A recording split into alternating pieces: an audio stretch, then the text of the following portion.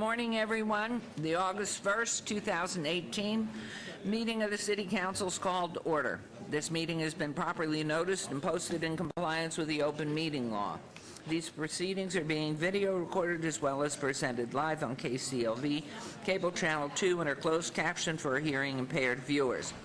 Please note customers of CenturyLink and Cox Communication may view this program in high definition on Channel 1002.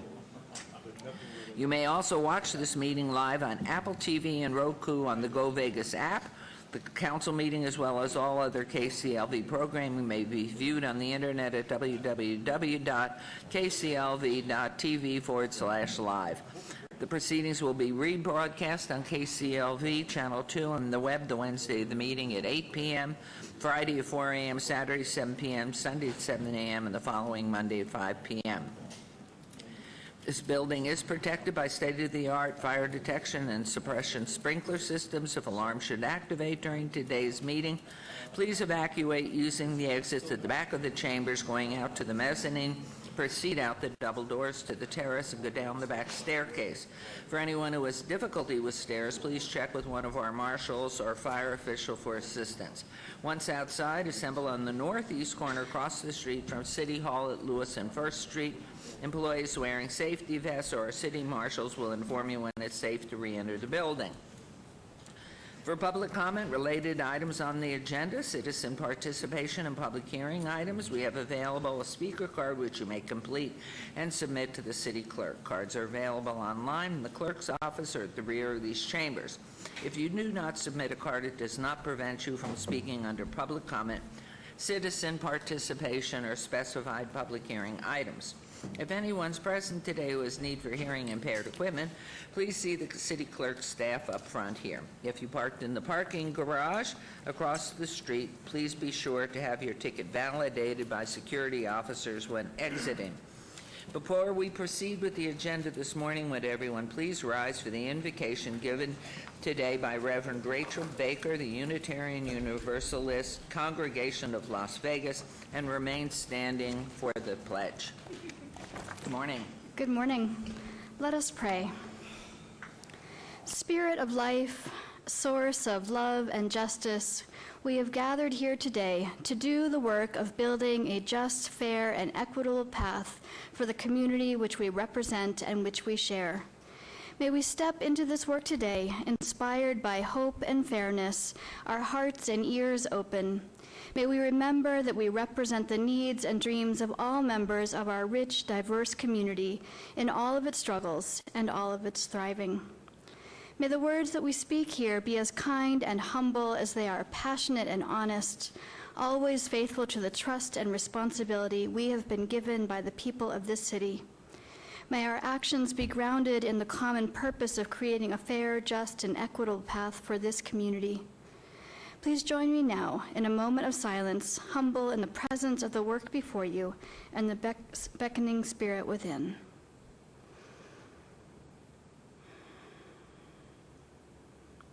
May we be reminded always that we are all interdependent upon each other, each to each, into a broad and rich community. May every word spoken or action taken in this chamber be in the service to the health and thriving of this community. In gratitude for the service of those gathered here today, I say, may it always be so. Amen. To the flag of the United States of America and to the republic for which it stands, a nation, indivisible, with liberty and justice for all. And now we will proceed with our ceremonial portion.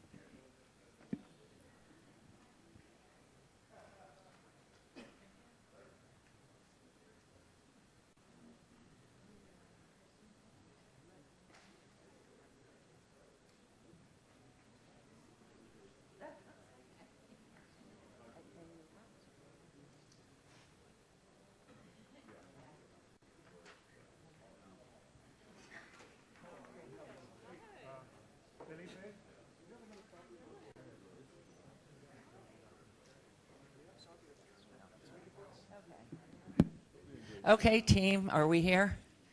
It's just the two of us, you and me, Councilman.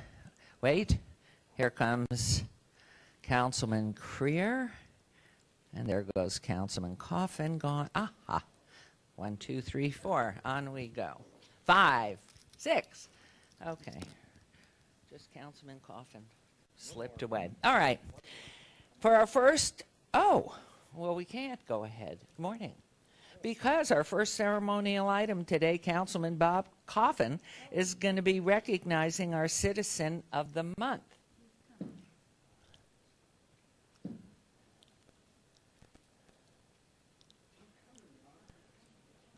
Okay.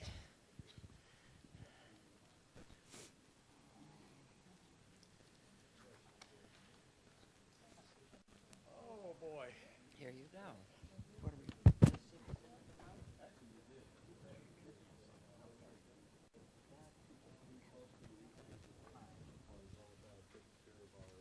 We are assembled here. Thank you very much for patience as I wandered around looking for some notes, and Felipe Ortiz handed them to me just now.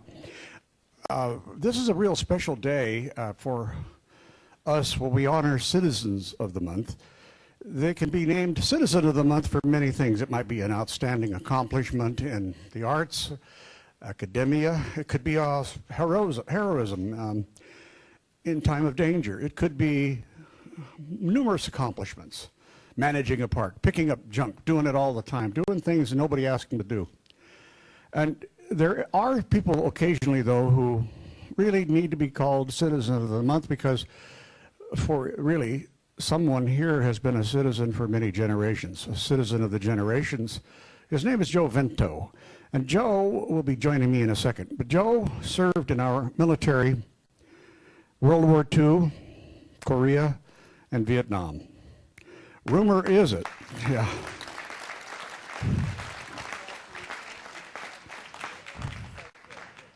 He's a real special guy. He's also a neighbor of mine.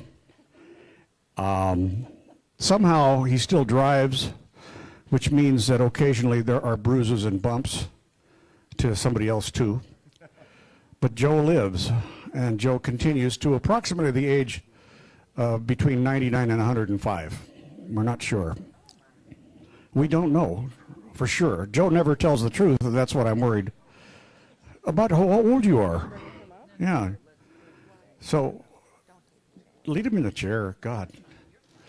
I guess the point is he's my neighbor, and he's a good neighbor. He's a quiet man who keeps the neighborhood sane. Joe Vento plays music, and he plays today. If he wasn't in here, he'd be playing somewhere at a lounge, at a party. This man plays 3 different instruments with skill. The piano, the accordion, and the saxophone, I believe. All of these things, and I'm sure you can play a lot more if you want to. So he's been an entertainer. He's played with the rich and famous. He's been backup for Sinatra, Count Basie, the Mills Brothers, Steve Allen, Bob Hope, and Barbra Streisand. I'm going to let Joe have the mic here in a second, but I just want you to know that he's living because he's alive. And it's an important lesson for all of us. Never stop living. I won't even talk about his military record right now, but just to say that when he retired, he has 3 stars. But he doesn't show stars on his hat. He doesn't brag about his rank of lieutenant general. He's just Joe Citizen, Joe Soldier, Joe Dogface like me. Joe Vento, I'm so proud to know you and to be able to honor you as our Citizen of the Month, and I know you're never short of words, and so consequently, we're going to show some video of you. But first, before we start the video rolling, I think just let Joe have the camera and then do the video as he concludes. What do you want me to do? What do you do? What do you want me to say? Your name, rank, and service number. Oh, my name is Joe Vento, United States Army Ranger, and 3-star general, 09 at parlance, military parlance. And I've been around the world. I was in Normandy, Korea, Vietnam, exposed to Agent Orange, and developed liver cancer. And in 2015, 3 years ago, I was airvaced to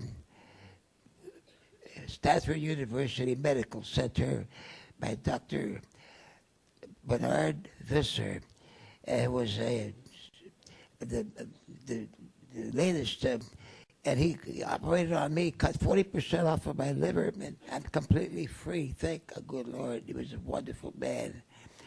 And I went through all kinds of conflicts, but I had such a wonderful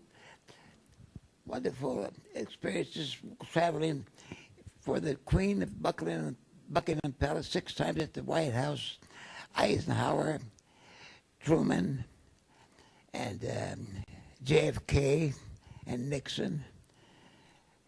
And there's so much to say, but these are some of the things I've done, and played at all the major hotels, the Copacabana, Las Vegas, and the Copacabana room at the Sands Hotel, but the Copacabana Hotel up in New York City, and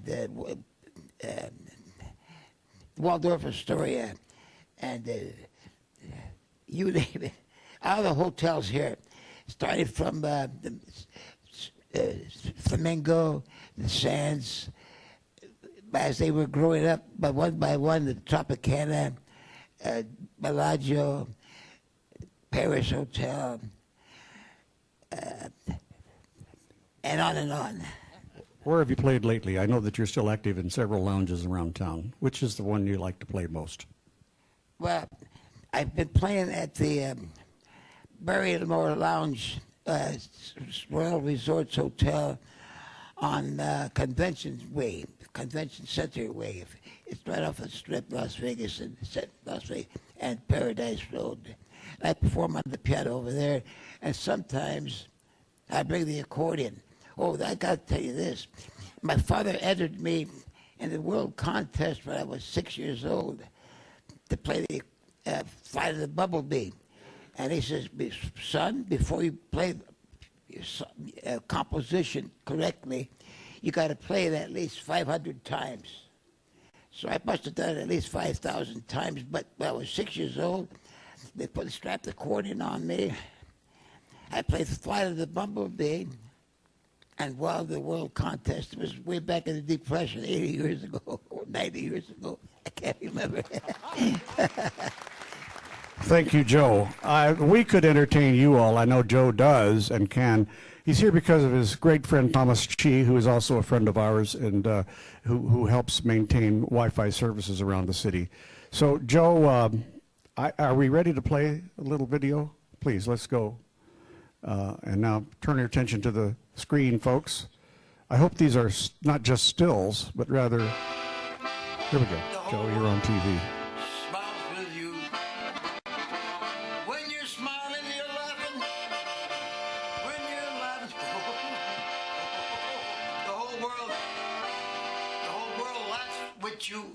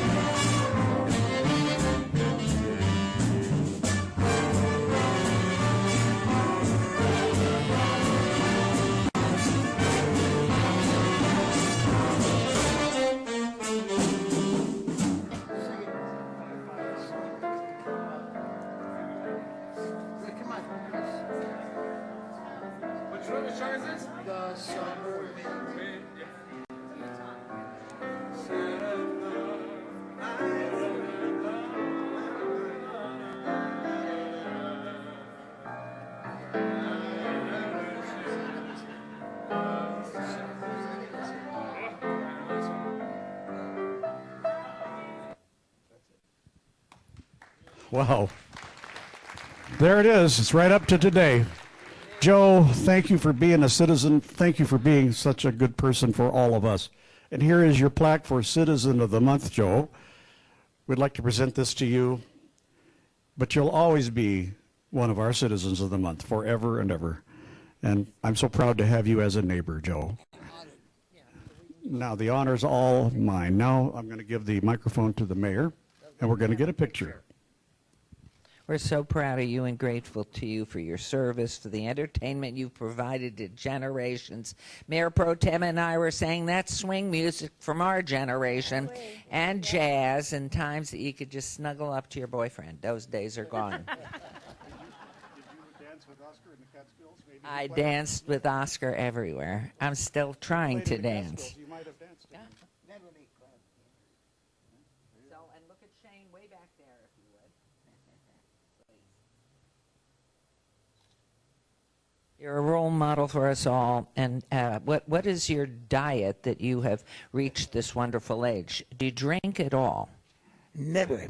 That's one thing I was around all the drugs, but I was brought up. You know what? I started playing Tchaikovsky and Rachmaninoff when I was a child, and Gershwin, and you can't be under the influence of drugs. And my mother lived to be a premature death at 107, and her mother 118, and my uncle Joe Vento, my father's brother, 112. Because they were vegetarians, and I am vegetarian. See, that's the key. Vegetarian, no cigarettes, right? Never. Never. So there it is, vegetarians. It's your day, because here's the role model for us all. Thank you, and we're so grateful to you, honest to goodness. What are you doing, Councilman Creer? I might have a steak and a scotch tonight. Oh, see, there's always one of us that falls out of line. What's this way here? This is. That's good luck and continued good health. It's a mayor chip. It's worth $1,000, but you can't play with it, okay? Because they'll put you in our jail. So don't try to go to the tables, okay?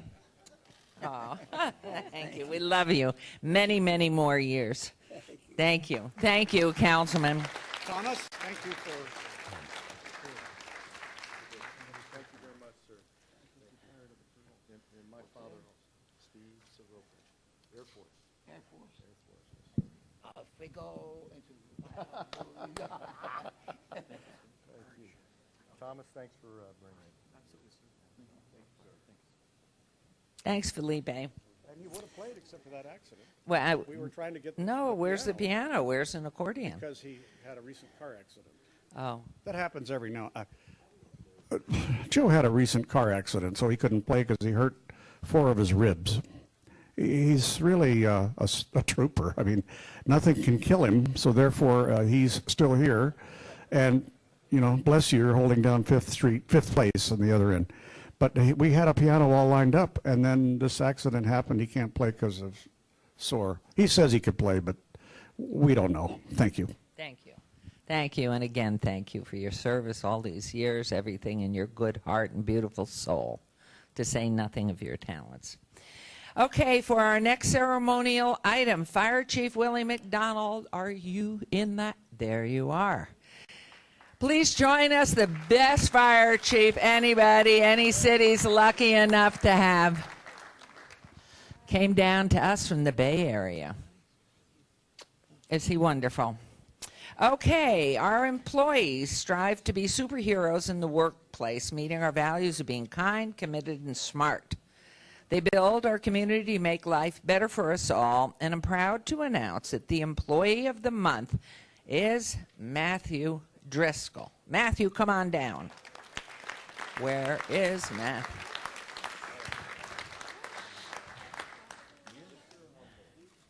We're so grateful. Congratulations to you. We're so grateful to you. So Matthew's a firefighter and a paramedic, of course, who's been with the city for 9 years. Matthew's always been someone who seeks new avenue for ways he can improve life for us all in the city. Recently, Matthew had a concern about training firefighters and paramedics to recognize signs of sex trafficking in their patients. Matthew had no doubt that he probably had a patient at some time in the back of his ambulance who had been or was a sex trafficking victim. But since he didn't know what the signs were to look for, he didn't catch it. So he got approval to do research for a training program for Las Vegas Fire and Rescue. As Matthew began working on training, he received help from our Community Services Department, Metro Police Department, and what started as training for the Las Vegas Fire and Rescue turned into a valley-wide training summit for fire, EMS, law enforcement, youth counselors, social workers, nurses, and others. All told, more than 1,000 professionals and 400 citizens in our community received the training on how to recognize signs of sex trafficking. What an accomplishment. And it all started from someone at the city of Las Vegas recognizing a problem and then following through with the research and plan to address it. Matthew, thank you for living the values of our city. And I'm proud to name you the July 2018 Employee of the Month. Due to a scheduling conflict, we had hoped to award Matthew this in July, but here we are, first day of August, so who cares? So today is the day. We have a beautiful award for you. Mayor Pro Tem, can we give him the beautiful award? Right there. It's so beautiful, she passed right over it. And in addition to your name and this beautiful award, your name and your photo will be outside of City Hall all month for you to go back and forth, back and forth, back and forth, and back and forth. And now I want to give Chief McDonald opportunity before we hear from you. Tell us more about this wonderful man. Thank you, Mayor. Thank you, Council, for recognizing Matt's great work. Matt's been with our department for 9 years, came as a firefighter, promoted to paramedic. He's also a military veteran and served in the Navy.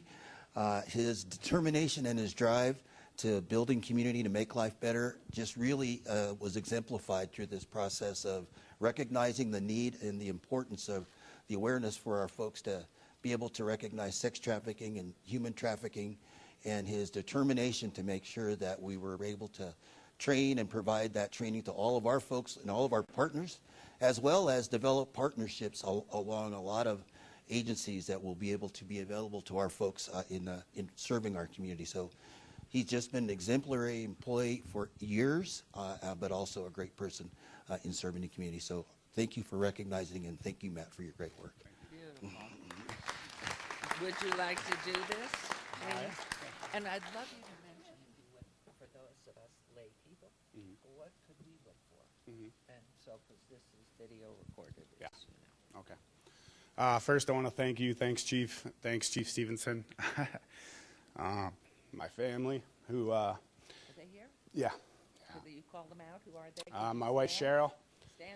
Stand. My daughter, Emsley. My sister, Catherine.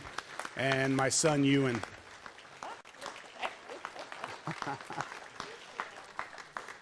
So they just, I was gone for probably about 5 or 6 months building this training.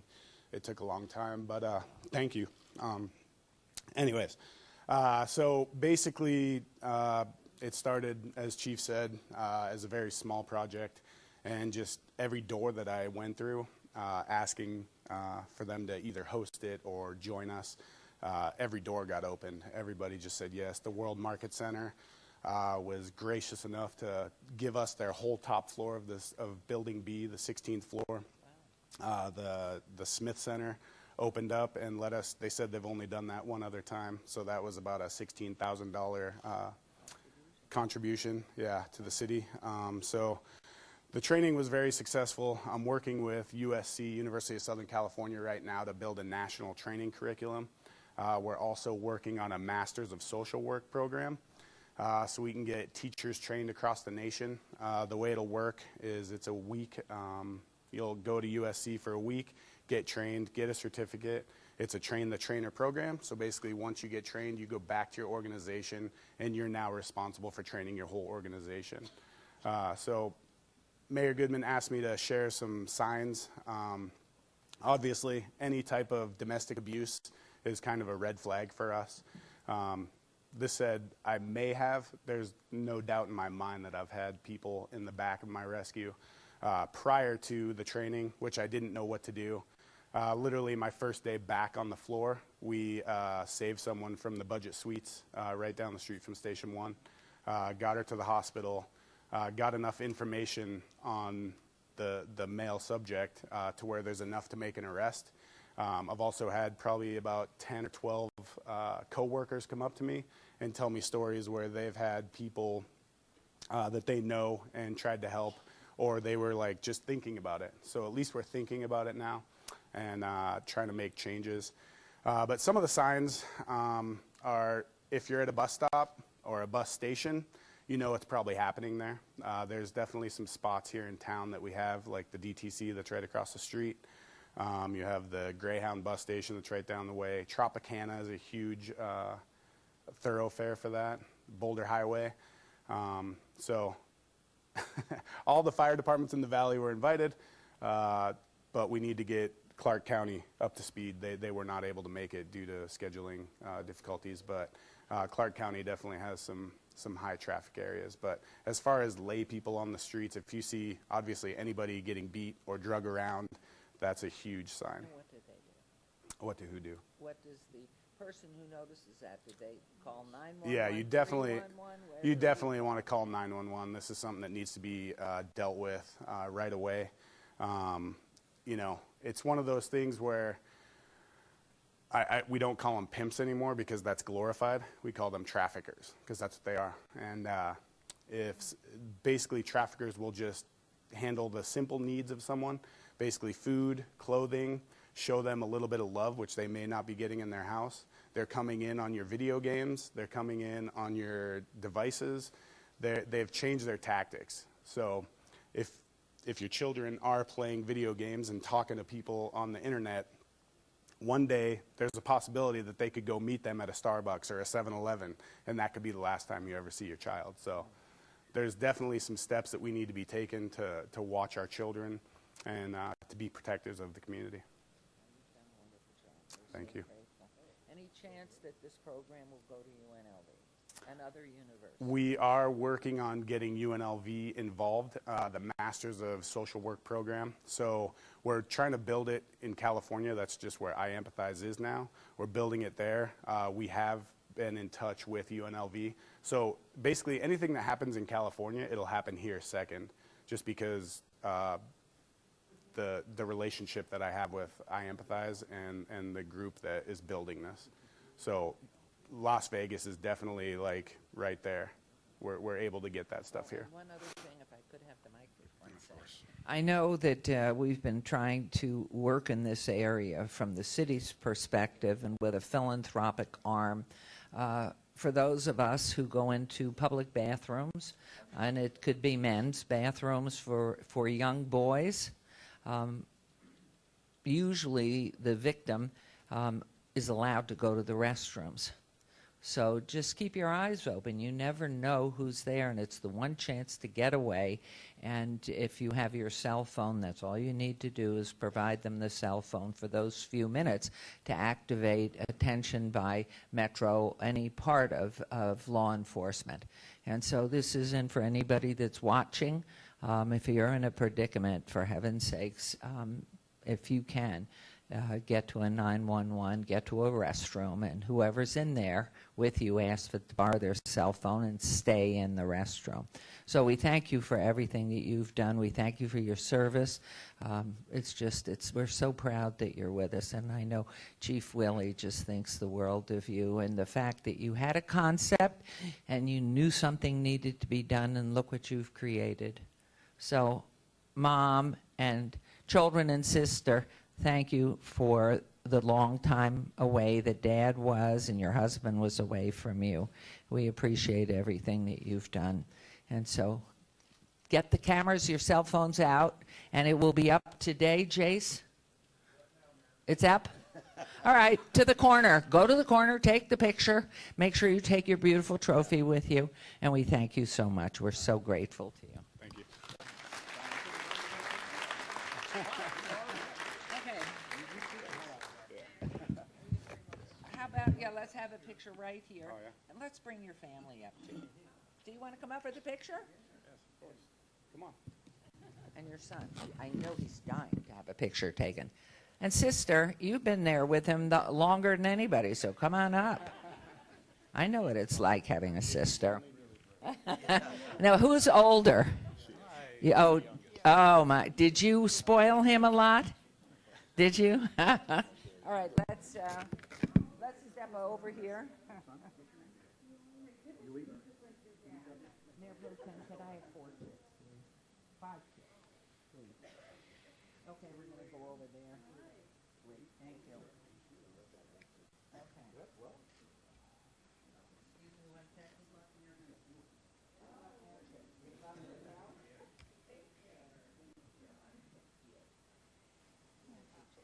Okay. Smaller person. Oh, I got to take care of that one. Okay. So watch for sharing there.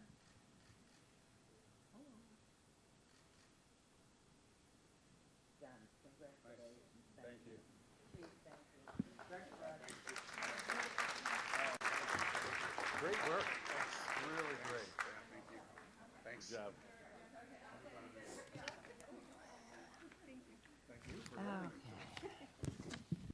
And now for our final ceremonial item. Did he escape? Where is Orlando? Oh, of course, where is he? Sitting up next to the chief and our city manager. Okay, guess what? Oh, my.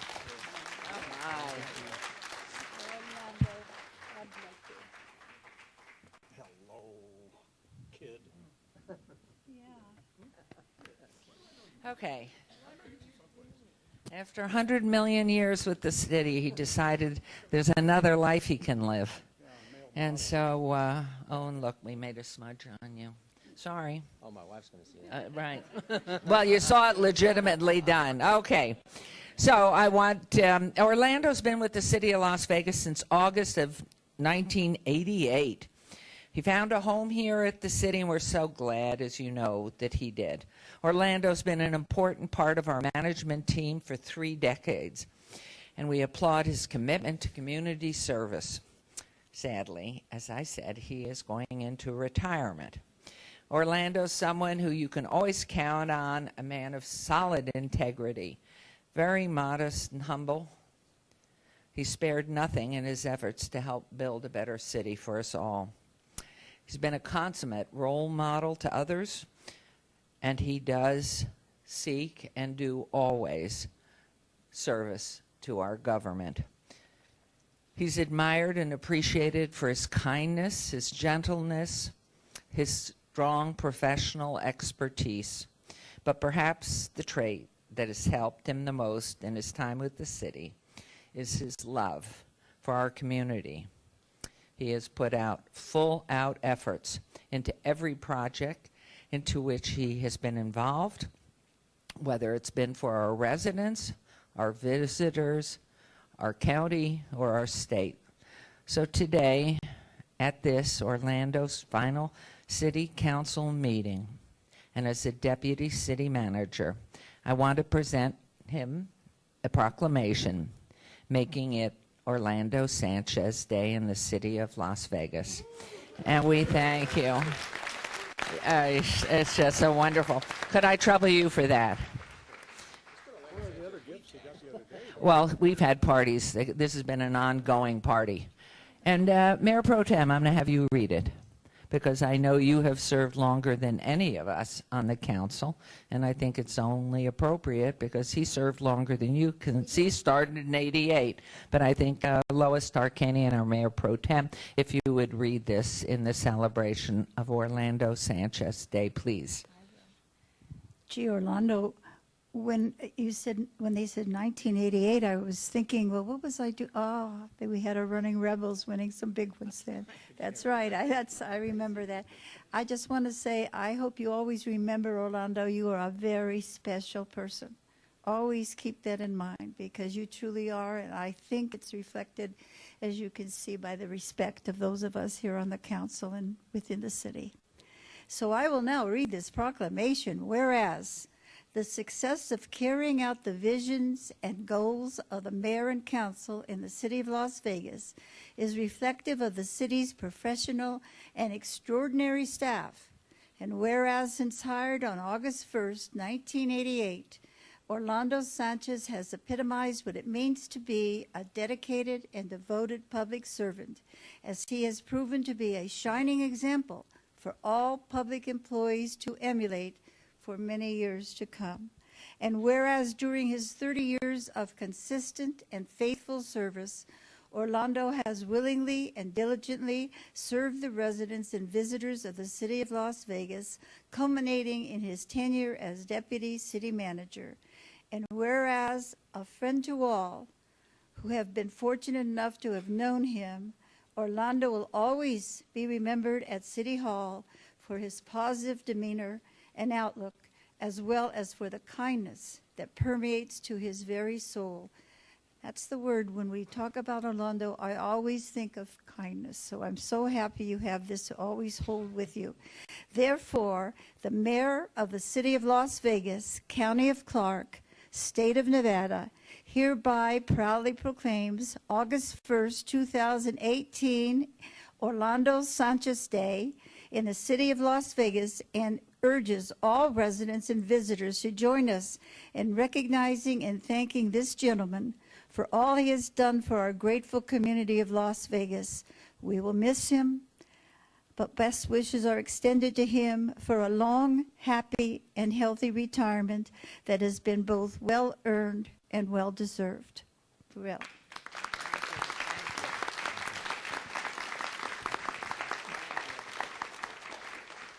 Well, first of all, I want to thank everyone. I want to thank my wife, my beautiful daughter, my family, my brothers are here. Thank you for coming, and my friends, my brother-in-law. It's been a privilege serving the citizens of this great city. Love this city. It's been an honor working with so many great people. Mayor, council, starting from Ron Lurie all the way to Carolyn Goodman, and all the council people in between. Scott Adams, Gary, Jorge, Tom, Karen, great team. I kind of miss this city, but it's time for someone else to move up and make room for younger people, and what society is all about, is making room for other people to move ahead. So I thank you. Can I say, and all the employees of the city of Las Vegas, you are the best. Thank you. Presley, could we have them come up, with Nicole and Presley? How about, family, come up. Look at this.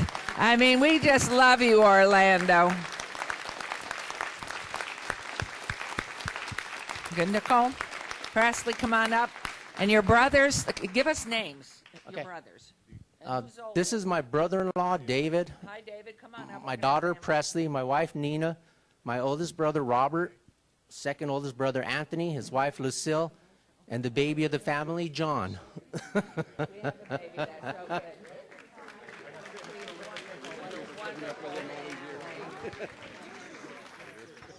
so good. Thanks for coming. Thank you so much for lending him to us all these years. Okay. You know something, too? I'd like to include, where's Scott? Where's Scott? Could you please come up? Yeah. Because I really, this is such an instrumental day and such an important day. And knowing how involved Orlando was in the creation of the building and getting it through, just love you to say something. Well, let me just say that what I said on Monday about Orlando. There's an old saying, "Walk softly but carry a big stick," and Orlando epitomizes that saying. He's been that soft-spoken, quiet, reserved person in all our meetings and everything we do, but he weighs in when he needs to. And he carries a big stick because the impact that Orlando's had on this city has just been incredible. He really has a lot to do with this building happening because he oversaw a lot of it all the way through the whole program. And we are very close, I think, to a new municipal court building. And this guy deserves a 101% award because he is still working at it as we speak. He's not letting go until he goes out the door. So just can't say enough about Orlando and what he means to me personally in terms of my professional and personal relationship. I'm going to miss you, Orlando. Thank you. Thank you. Yes, I'm going to let everybody who would like go. Thank you, Mayor. Well, I've only been here 7 years, but I feel like I know this man as my brother. You know, when you look at him, of course he's handsome. It goes without saying, and I hope he doesn't blush too much. But we are in color. I think the main thing about Orlando is, look at him. Time stopped somewhere. His clock stopped about 20 years ago, and he's been frozen into this youthful look ever since. But what you need to know is that our city management team, and there's a lot of people besides the 6 or 7 that you see here at every meeting who are on our CMO team, they have department heads and other people who work literally 24/7, 365 for you and I, because that is a life-shortening experience. And so we're happy that he didn't burn out and burn up, but he's earned it, because believe me, he's worked many 70, 80, 90-hour weeks for all of us and you.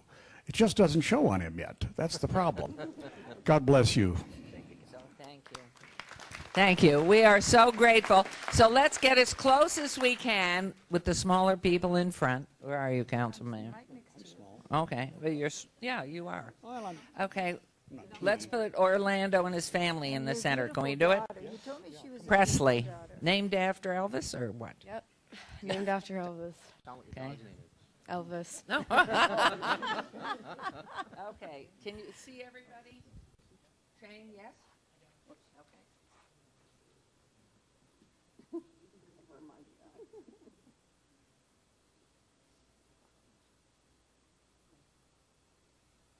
Great. Thank you.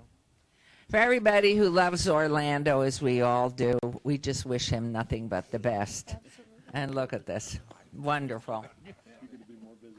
He's going to have it right. He's got a whole nother career. Thank you. Wonderful. Nina, take care of him. Thank you. I know you will. Thank you. What kind of a dog is he? White, black, what color? White. Mayor, thank you for everything again. We love you. You be on the phone for us. I will be. Okay.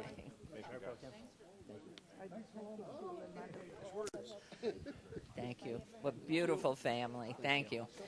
Since the podium's gone, Jace, was that the final item? Lucky, because the podium's gone, my paper's with it. So we will now, I have 16 minutes of 10. We'll give everybody 6 minutes break so we can switch over our technology, and we will then continue on.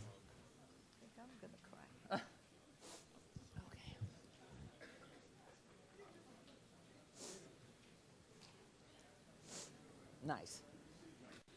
That's sad. I know you did. I know you did. It is. I couldn't look him in the eye. I couldn't do it. I was going to do the same. No, just sad. Okay. So you'll let us know when we switch over? Yes, ma'am. Yes, ma'am. That gives us plenty of time.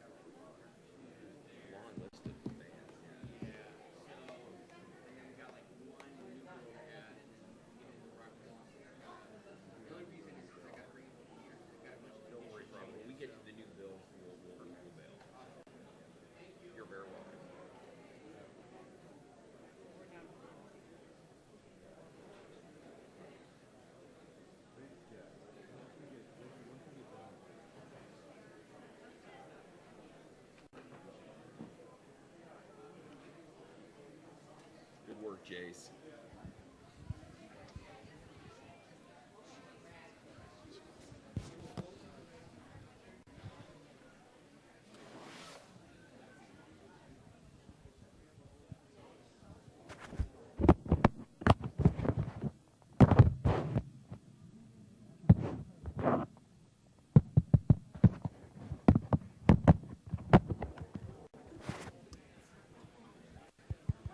Check, check. Check.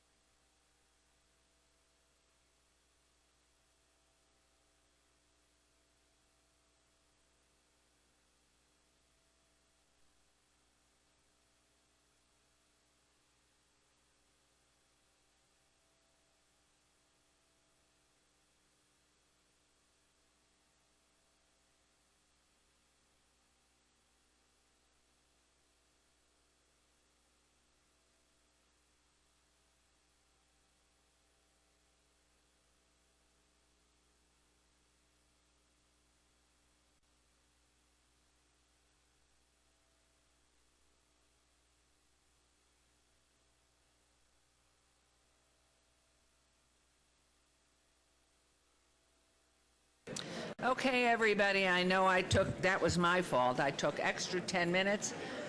So I'm calling all council persons back to the dais. Actually, I don't need to. We can go right ahead because we have 4 already. So we are starting with agenda item 8. And, excuse me, public comment during this portion of the agenda must be limited to matters on the agenda for action.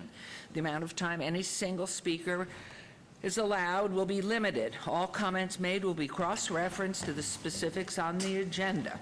If anyone submitted a speaker card who wishes to speak under this portion of the agenda, please come to the podium, state your name for the record.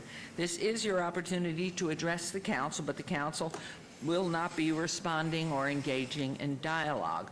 And because of our agenda today, as in the past, we will set the time limit at 1. So please come forward. Be sure to state your name for the record. I don't think we need your address. Hello, Mayor. If I could, Councilman Soroka. How you doing? Hi, I'm It's great. good to be here. I thought it might be helpful to add that since we will not be hearing public comment on item 41, the opioid consideration for the lawsuit, that if you're here on that item, right, if you're here in the audience for the item dealing item 41 and 42 with the opiate lawsuit, this is the time that you'll have to come forward and speak. So if you're the veterans that were communicated with or affiliated with that, this is your time. So the mayor has allocated time now.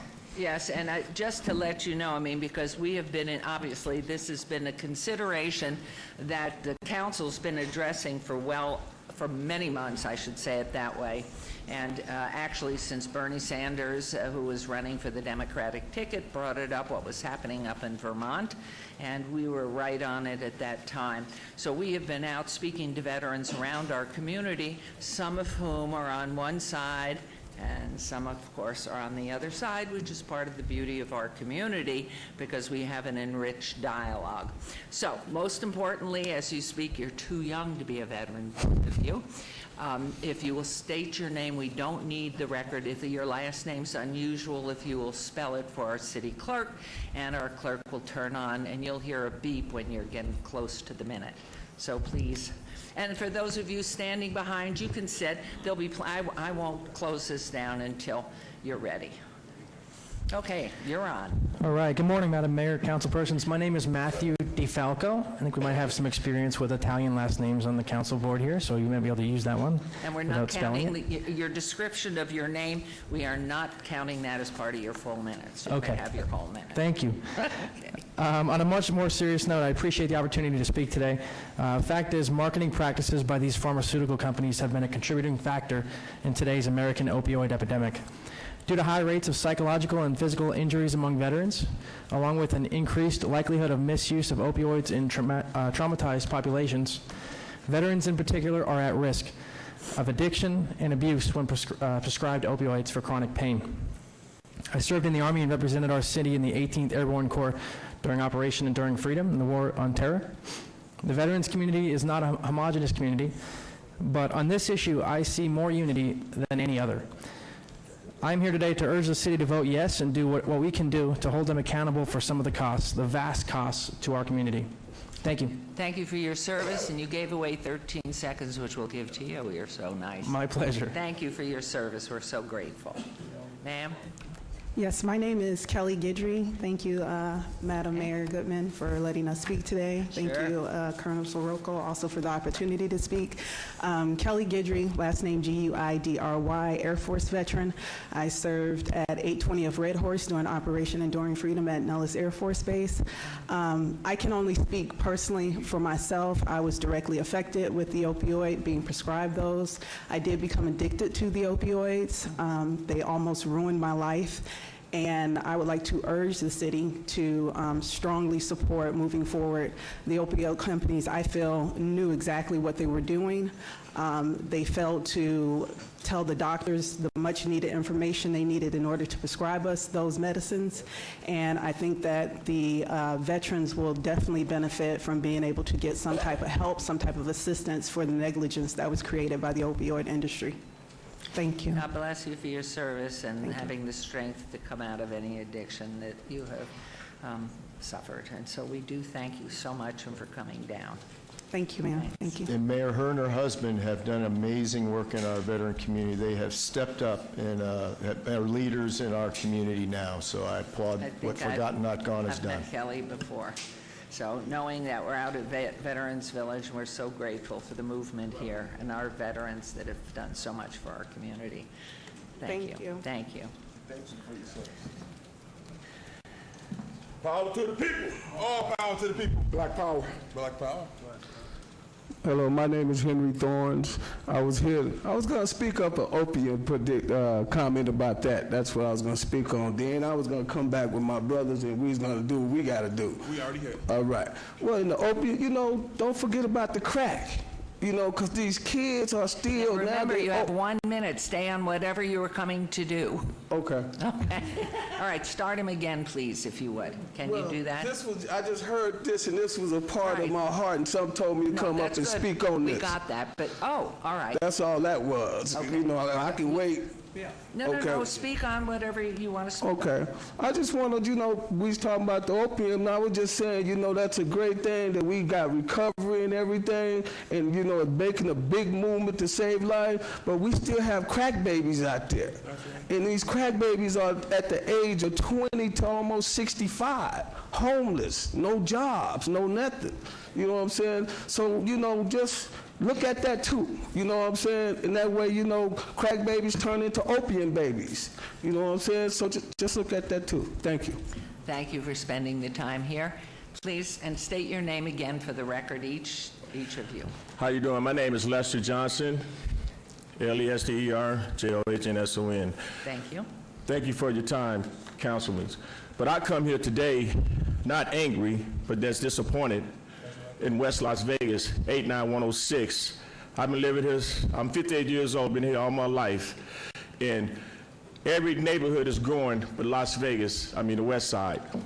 Summerlin is growing, Green Valley is growing, Henderson growing. You go driving around on Jackson Street, it's like a ghost town. You go drive around at nighttime on the west side, you can't even see, the lights are so dim. So we come down here not for no trouble. I don't know why all these police here. We're not troublemakers. We're trying to get people together. But the bottom line is, it's time for the west side to get built. It's time for the west side to be beautiful. That's right. Go over there. I don't think none of you ever been over on the west side. Yeah, y'all done built Taco Bell, McDonald's, and stuff like that. I'm talking about in the heart of the west side, D and Jackson. Come on. Right. Enough is enough. That's right. Put some of that money on the west side. That's all we ask. Thank you. Thank you. Thank you for coming down. Appreciate it. And your name, sir, please. Good morning. My name is Trayshawn Terry. I am a concerned black citizen in Las Vegas, Nevada. That's right. I'm just coming up here just because it's been very quiet on the non-indictment of Kenneth LaPera. Nobody has spoken. I looked online to see if any of these councilmen or councilwomen have spoken on that, and nobody has. And that's a concern. I don't understand why nobody is, willing to say anything. When we were talking about something else, everybody was okay with saying, oh, well, okay, speed it up, this and that. But nobody's saying anything. Once again, it's silent when black people are being killed. All power to the people. All power to the people. I'm a little tall, so I'm a lean. My name is Minister Stretch Sanders. I'm standing with my brothers here today as a concerned black citizen. Basically, first, Mayor, thank you for greeting us and walking to us and publicly saying that you will meet with us along with Councilman Creer, because we had a press conference before this city council meeting started. We had some demands that was declared, and we also gave a statement because we feel that the war that's on black people is not being talked about in the city of Las Vegas. This city is a what happens in Vegas, stay in Vegas thing, and we're just sick and tired of this treatment. Like Big Les said, the west side, that's a blatant form of disrespect. Tashi Brown Farmer being killed by Kenneth LaPera. By him being fired, we know that Metro feels he was wrong, but we don't understand why he wasn't indicted. We want the DA to speak out against this issue. One of our demands, or with our statement, was last year when Tashi was killed, we got to the strip, we blocked traffic, did civil disobedience. We believe by doing that, he was forced to be arrested. We are prepared to do that again. Like I stated outside before, we're prepared to shut down every inch of the city, from Starbucks all the way down to the expressway, if we don't get the DA to publicly speak about what's going on and also see some immediate changes. We stand here as brothers of righteousness, brothers of love this community, but we personally feel like now the city is Vegas strong. But what was Vegas strong at when we was being killed? Not 55 white folks get killed and everybody Vegas strong. By no means are we making a mockery of human life. I was one of the individuals that actually hosted 2 vigils for the Vegas strong situation. But all we saying is be Vegas strong when we being killed. And so, like I said, if we don't see some changes, we're going to move immediately in the city of Las Vegas. So it's going to be. Thank you very much. Appreciate your coming down. Your name, sir? My name is Jay Jackson. Can't hear you, Gary. No, it's on. It's on now, Ken. My name is Jay Jackson, local chairman, New Black Panther Party. Black Power. Black Power. All I have to say, I'm going to keep it short. Any police officer, he or she, who is misusing his or her authority should be terminated from the job, number 1.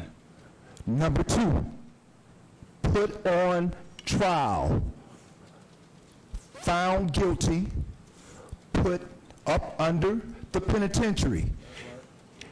If necessary, when they are misusing their authority, like this ex-police officer did, they should be, if necessary, not only put up under the penitentiary, they should be put on death row. Start putting these officers on death row.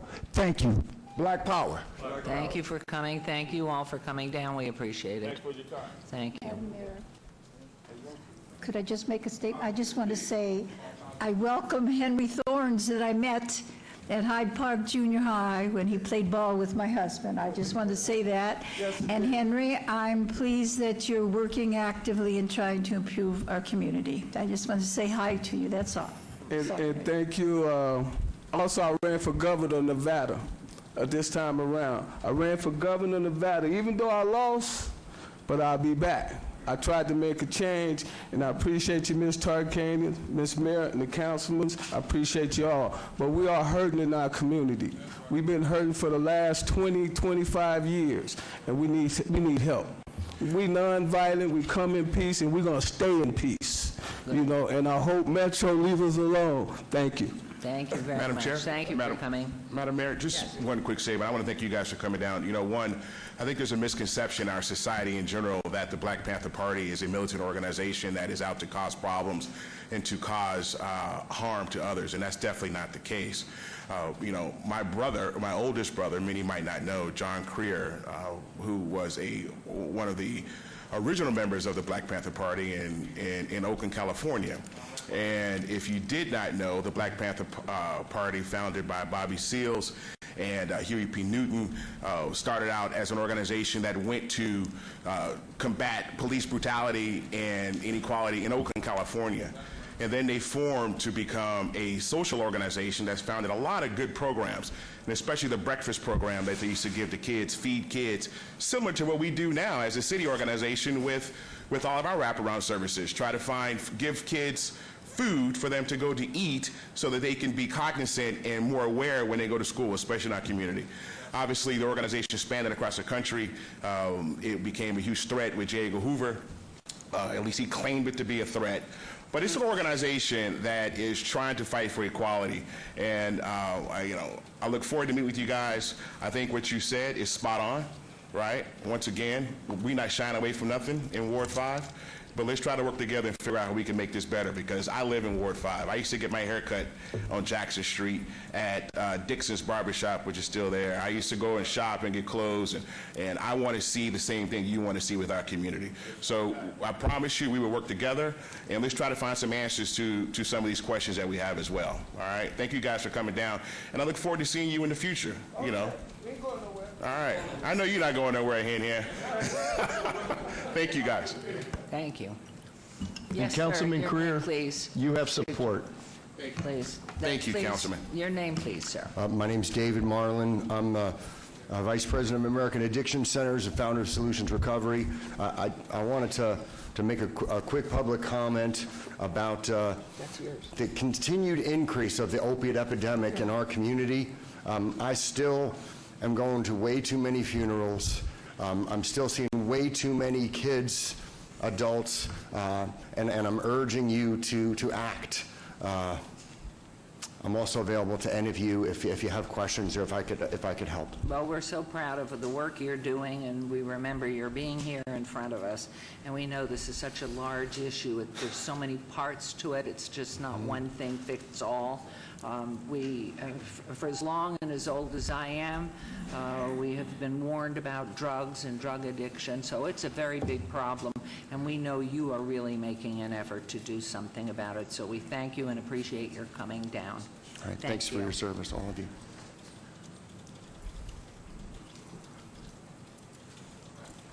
Mayor, councilmen, councilwoman, my name is Guadalupe Figueroa. I'm the president of a nonprofit organization called Veterans for Action. I'm here to speak on behalf of the opioid addiction. Many of our veterans who have served our nation with bravery and distinction have become addicted to opioids. This addiction was caused by the misinformation that was provided by the pharmaceutical industry to our veterans and their medical providers.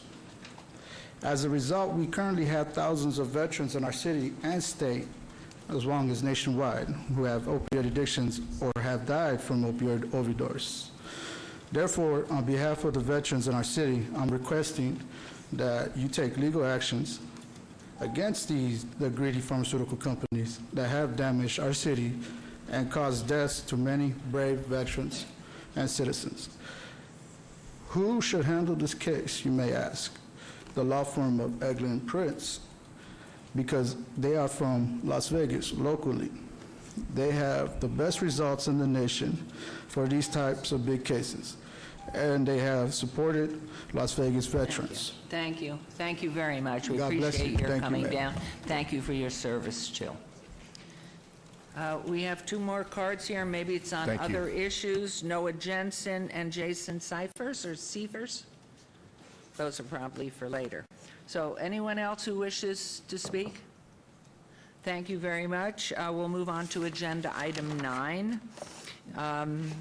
For possible action, any items that the council staff and our applicant wish to be stricken, tabled, withdrawn, or held in abeyance to a future meeting may be brought forward and acted upon at this time. Mayor Pro Tem Tarkanian, please. The following items will be changed from the agenda. Consent items 22 and 23, tavern license and a restricted gaming license at Wahoo's Fish Taco at 7930 West Tropical Parkway, Suite number 120. Abeyance to August 15th was requested by the applicant.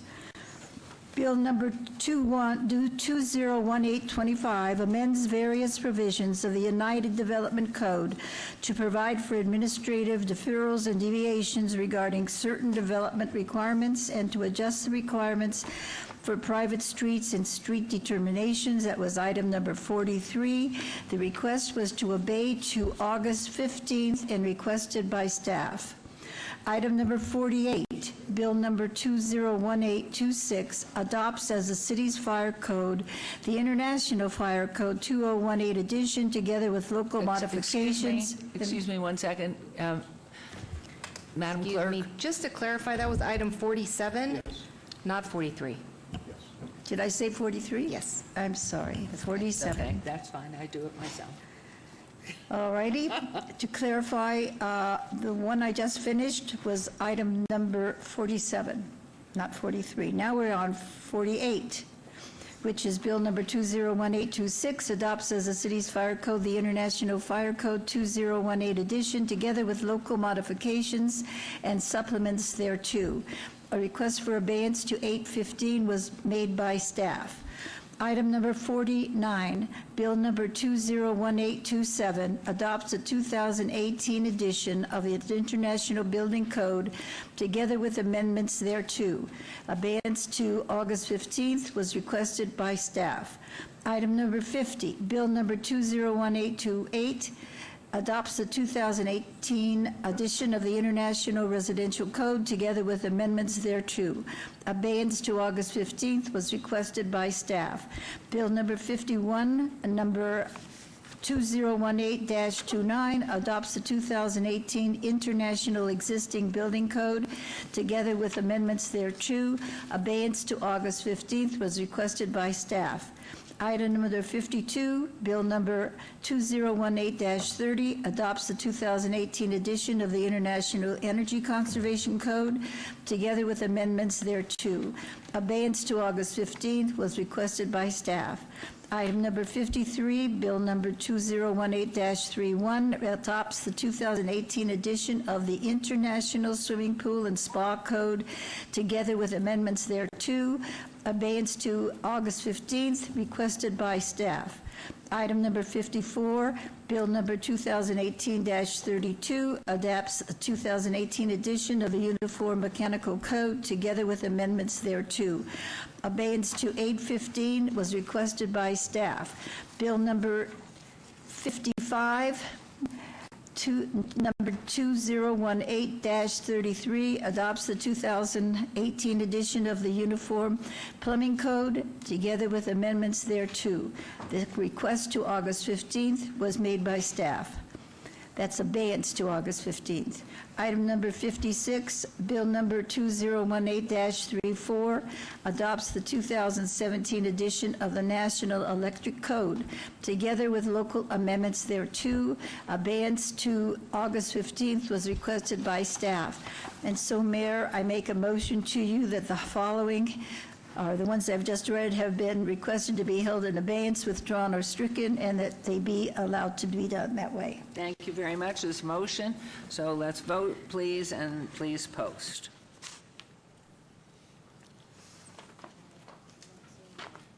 Councilwoman? Oh.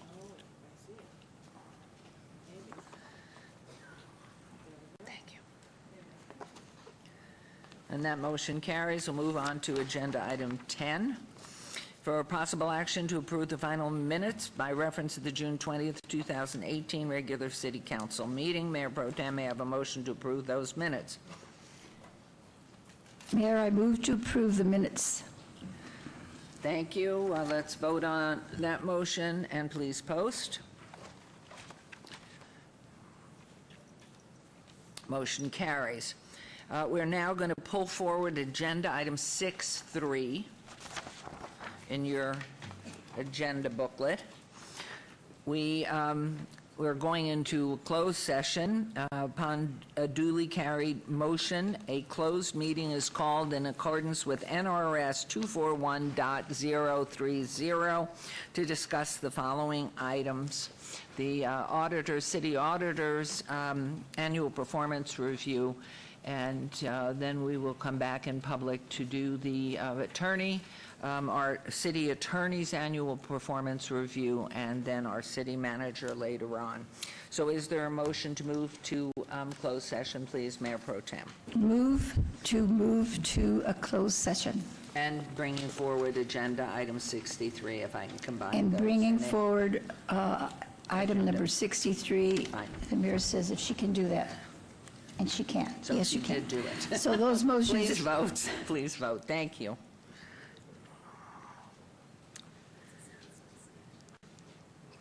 And that motion carries. We'll be back shortly, and Mr. Radford Snelding will be joining us at the appropriate time. So let's go into closed session, please. Are we going to do Brad?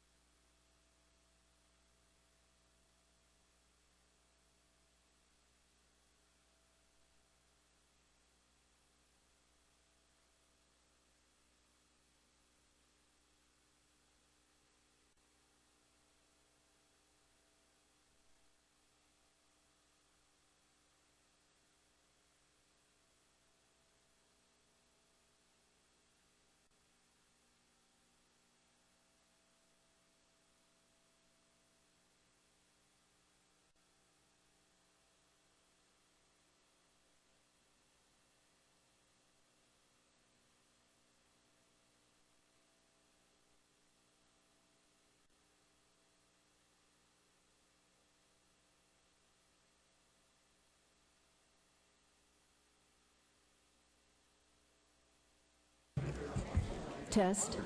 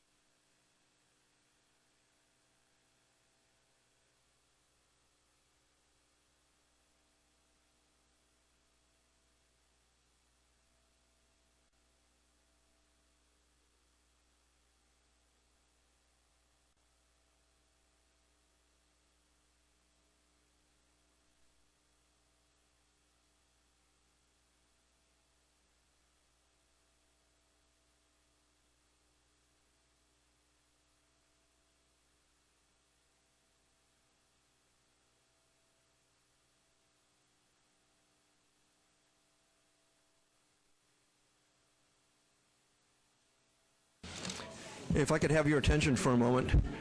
I'm sorry, as you're all aware, the City Council is in closed session right now, and they're going a little over time. We have two items on the agenda, item number 39 and item number 38, that are both set for time certain at 11 o'clock for hearing. Those items, they can't be heard because of the open meeting law before 11 o'clock. It looks like they're going to be heard sometime after 11 o'clock. So if there are witnesses here or there are people here on behalf of the individuals that are subject to the disciplinary complaints, please have a seat and be patient. But when the council gets back, they'll have the hearing.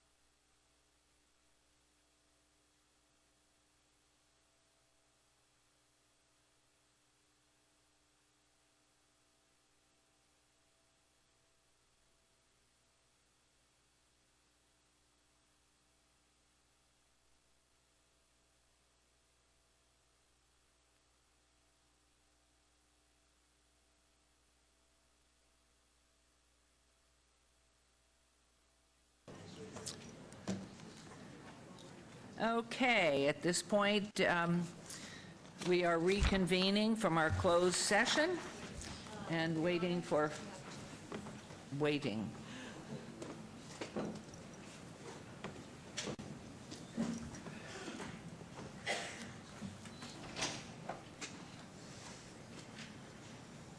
And while we're waiting, we can welcome, I see that Dr. Lisa Morris-Hiblers here today, helping for Karen Duddleston. And we see, are you officially now, because we voted you in last, a deputy city manager? Our dear, wonderful Tim from Parks and Rec. And so he is sitting right there, squished between the gray end of the table is down that way, the gray-haired end is down that way. He's not even looking up. Okay, here we go.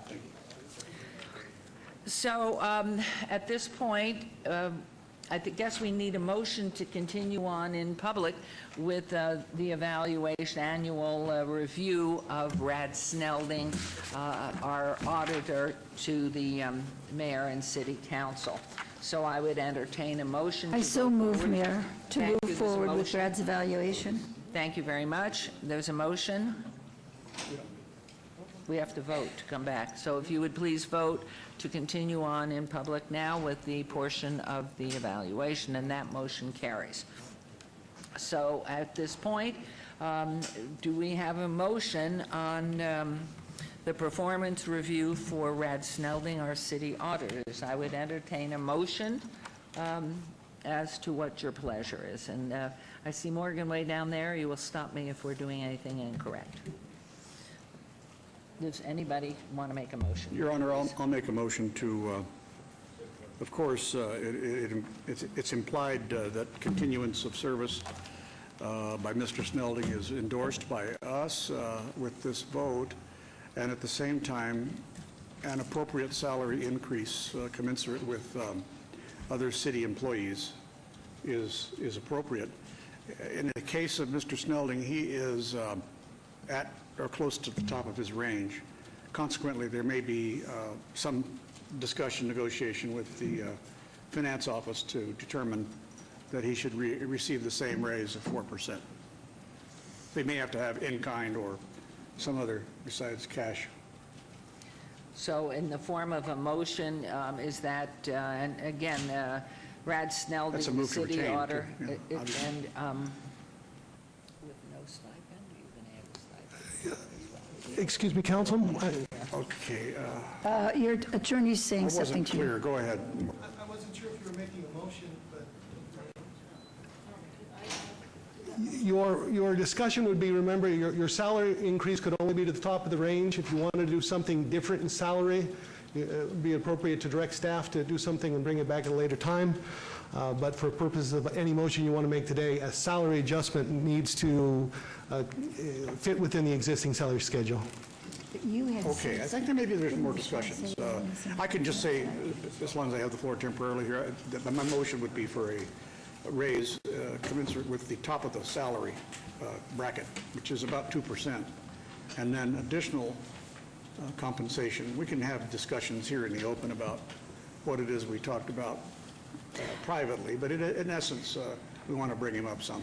Mr. Coffin, if I might please, I thought we had discussed making a bonus or something extra at this time in addition to bringing it to the 2,000. And I'd like to just say to the audience, one of the things about his position is we are one of the few cities in the country that has somebody who's an auditor that reports just to us, not to the city manager, not to a department head. So that means they have some pressure sometimes because they are investigating throughout the entire city on all the departments. So that's why this is unique and there's more pressure on this job. And because this is an open conversation, even though there's a motion here, hopefully you will continue to allow us to give you input, Councilman Coffin, because we have at the city level for the 2018-2019 generalized a 4% increase. And because Mr. Snelding's at the top of his range, if in fact we choose as a council and mayor to get him to 4%, we could give him the 2% now, then we would have to ask staff to come back and adjust the range to accommodate the additional 2% at a different meeting because we are not agendized for that today. However, we are in a position to also give Mr. Snelding a stipend, which is not part of the salary range. So I just wanted to reiterate that, and again, first and foremost, want to thank publicly Mr. Snelding, who has done a superior job for the city and for us as we continue. He tells us that the departments we have been auditing, every department in the city, independently audited, not responding to the city manager, but to this body. The 3 people work for this body and not for the city manager, and that is the auditor, the city attorney, and of course the city manager. Those are our purview in which to compensate, adjust, or stipend. So with that, that is what I know Councilwoman Fiore wants to make some comment here too. Thank you. Since I just had my 1-year anniversary, I've had the pleasure of having Mr. Rad in my office, and he's been extremely helpful and quite competent. And my staff has looked at previous numbers. That's what we do, and so I'm very satisfied with Mr. Rad. What I'd like to do, Mayor, is, as you said before, I agree with Councilman Coffin to bump him up to the 2%. I would like to give him a stipend of $15,000 on top of that, but I would also like to be able to bring back to increase it to the 4%, so this way next year we have that to work with as well. But just for today, I would agree with the 2% with the stipend, and then come back at a later date to make sure we have more wiggle room, because that's how I've seen it happen in the past. Is that okay?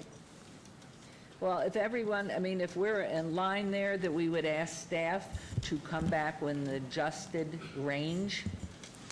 Correct. I believe your motion would be a 2% salary increase with a 15% bonus, and then direction to staff to increase the range and bring it back to us for consideration at a later date. Would that be all right, Councilman Coffin? Is that your motion? Yes, Your Honor. Thank you very much. And the stipend is not a percent, but rather a dollar. I think that maybe, right, if I either misheard or you misspoke, one of the two. Anyway. If I misspoken in percent rather than dollar, I apologize. In recollection, what I think your motion was, based on your comments, was a 2% increase, and then the dollar figure that you're choosing, but I think it was 15,000. Because. Right, to adjust for the staff to bring back the new salary range, so additional 2% could be added at a future date. But I see Councilman Creer had a question or a comment, please. I'm just unclear of how we're coming up with the stipend amount. Is that based off of something, or is that just a number that we've? Actually, it's based off of last year's stipend. So we're just kind of keeping him at the same. So he did Yes. receive a stipend last year of $15,000. Yes.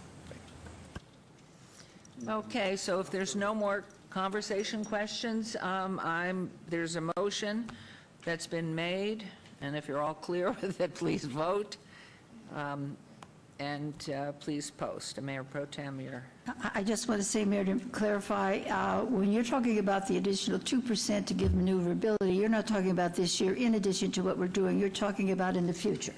No. The 2% to the staff is to bring back agendize an adjustment to the range that is currently there, so we can adjust and give to the total 4% this 2018, 2019. And Your Honor? Yes, please. We don't have to restrict the change in the range to 2%. No. Because, it could be more. We want people to see our city as paying our independent auditor, who keeps an eye on several thousand employees, that we are welcoming talented people. Thank you.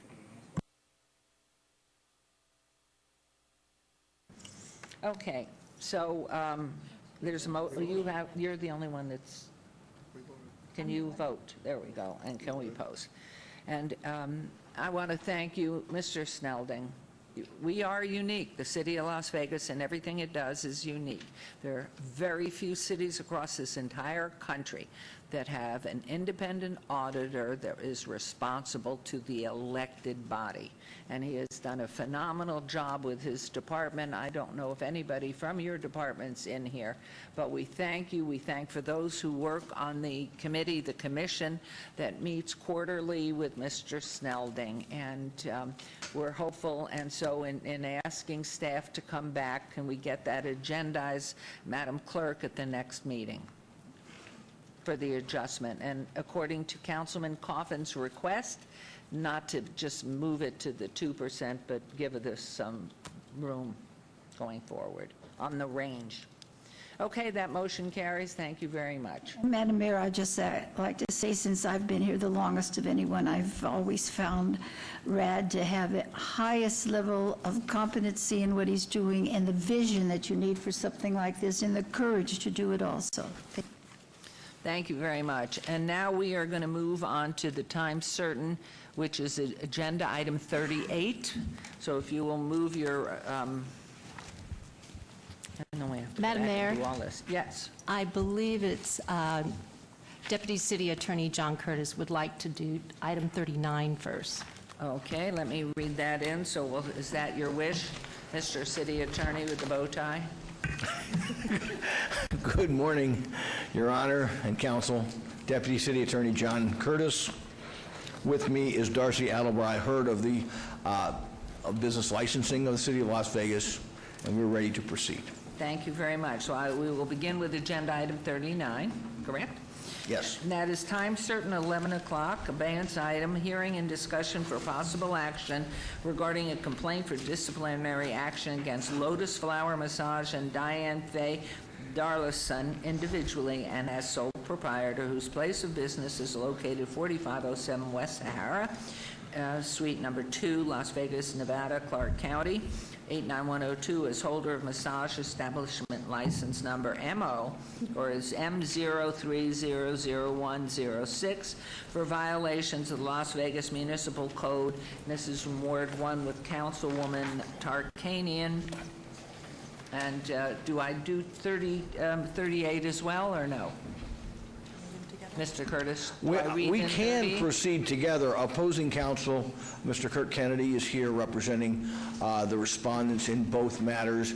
And as a matter of time saving, it might work a little faster if we could just make our presentation as to both. The Lotus presentation will take slightly longer, but we could read all the evidence into the record and then turn it over to Mr. Kennedy to see what he would like to do. And Mr. Kennedy, would that be all right? And that's fine with if he you? wants to do them together or how his pleasure. Thank you. Okay, and Councilwoman Mayor Pro Tem, is that all right with you?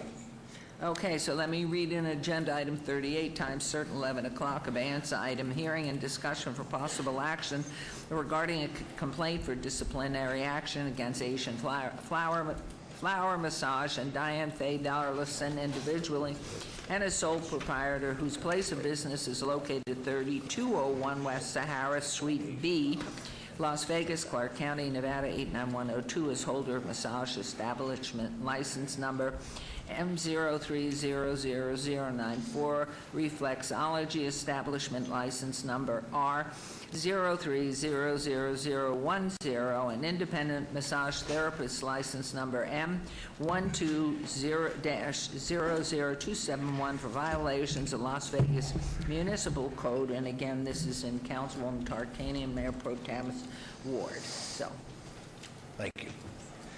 Thank you very much, Mayor Goodman. As I said, Deputy City Attorney John Curtis on behalf of the City of Las Vegas. We have brought this complaint against these two massage establishments because they have both evidenced a repeated failure to follow the law over some time dating back to 2006.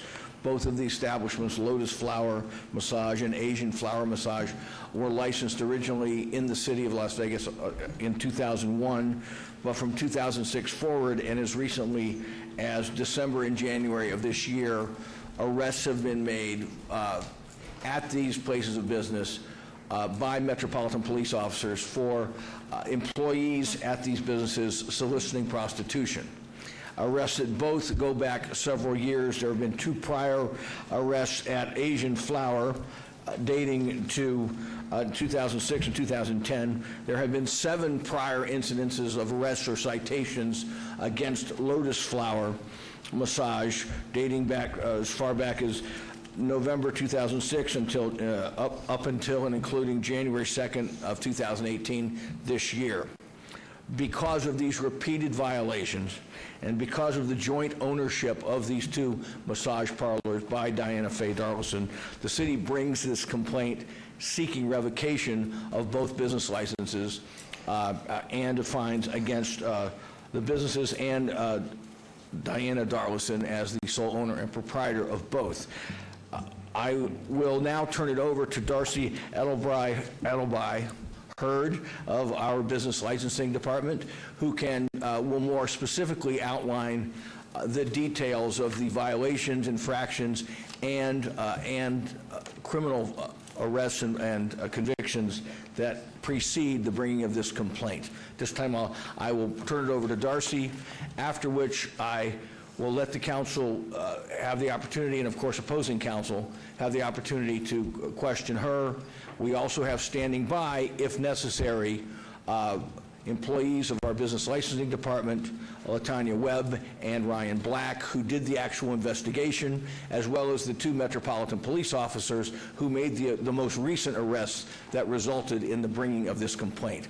As of now, though, I will turn it over to Darcy for her to illuminate on the various violations which justified the bringing of this complaint. Thank you. Thank you. Good morning, Madam Mayor and members of City Council. My name is Darcy Adelby Hurd. I'm the Business License Section Manager. Lotus Flower at 4507 West Sahara Avenue received its massage establishment business license in October of 2001. This location has a long history of prostitution over the last 12 years, as Mr. Curtis has stated, from November 9th, 2006 until recently January 2nd of this year.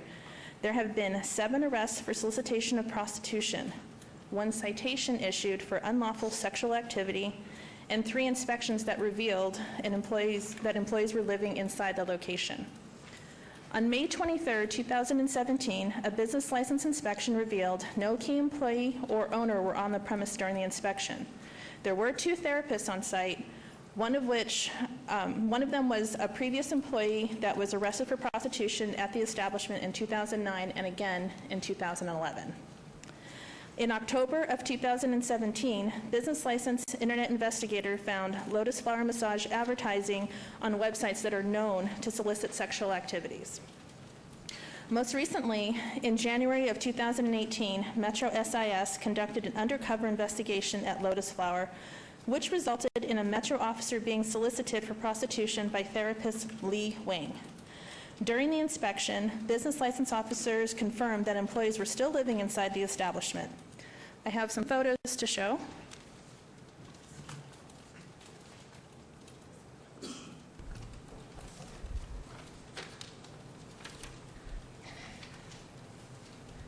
This photo shows, let me turn it this way, shows a bed unmade. There's cash on the bed, some chargers for electronic devices. This is the same room that has clothing and shoes.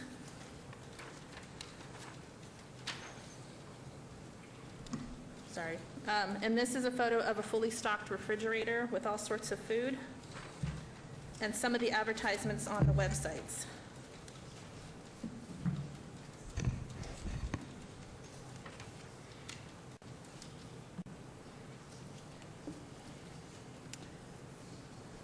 Is there a way you can make that print a little larger?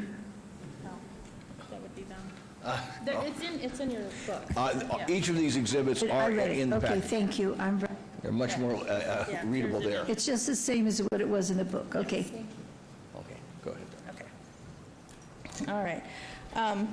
Upon inspection, a male employee by the name Tung Wong stated to our license officers that he was living there and he was paid $800 a month. It was his job to ensure that therapists were available 24/7.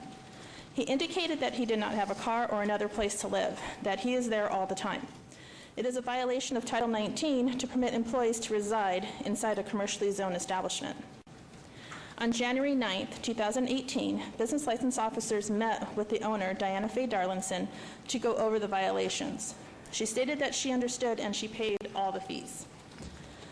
On February 21st, 2018, business licensing officers conducted another inspection at this location, and the same male, Mr. Wong, still appeared to be living on site. When asked to see if the owner, Diana Darlinson, had made any changes to the business to prevent prostitution from occurring, Mr. Wong indicated no, and he also told us at that time that he wasn't living there, even though on inspection, business licensing officers had to have a therapist go in and wake him up while he was sleeping. On March 23, 2018, business licensing went back out to do another inspection and revealed again no key employee or owner on the premise. However, Lee Wang, who was previously arrested for prostitution on January 2nd, 2 months earlier, was on site, as well as Xiaomi Chen, who was also there, who was arrested in 2009 and again in 2011. Lee Wang is on a 6-month suspension for soliciting an undercover officer by the Nevada Massage Therapy Board. This suspension began on May 5th, 2018. It is the position of Business Licensing Division that Lotus Flower has violated the terms of its business licenses by providing sexual services and continues to operate as a front for prostitution and possible human trafficking. Because of this and its history, we are seeking revocation of the business license. That's for Lotus. That is on Lotus Flower Massage. I just want to make one thing clear. The 2 employees who were cited, could you go through that again? The ones that they both had previous arrests and convictions for soliciting prostitution, and yet they both remained at the business even though they were supposed not to be there. Go ahead. Those 2 employees were Lee Wang and Xiaomi Chen. Both of them have been previously arrested. I can look for the exact dates, but Xiaomi Chen was arrested in 2009 and in 2011, and Lee Wang I don't have on this script, but I can find it. Mayor.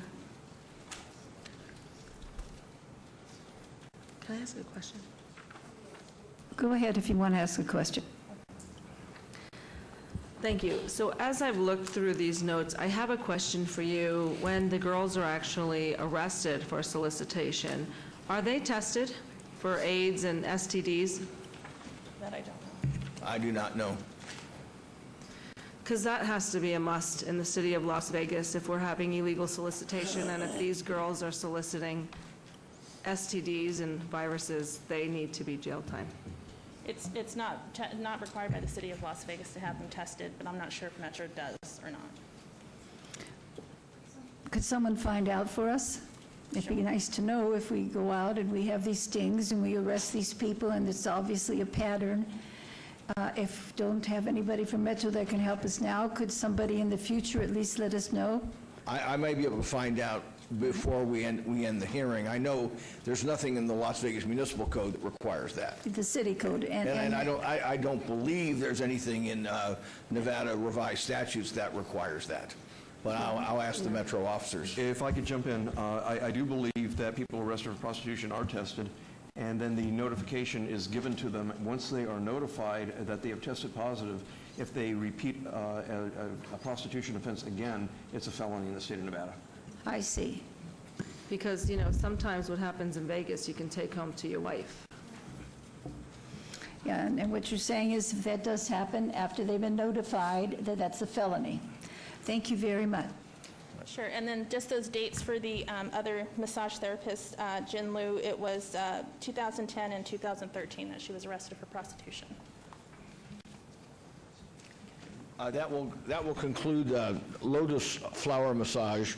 As to Asian Flower, the allegations are similar, if not as numerous. There have been 2 prior arrests for prostitution dating back to 2006 and 2010, but most recently in a Metro sting of December 17th of just last year, there was an arrest and a conviction of a Jin Loo, Jinloo, for solicitation. She pled no contest to that charge on December 20th, on June 6th of this year. So we have a very recent arrest at Asian Flower, 2 prior events some years past, but again, joint ownership. The same person owns and operates both of these massage parlors. Because of that and because of the continuing problems we have at both of them, we have been forced to bring this complaint and seek revocation against them. Ms. Adelbai Hurd will now illuminate with more specificity the actual allegations and investigation against Asian Flower Massage. And then we'll hear from Mr. Kennedy on both, correct? Thank you. Okay, so Asian Flower at 3201 West Sahara Avenue, Suite B, received its massage establishment license also in 2001 and a reflexology business license in 2004. The owner, Diana Faye Darlinson, is also an independent massage therapist and is also registered at this location. Asian Flower is licensed to operate massage, reflexology, and independent massage therapy. At this location, there have been 3 arrests made for prostitution from 2006 to 2017. The most recent one was June 27, 2017. In April 2017, our business licensed internet investigator found advertisements for Asian Flower Massage on websites commonly used for advertising sexual services. On May 23, 2017, Business Licensing conducted an inspection which uncovered numerous code violations, including no key employee or owner on premise. The register for licensed massage therapists was not up to date, and they also found locked interior doors. On June 27, 2017, Metro SIS conducted an undercover investigation at Asian Flower, which resulted in a Metro officer being solicited for prostitution by Jin Loo. Jin Loo is on a 5-year revocation for the state Nevada Massage Therapy Board of licensure for soliciting an undercover officer. This was her 2nd offense, and she has solicited solicitation charges that resulted in a suspension and a fine in 2010. The revocation for that began on December 19, 2017. On June 29, 2017, business licensing officers met with the owner, Diana Faye Darlinson, to go over her violations. It was explained to her that the business was her responsibility to manage, and she needed to make sure that illegal activity did not occur. She did pay all fines. On March 23, 2018, a key employee was found sleeping there, admitted to sleeping there at night. That was a business licensing inspection. On April 4th, 2018, the business was still being advertised on those websites. And as recent as June 22nd of 2018, an inspection was conducted and alcohol was found on site. It was asked to be removed, and it appeared that someone was living on site as there was clothing, underwear, hygiene items, and excessive food. Again, it is the position of the Business Licensing Division that Asian Flower Massage has violated the terms of its business licenses by providing sexual services and continues to operate as a front for prostitution. Because of this and its history, we are seeking revocation of all the business licenses. Thank you very much. Your Honor, as I stated in my introductory remarks, we have 4 people here ready to answer questions should the counsel or opposing counsel representing the respondent require it. Latanya Webb and Ryan Black of the City of Las Vegas Business Licensing is in chambers right now. Immediately outside of chambers in the clerk's office, we have both of the arresting police officers on the 2 most recent solicitation arrests and convictions. They're here should anyone wish to speak with them or interrogate them in any way. If not, I will release them depending upon the pleasure of the counsel and Mr. Kennedy. Well, my sense is I would They're on think the we phone. want to hear from Mr. Kennedy first, and then any questions and comments, unless there's something up front, Councilwoman. I'm concerned with bringing the police officers in the public. They're on the phone. With just a push of a button, they can be audibly heard here and questioned by the counsel or anyone who wishes to hear from them. Thank you. Thank you, Councilwoman. Mayor Pro Tem, okay to hear from Mr. Kennedy, please. So let's do 39 first, as we've done, and then to 38, please. Thank you. Kirk Kennedy, 815 South Casino Center. I'm counsel for the owner, Ms. Darlison, and her businesses here in this matter. Where to begin? First of all, I wanted to note something here. You've heard a couple of points being made by the city that there were some people at the massage business that had some prior arrests or prior convictions, and somehow they weren't supposed to be there. And part of my argument today is let's just look at the code. There's not a single code provision in the Las Vegas City Code that says they can't be there. There's not a single Nevada revised statute that says they can't be there. Freedom of association exists. There is no order from city business licensing to my client saying that Li Jun Wang cannot be there. There is no order from city business licensing telling them that Zhao Kun Wen could not be there. If you're going to say there's something wrong with people being there, then my client needs to be told they can't be there, because there's no order and no statute and no code provision saying that. Now they definitely had some trouble in the past, but my client's under no provision saying you can't be there, and I'm just pointing that out. Now, more importantly, the essence of the city's complaint in this matter is that these were employees. This whole thing, my client has had these businesses for years. And only now, after 16, 17, 18 years, does the city get involved. And we have this action going on. And it's predicated with Lotus Flower, number 39, on the arrest of Li Jun Wang in January of this year. The Asian Flower is predicated on the arrest in June of last year. When you read the complaint that the city attorney's office drafted, that the city filed in this matter, it's predicated on the arrest being of employees of the massage establishment. Why is that important? Because under your own city code, section 6.52020, an employee means any massage therapist who is a bona fide employee of a massage establishment. Li Jun Wang and Zhao Kun Wen are independent contractors. They're not employees of this massage establishment. They're not paid by a W-2. And in fact, you can search all day through the city's paperwork in support of this complaint. You won't find one shred of evidence that they're actually employees who are paid on a W-2. They're 1099. They're independent massage therapists. They're paid by 1099. Now, you could say, oh, Kirk, you're just splitting hairs. You give me a technicality. I didn't bring this complaint. The city brought this complaint. If the city is going to bring the complaint, then the city needs to comply with the code. Because if the city wants my client to comply, then everybody has to comply. And in this case, the code provision and what they say in their complaint talks about employees giving unlawful illicit activity, sexual activity. That's not what's happening here.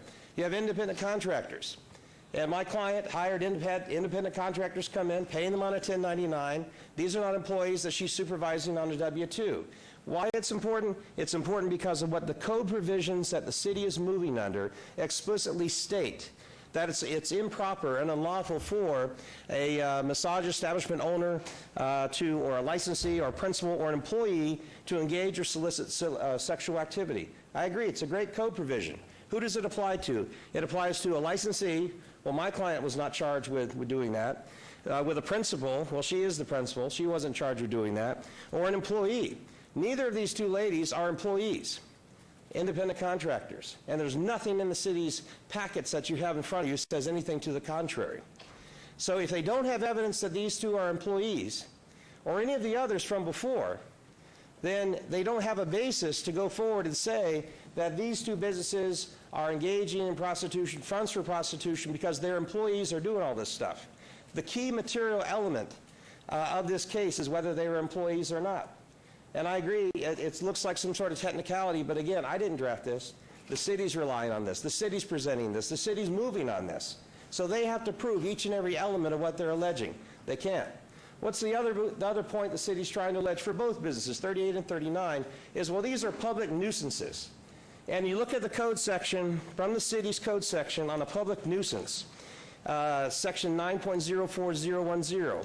It defines a public nuisance to include criminal activity on any lot or premises of the city. And I would agree that if you have a crime occurring at your business, the city code does allow the city to go through a process to declare that a public nuisance. Well, what's that process? That process is also defined by the city code, 9.04050. notice of violation. There's an entire code section in your city code that talks about if you're going to declare them a public nuisance, fine. There's all these steps you have to follow. The licensee needs to be given an opportunity for an abatement, even for a criminal action. It's all in your own code. That wasn't done in this case. The city's packet that they're moving on today is just saying, well, there's crimes there, it's a public nuisance, that's it, hello, goodbye, see you later, license gone. But wait a minute here, a little due process might come into play, a little idea of following the city's own code, because the city's code talks about if you're going to declare it a public nuisance, they have to get a special notice, they have to be given an opportunity to correct it, to cure it, to abate it, they have to be given time to do that. That notice was never provided. Now, there are notices in this case that the licensing officers provided. They are not abatement notices to declare them a public nuisance. They are notices of violation and notices of correction, and those are in your packet, but you don't see a notice of abatement. So, members of the council, we have a business that clearly is having some issues, and I have a proposal to address that. But the actual packet of information in front of you is legally deficient. If you're going to revoke the licenses, then you have to do something more than just throw a bunch of stuff up here and see what sticks, because that's exactly what's in the city's packet. These are not employees. I would note as well, and then I'll be quiet, that the code provision also talks about that it's prohibited for a massage establishment to allow a massage therapist to engage in or solicit sexual activity. So you may say, aha, we got you. They're massage therapists, aren't they? Well, from the same code, that takes you right back to the same code provision, same chapter. It's the same definition of an employee. It's a massage therapist is a bona fide employee, then you have the violation. Here, these are independent massage therapists, they're independent contractors, and the way the complaint is pled, the way this was typed out, the way it's been presented is legally deficient.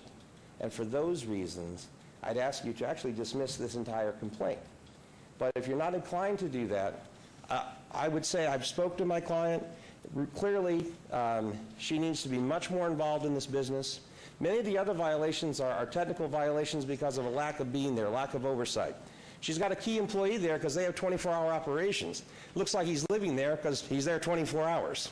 And so he's living there. But that's the problem. They need more than one key employee.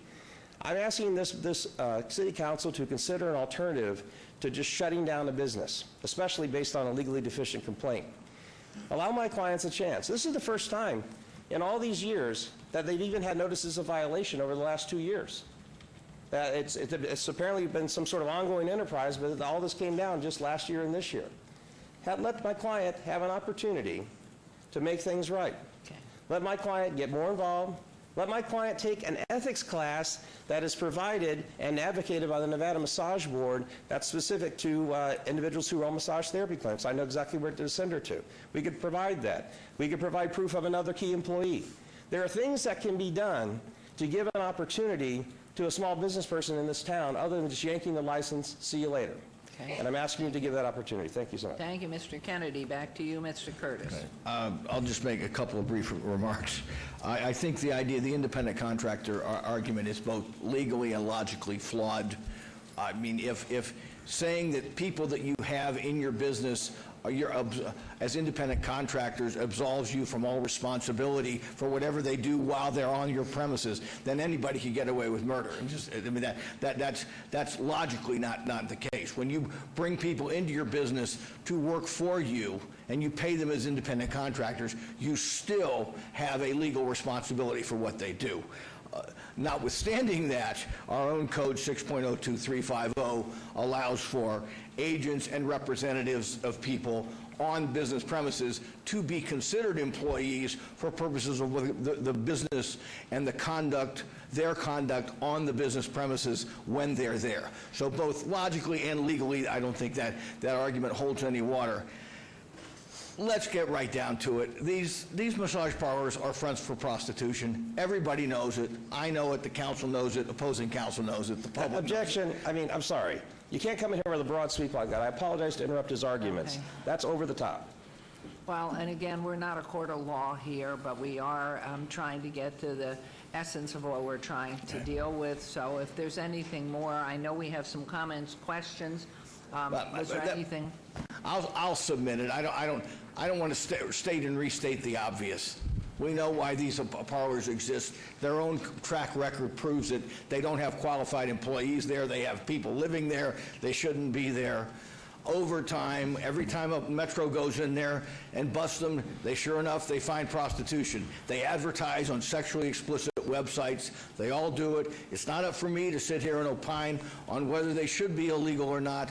By our laws, by our statutes, by our code, this is illegal conduct.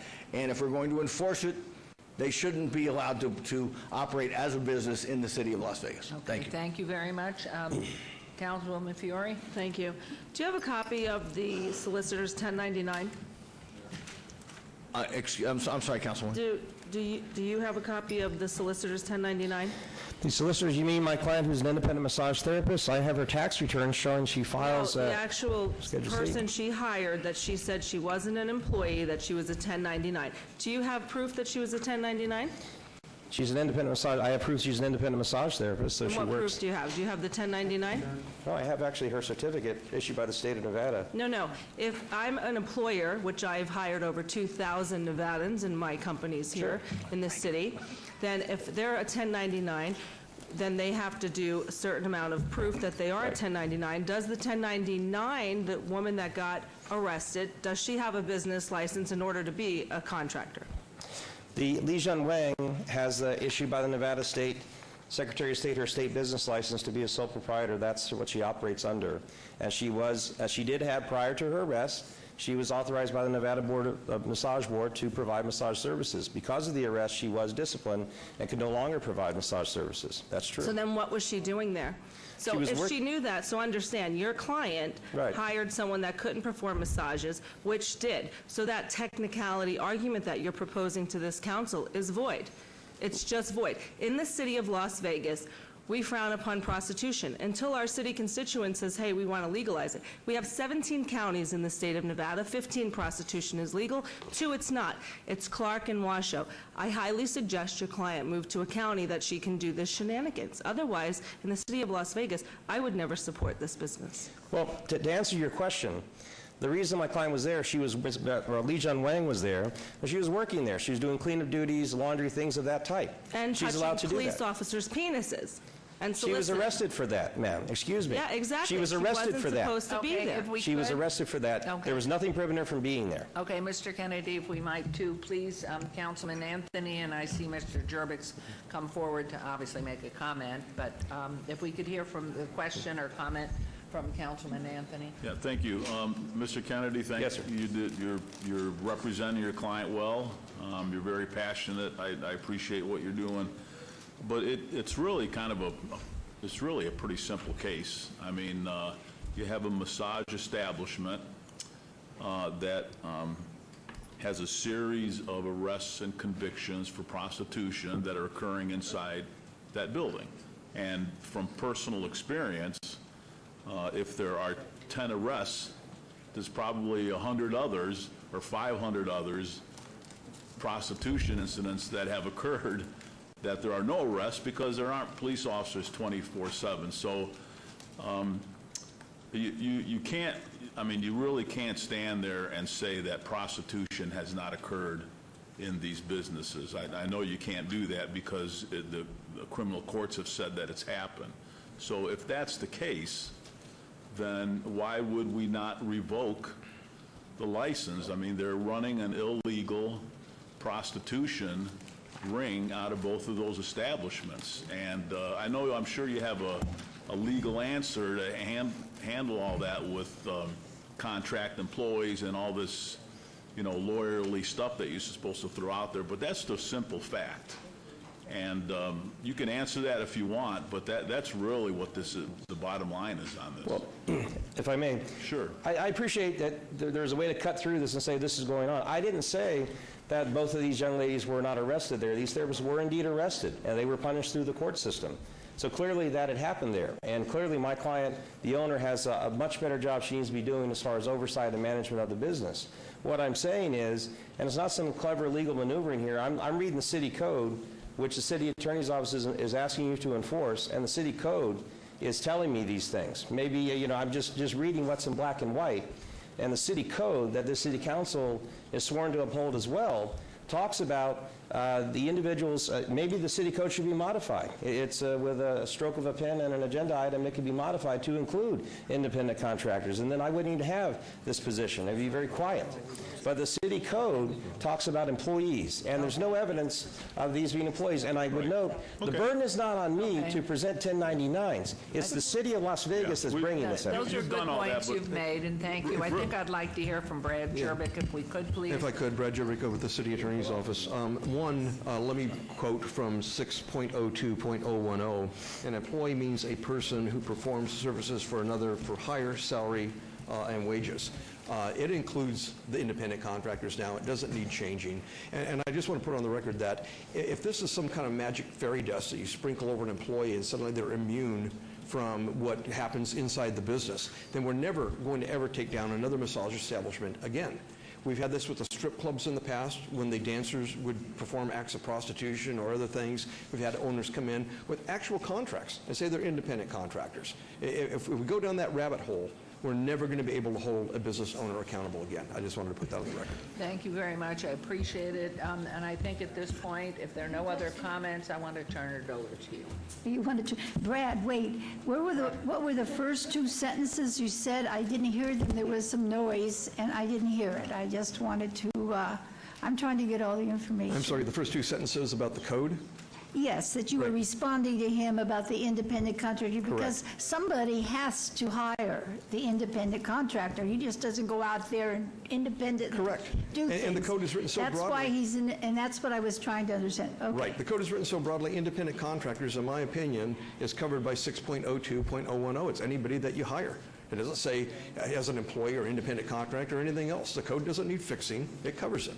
Okay, I just wanted to ensure that. Thank you. Okay, and Mayor Pro Tem, let's move ahead with this then, please, on agenda One item last thing. 39. Okay, I know you want to get through all these, but we've waited a long time here to Yes. get through them. Was there something else you wanted to add? I guess not, he says. Okay. I have to tell you, I've represented that Sahara area for about almost 14 years. And the number of prostitution situations we have in the massage parlors has been tremendous. We started at one place, I forget what it was called, across from Bingo Palace, or the old Bingo Palace. I don't see the validity in what you're saying. I will say this, however. You have worked diligently, and you have come up with some responses I've not heard before, and I think the people who have hired you should appreciate that. I think they should appreciate that. But I'm very, very tired of being told all these stories about, oh my goodness, the pizza man, oh, I'm not supposed to go back in there, but I was only waiting there for pizza. That was one that we had. Or somebody saying, I'm not an independent contractor because, you know, I am an independent, because she didn't particularly say I'm on her staff, and she is. But hired by someone. And one of the things that really concerned me, and I think we're trying very hard in the city to do away with this, is that someone who owns a massage parlor in the county told me about 3 weeks ago how the people who were trying to enforce the rules in the county were laughed at by the people who were giving the massages, by the girls involved, by the people who own the building in which they laughed at, because they can't enforce it. They don't work hard enough at it. I feel our city works very hard at it. I think we do very, very hard work with those people in Metro who help us, and we appreciate them. And I feel we are cleaning up some of this in the city. We're never going to get rid of all of it, but I just couldn't buy your argument, although I do give you lots of credit. It was a different way of going, and I appreciate that you had to do some work in getting that. And I just want to move now to revoke the licenses of Lotus Flower and Asian Flower. And thank you for coming, Mr. Kennedy. Thank you for your time. Thank you. Well, let's go ahead and take them one at a time. Agenda item number 39, please. Okay, I move to revoke the Lotus Flower license. Okay. Thank you. There's a motion on agenda item 39. Please vote and please post. Motion carries. And on agenda item 38. And I did want to make one point here, and that was, I think Councilwoman Fiore had some very good points in what she was saying. I'd certainly like to see the tax records of some of these people and what they're turning in. But in any case, I move to revoke the license of the Asian Flower business. Thank you. There's a motion on agenda. Asian, I mean, there are 3 licenses involved. If the motions could be drafted to reflect that all licenses related to the operation of Asian Flower Massage and Lotus Flower Massage, I think that would be the proper language for the motion. Just one moment. They will. So we're on agenda. I move to revoke all of the licenses, the business licenses associated with Lotus Flower and Asian Flower. Thank you, Councilwoman. Okay, and specific on this item to agenda, item 38, you are moving to revoke. Yes. Thank you. This motion, Did I say that please vote. correctly? Yes, but you are coupling To just clarify, They've already paid fine. we're now on item 38, and it's revocation of massage establishment license, the reflexology establishment license, and the independent massage therapist license that are licensed to Asian Flower Massage. Yes, but I believe I was also asked to make that in connection with Lotus Flower also. Yes, we added that to that, but everybody's voted, and if you'll post that on 38, everybody has voted on 39 with the inclusion of Mr. Curtis's recommendation, and also on 38, and if you will post that. And does They that posted handle it, it, yes. our lawyer? We'll handle it, yeah. Okay. That's my thank motion. you. All right, thank you for your time And today. You did a good job being a good lawyer, so you Thank you. deserve a raise. Don't worry, I'll start charging more. Thank you. Okay, now I'm lost. Where are we? We are now on agenda item 12. 11? Let me still 11. And we are going to hear from Mr. Jervik, the city attorney, responsible to the mayor and city council. And so I want to welcome you and thank you very much. You have been just a guiding light for me personally over these years, these past 7 years, and just know your truth, your integrity, and can go to you always and get the best answers. So thank you. Thank For you. me personally, and you will hear, but hopefully you will talk about your annual review. Right. Thank you, Brad Jervik, on behalf of the City Attorney's Office. This is the first time that I've asked that my review be held in public because I really wanted the staff this time to be able to hear what really goes on in a review. All of us who are directors or head in office are only as good as the people that work with us. And I've been blessed for years to have, I think, the top legal talent and support staff there is in the city. About 20 years ago, and I won't mention the judge's name, but a very prominent judge here in town was asked who he thought was the best law firm in the state of Nevada. And he said he made no distinction between public offices and private offices. And he said in his opinion, the Las Vegas City Attorney's Office was the finest office, legal office in the state of Nevada. I never forgot that compliment because it wasn't a compliment to me, it was a compliment to the entire office and what they do. And we tried from that point on, and even before, to kind of live up to that high standard. We like to go into court prepared. We like to bring you ordinances that are the best written. We like to review our contracts so that they are absolutely bulletproof. And we like to fairly prosecute people in our criminal division. So I'd like to real quickly just mention a couple of things. First of all, I want to thank Sissy, my assistant. We've been together. Well, Sissy was with the office long before I got there. She's been with the city more than 30 years. Without Sissy, she's my right arm. I couldn't get anything done. And then in the civil division, we have Carolyn, Cindy, Kelly, and Chris, who handle all the paperwork, keep the attorneys together, make sure everything flows smoothly. And so I want to mention that because quite often you can talk about an attorney, you just saw one of the finest in Las Vegas, John Curtis, stand up here. You've got one of the finest sitting here in Terry Ponicello. And the back room is my other right arm, Brian Scott, who's one of the finest attorneys in town. But you don't. Who am I forgetting? We got Seth sitting over here, right? And we got Morgan sitting over here, which I'm going to get to in a moment as well. But the people that really make us succeed are the support staff. And they're called support for a reason because without them, we just couldn't get it done. Having said that, let me talk about a couple of the areas of the office. I'm talking about civil first. In legislation, Val, who has just been, I call him the Oracle. You've met him Employee of the Month before. He should be Employee of the Decade. But Val has managed all the legislation for the city since I got there. He is now training Jeff Dorkak to replace him when he eventually goes, which I hope is never. But last year he had 54 new laws drafted, and some of them are original laws. When the medical marijuana stuff passed at the state, we didn't have a model for it. So all of this had to be created from whole cloth. And so Brian and Val doing the drafting did all that, and the pet shop stuff, and then most recently a whole new ordinance for us, regulation of the golf course and open space conversion. Something we'd never done before. So all of this was stuff that Val does, and he represents us behind the scenes at the state legislature. He monitors all the bills. If you go into Val's office when the legislature's in session, you'll see his TV is on streaming, whatever hearings occurring at a committee or whatever, and so in real time, he communicates with our people to make sure they have the best information to fight for the city. On the transaction team, you all know Terry. I've asked Terry in the last couple of months to start taking over the morning sessions of the city council, because eventually there'll come a day when I'm gone and you're going to need replacements. So you're going to see new people down here from time to time doing this. Terry in transactions, she touches every ward in the city. She has got some incredible employees. John Rodella is one of them. John's a former engineer who works on our transaction team. He also teaches at IMLA, the International Municipal Lawyers Association, or City Attorney Association. So not only does she prepare all of the contracts, I just checked a few. I asked Terry to prepare a list of things that she and her team have done in the transaction area, and it's too long to read. But the acquisition of parcels in the Corridor of Hope.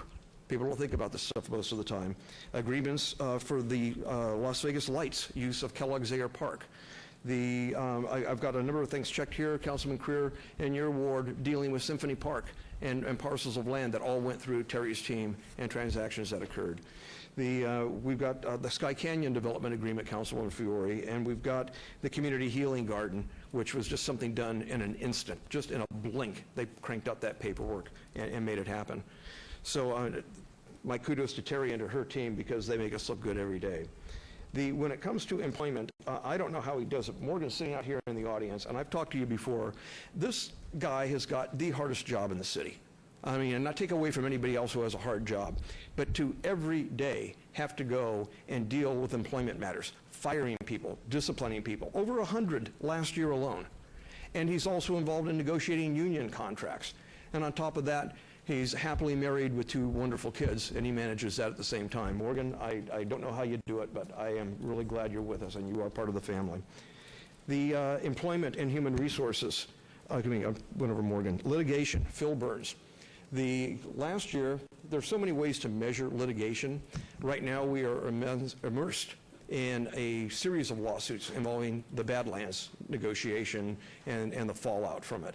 We have 3 outside law firms, we have 3 deputy city attorneys and a paralegal on this, because it's that overwhelming. Motions fly every day. I've gotten calls from Councilman Soroka sometimes on the weekend saying, I just heard another lawsuit was filed. And I say, you heard it before me, because that's what's going on. We don't work on Friday, but sometimes they'll file and then we won't even get served. But that is going to go on for a long time. I wish it weren't. But Phil manages that team, manages that litigation. But on top of that, last year, there were $4,334,000 in claims against the city. So about $4.5 million in claims. We paid out $1.4 million, about $1.5 million. And so we averted about $3.5 million in losses. But we recovered $1.4 million in collections. So it was absolutely a zero for the city. We broke even between what we paid out, what we had to, and what we brought in. They broke even. I think that's just remarkable. And I can just tell you, I'm not one for killing trees and passing out paper that nobody reads, but you can see how thick this is. And this is every case in the city of Las Vegas, and it's kind of in microprint. So it gives you some idea how busy litigation is. The criminal division, Ed Pileski, Marty Orsinelli, and Lupe. They run a criminal division that last year saw a 34% increase in criminal cases. Can you imagine? 34% increase in criminal cases. They handled every one of them. They didn't miss a beat. They not only try cases in the municipal court, but they try cases at the Nevada Supreme Court when we have to appeal. And so I want to thank another person over there whose name you may have heard, Dave Bailey. Dave Bailey, we hired in the civil division. He's now over in criminal because there's some crossover in what he does. He handles all the code enforcement with the city. So Vicky Ozuna does an incredible job with her team, but eventually it turns legal and it comes to Dave Bailey. And I could not have asked for a better person to handle that kind of workload. It's just incredible. Let me also just read a couple of things that was sent over. In the misdemeanor diversion program, Deputy City Attorney Matt Walker, Jerry Walker's son, is one of our deputy city attorneys. And he assisted, with the assistance of Carly Helbert and Catherine Curry Diamond, developed and implemented a program to direct defendants with mental illnesses toward treatment, stabilization, and housing. The result has been a reduction in recidivism, minimizing future prosecution, and lowering incarceration costs. The program involves a partnership between MuniCorp, the Criminal Division, Southern Nevada Adult Mental Health Services, which operates the Ross O'Neill Psychiatric Treatment Facility. Under this partnership, nearly 50 defendants referred to the facility for treatment and therapy in 2018. This is remarkable. People think, they think of prosecutors as people who just put bad guys in jail. We're taking people who don't belong in jail, and we're getting them where they belong. And so these are good people who look beyond just having to badge and going to court and thinking about prosecution. With the average cost of incarceration being $171 a day, the savings to the city was in excess of $250,000. That's one of the things I can tell you I favor. I know it's dear and dear to Councilwoman Fiore's heart, is reform of the criminal justice system and the way we look at people and who needs to be punished and who doesn't. And believe me, as prosecutors, we can do it before the legislature does it. We can use our own good judgment to only do what we have to do only when we have to do it. There are also non-monetary benefits of the program. Many of the participants were homeless or near homeless at the time of their incarceration. Victim advocates in our criminal division have worked with family members of these offenders, and many of these individuals with mental health issues have been reunited with their families. I'm just going to summarize for the last part. We work very closely with the Downtown Area Command on issues on Fremont Street. We train officers. We do a lot of things that you don't see every day. But I wanted to bring it to your attention because it's easy to stand up here and say, we had 20,000 cases, or we had this, and we had that. There's a human side to this. And so I want to thank our advocates and thank the entire criminal division for the way they conduct themselves. I also want to mention that we do other things in the office, too. We went down last year, as usual, and volunteer at 3 Square. That's kind of a regular thing that we do.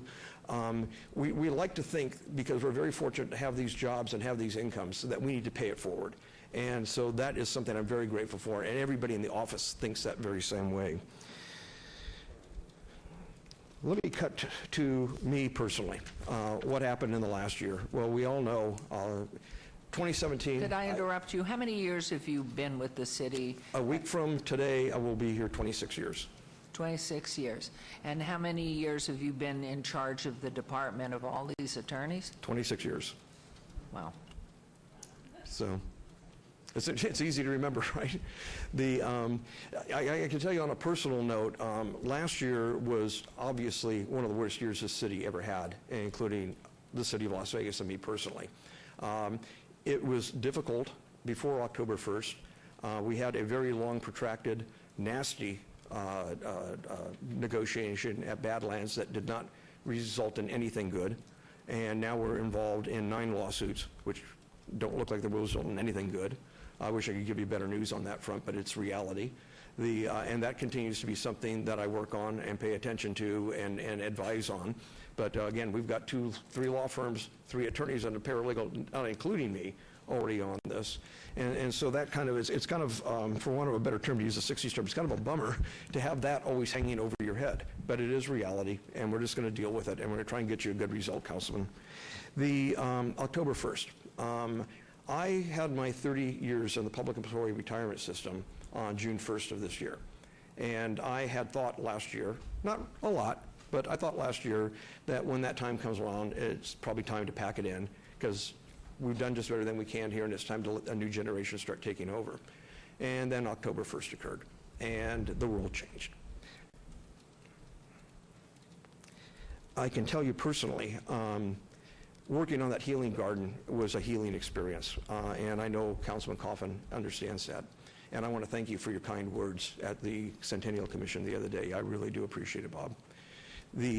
But after that garden was built, it kind of lit something up in me personally. And I thought to myself, it would be really wonderful to take this energy and use it everywhere.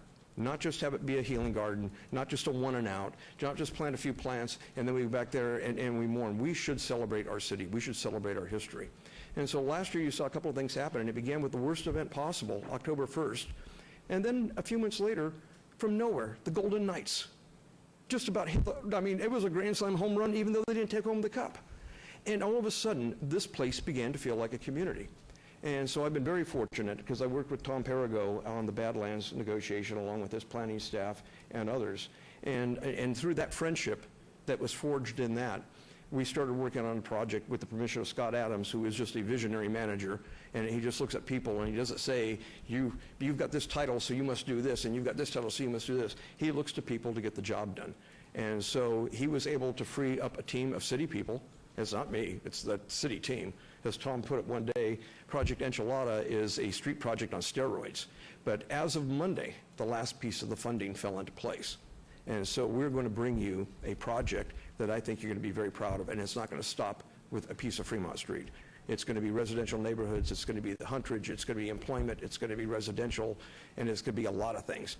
And so that has been something that keeps me double busy these days. I still have my job as city attorney, and at the same time, because of my legal knowledge and my 26 years here, I think I might have something to add, not to be unhumble, but I think I might have something to add to a project like this because I've seen a lot fail, and I think I know how to avoid that. And so that's been what's been going on lately. I really appreciate the opportunity to present this to you in public. I can't tell you for all the staff that's watching it right now on their computers, wondering what's coming next. I've decided to stick around as long as you want me. I work for you. But I can tell you, the mayor said until I go, and so I'll say it on the record so you can hold me to it until you go, Mayor, unless something interrupts it otherwise. It won't be me interrupting it. But thank you so much for allowing me to serve as your city attorney, and I want to thank my staff and everybody in management. I just have the best clients in the world, Scott, and you have put together one hell of a team. So to all of you and to everybody in the office, thank you. Well, I'd like you also to address the busker performers downtown. I know you've continued to work on them this year, but that's a very big piece of what you certainly pulled together last year, but continue to be involved with law enforcement, with the support of our marshals and everything else. If you'd make some comment to that, because we are in public. Sure. And then go to, because I know many of us sitting up here have been involved in the Ward 2 Badlands discussion for over 3 years now.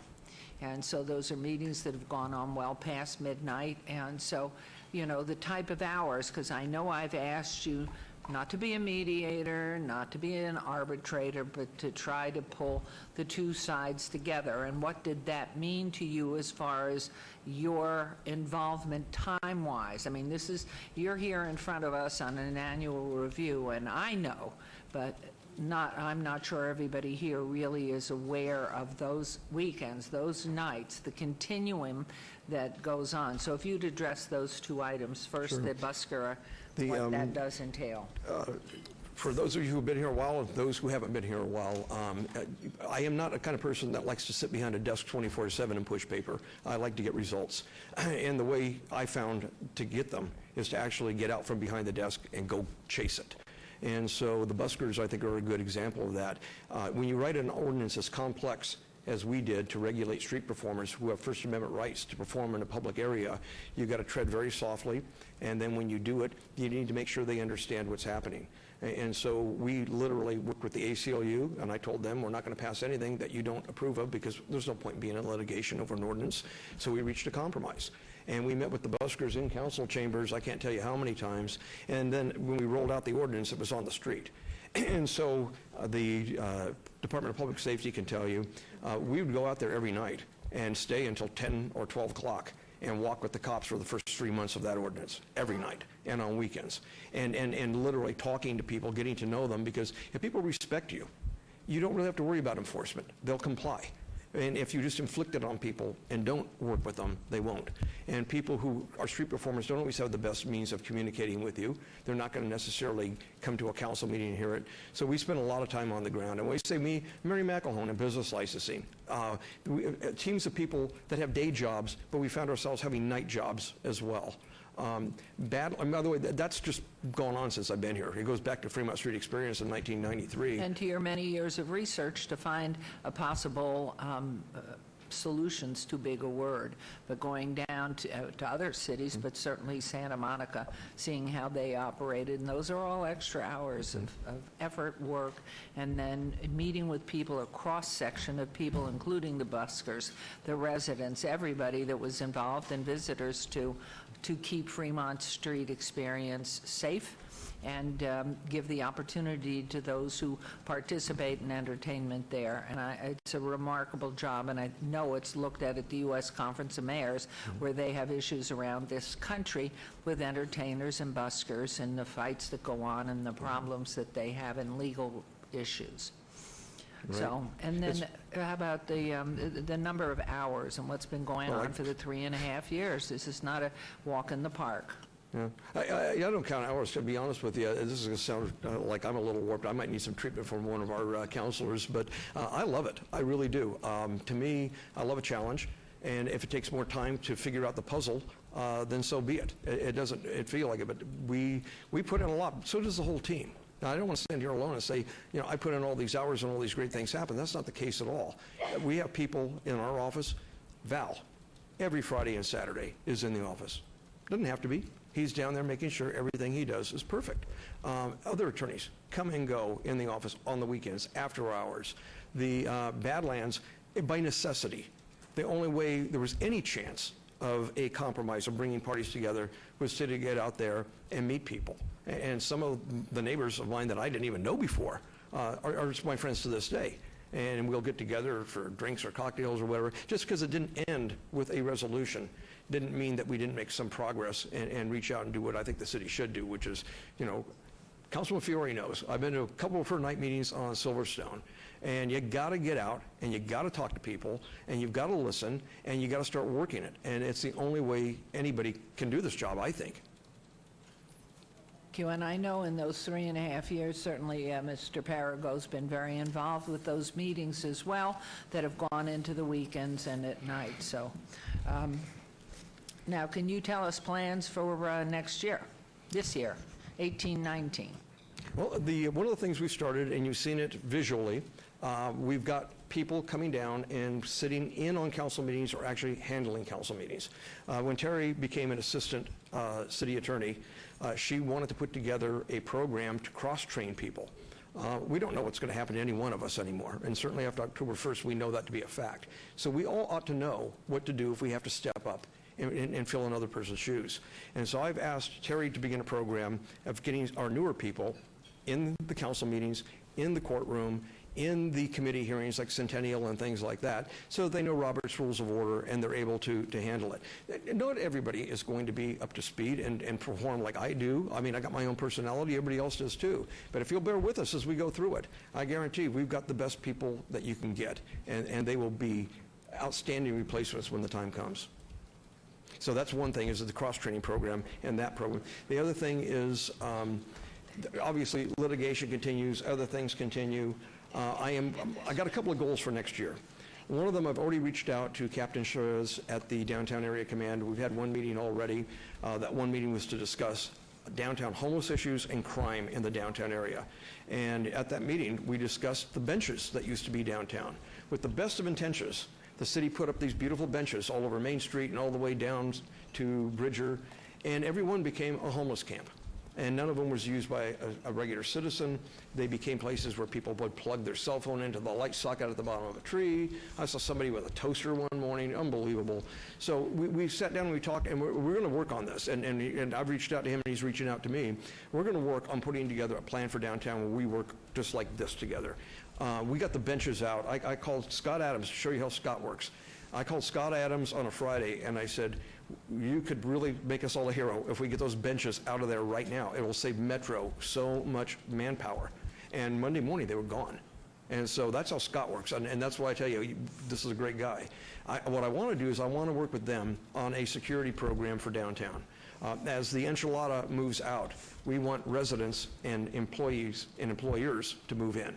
And because of the situation downtown, we've got to work. This isn't a cop problem. We can't police our way out of this. We have got 15% are mentally ill. That's one issue. We've got another percent that want to live on the streets. That's another issue. We've got another percent that fell and we didn't catch them soon enough. And now getting them back is 10 times harder than if we caught them the first time. So between that and actual police work, we want to put together a plan this year that we can bring to you to say we want our courtyard to work that we're building. We want to see people use it, but we need to be every minute monitoring this. There's got to be involvement. You can't just one and out, write it, you vote on it, and we don't think about it. That's how things fail. So that's a big passion of mine. I would like to work on that next year. Obviously, the enchilada is absolutely fun, but as we're moving through it, this is really a city team. And I'm just more or less the instigator.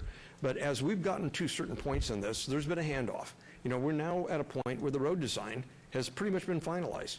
So Randy McConnell and his team and Mike Howe are working that. That's what they do. I'm not a planner. I'm not a builder. And so as we get to portions of this project, there will be a handoff. And then the people who do this every day will do it. My only role in this right now is just to pull it all together. I'm the tortilla, and the rest of it goes in the middle, and I wrap around it and try and hold it together so we have a project that'll make you proud. But there's a lot of legal work that's involved in it as well, so you're able we have contracts that have to be executed between the city and downtown projects. We have agreements that we still have to draft before we bring the grant that we received on Monday to the city council to clarify city's right of ownership of the signs or control of the signs if they're not used. We have a lot of legal pieces, including a meeting I had yesterday. Lime is a company that has scooters that you rent, and they put them on the street. And there's another company called Bird, and they're going to be here soon too. So the guy who's the head of Lime, or at least the local representative, spent an hour with me yesterday morning, and I spent the whole afternoon, well, not the whole afternoon, an hour and a half, with the Downtown Alliance. And we need ordinances to prevent people from dropping these things randomly wherever they want. We don't have that right now. And then we'll need laws that will make it possible for us to license them. We don't have a licensing category for them. And so there are many, many people. We're going to have an ordinance we didn't even think of. The sign company turned to me and they said, once we pluck these neon signs and restore them, we're going to put them back, but they're going to be hanging in the public right-of-way, and we're going to have to get a permit. And I said, well, that makes no sense, so we're going to do an ordinance to grandfather them in. So we're getting ahead of all of this. So that's an advantage that I can bring to the table, because a lot of people want to do things, they don't realize there's a legal consequence.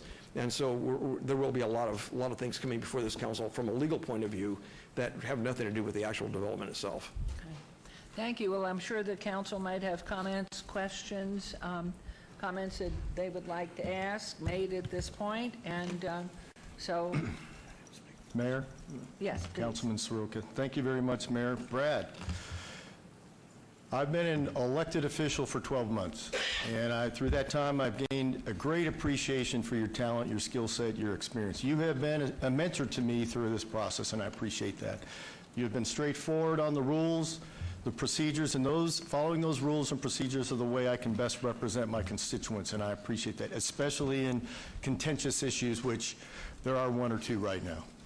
And I appreciate that. You have been exceptional across the board, but nobody's perfect. Nobody's perfect, right? And part of an evaluation is you have many strengths, and we're hearing about them, and I'm sure we'll hear. But one of the purposes of evaluation is say, hey, where is a weak area? And you have always been there when I call, when I text, on the weekends, on holidays. You've always been there, and that's true. Socially, where we can talk business, and I much appreciate that. But I think I would be remiss in representing the 110,000 plus people of Ward 2 to not discuss the Badlands issue just for a moment, if that's possible. You know, the Badlands issue was one of the top 10 issues in the state of Nevada, according to the Review Journal this past year, was number 9. That's saying something. In the state of Nevada, the Badlands issue.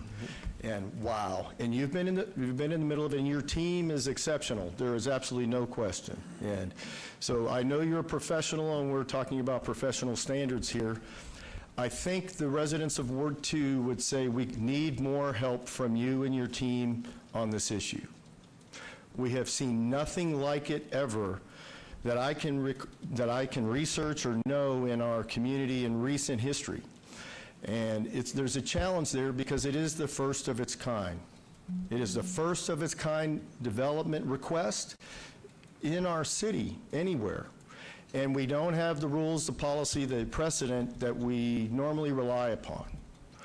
And I would say that in some of our interpretations, we may have been mistaken in the past, and that's caused us some challenges as we've gone forward, both with process, with the policy, and understanding what our current policy is, and in establishing new policies as we go forward. And unfortunately, like you said, you did put a tremendous amount of work in it. We didn't get where we wanted to go. And because of that, we're having other problems going on there. So my goal here as a representative of Ward 2 is to promote the best interests of our community, our residents, our developer, our quality of life, our developers, all of them. We have amazing developers, and we need that for our growth. So I'm going at length to say the residents of Ward 2 would like more of your help and your team's help with the rules, understanding the rules, creating appropriate rules as we go forward, so developers, good residents know how to go forward in this issue and other issues similar that will be heard and will affect the entire city of Las Vegas. And as I said back in August and September, we want to be a leader in Southern Nevada and possibly the nation, because the issue on Badlands is a national issue. Let me say that. It's a national issue, and other states are a decade or more ahead of us on challenging this, and we have good policies that we can pull from to help us, not on Badlands, maybe or maybe not Badlands, but to help our city. With that in mind, that we need more help, and we have 9 lawsuits. The city has lost 1 already, and I'm not sure Project Enchilada is a place, or some of these other side projects is the best use of much of your time. You know, maybe you need to put some of your time in there to review contracts, and maybe we have great people on your staff, but I would like to see more percentage of your time into helping move our community along to a successful resolution on Badlands and preventing future misunderstandings like Badlands across our community. I think there's win-wins. I think there's ways to do this. I've said this from the beginning, so have you. I know you have. You've been a supporter of that, but I think we need to bring this home, and I would ask this next year that we really focus on that going forward, and we learn from where we've been in the past, and really bring it home and do the right thing for the best of our community, not any individual business, but for the community, what is Las Vegas, and that our leadership can be an example to the rest of the community. So again, with that said, let's not diminish anything of the praise that you're going to get, you've gotten, and that I give you. And I do respect your mentorship and your guidance and your education, as well as your ability to, even when we disagree, you can still smile, we can go have a handshake and move on. And I greatly respect that. That means you have character, and that is what I respect. So thanks, Brad. Thank you very much. I appreciate that, and I will follow that advice. I believe me, one of the saddest events of my professional career was not being able to deliver a good deal for everybody. But I will promise you this too. You don't see it, but Enchilada, I swear, has not taken away a thing from my legal representation of the city. I promise you that. I talked to Shauna Hughes. I talked to Jay Brown. I talked to people. I tried reaching out to Mr. Lowy's team many, many times. But I'll circle back with you, and maybe there are fresh ideas that we can pursue. But I promise you, before I leave, I'm going to get you that deal. I love that. And I just wanted to acknowledge what you said. I agree that you were disheartened by the outcome of all your work on Badlands, and I can verify that, and that is appreciated. I appreciate that, Councilman. Thank you. And I'd like to add to that, I know how close you came to almost had a meeting of the minds. And so we were close. And if we got close once more, we might be able to get over the hill. Because I know 3.5 years ago when we brought this forward, we talked about this is going to be a no-win situation unless the private sides get together. That we didn't even want to be part of the discussion. It was private with private, and you worked diligently, and along with Tom Perigo, I know the hours he put in as well, for which we're most grateful to that. So I'd like to move over, Council. Mayor, if I could just piggyback on that, and what you just said is exactly what Brad referred to as the open space text amendments to our ordinances go. They say the developers and the residents talk. And then let's do development respectfully as we go forward. And that actually will expedite development, and it will not inhibit. It will actually expedite and encourage development opportunities where currently there are none. So thank you for that. Councilwoman? Thank you. So it has been a whirlwind year, Brad, and I just have to tell you that, number one, you've been here for 26 years. So you've seen many of us come and many of us go, and you might see many of us come and go while you're still here. You've been through several mayors. And one of the things that I admire most about you is under pressure from outside attorneys that don't know shingatz about the city stuff. You stand firm and you stand tall. So, and I really, and looking at this last year and reflecting on, you know, my first year here, and reflecting on Ward 2's golf course issue, it's a different issue.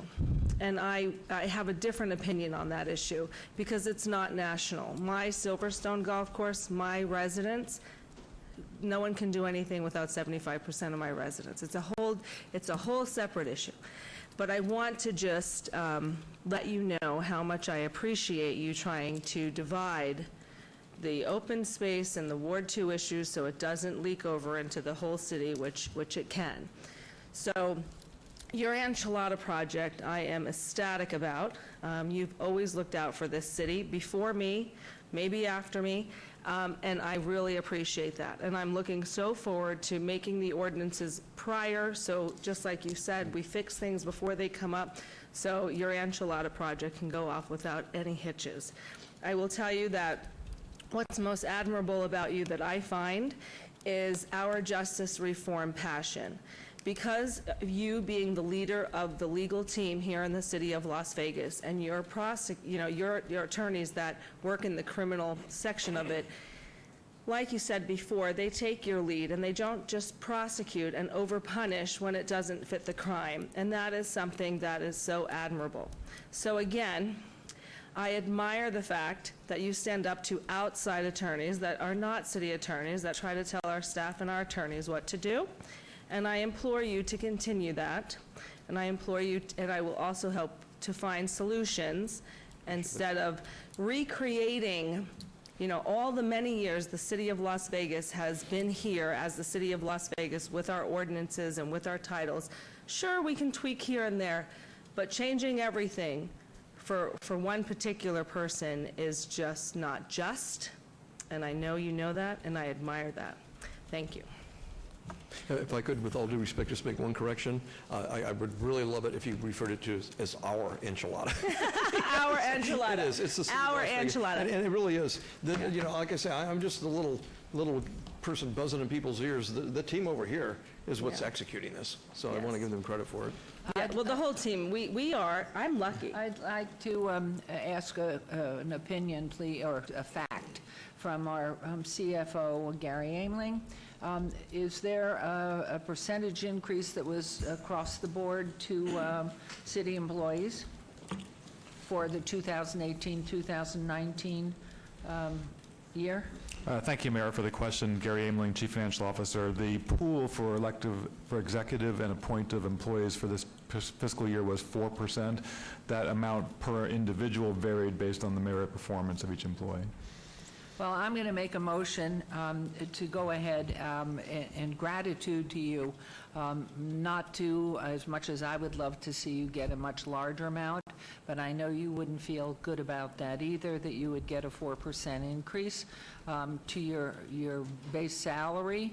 And then, as we did last year, in applause to you and gratitude for all that you've done and staying on, and with the hopes for this coming year that they're peaceful and we can resolve so many of our issues.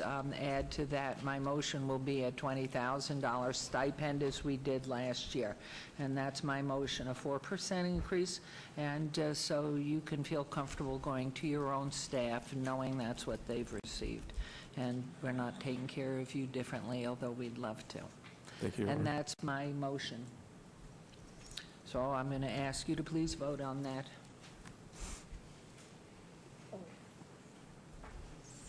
And please post. Congratulations. Thank you all, and thank you. I look forward to another year. I would like to say something just real quick to Councilman Creer. First of all, welcome as the newest person. I haven't forgotten our first meeting when we talked about enchilada. And I remember a conversation we had where you said that you hope that I'm as passionate about a project in West Las Vegas when that day comes. That has not left my mind. And I really intend this year to work very hard to bring you something that, working with our staff and other people, that will help not only West Las Vegas, but help the F Street Bridge situation, help the situation on Bonanza that I think is fueling a lot of that problem. So you're not out of our mind at all. I just want you to hear that. Well, good. I'm not going to let you forget. I know that. Number one. And two, I think we are off to a good start. It's a fresh, new environment now in there, and we have put things in place to create an overall master plan of how we're going to address the very pertinent issues in Ward 5, including the 100 plan and including the homeless plan, including the high unemployment rate at 15%, job training, job advancement. We're going to create this whole thing, so I look forward to working with you on that. Too. And once we have that, then we are going to implement the implementation of that plan. So, thank you. I'm looking forward to it. And I might, before you go away, because I know out of my right eye that Jorge Cervantes is sitting here, and hearing the constituents this morning speaking about Jackson Street and in the heart of our historic West Side, really to look for the funding to fix those lights as soon as we can get that funding and get that part of the city lit, so that's going to help with any crime, as it does in any other neighborhood. But if we can make an assessment of what that inner core area is and what that's going to cost, to go ahead and then lean on any other part of the community that we can to get the funding that you might find to help us do that. So that helps you, which helps Councilman Creer's service, Ward 5, as it helps us all, because that's what we want to do. We're one people in one place, and that's where we're headed. So thank you very much. Before I leave, I just wanted to also say hello to Senator Neal, and thank you for coming down here today, and to Chief Washington, who I spotted a while ago. I did have a chance to come over and meet you. Chief Washington was our fire chief for many, many years and a dear friend, and so welcome to the City Council. Okay, now let's see. We are, what number are we on?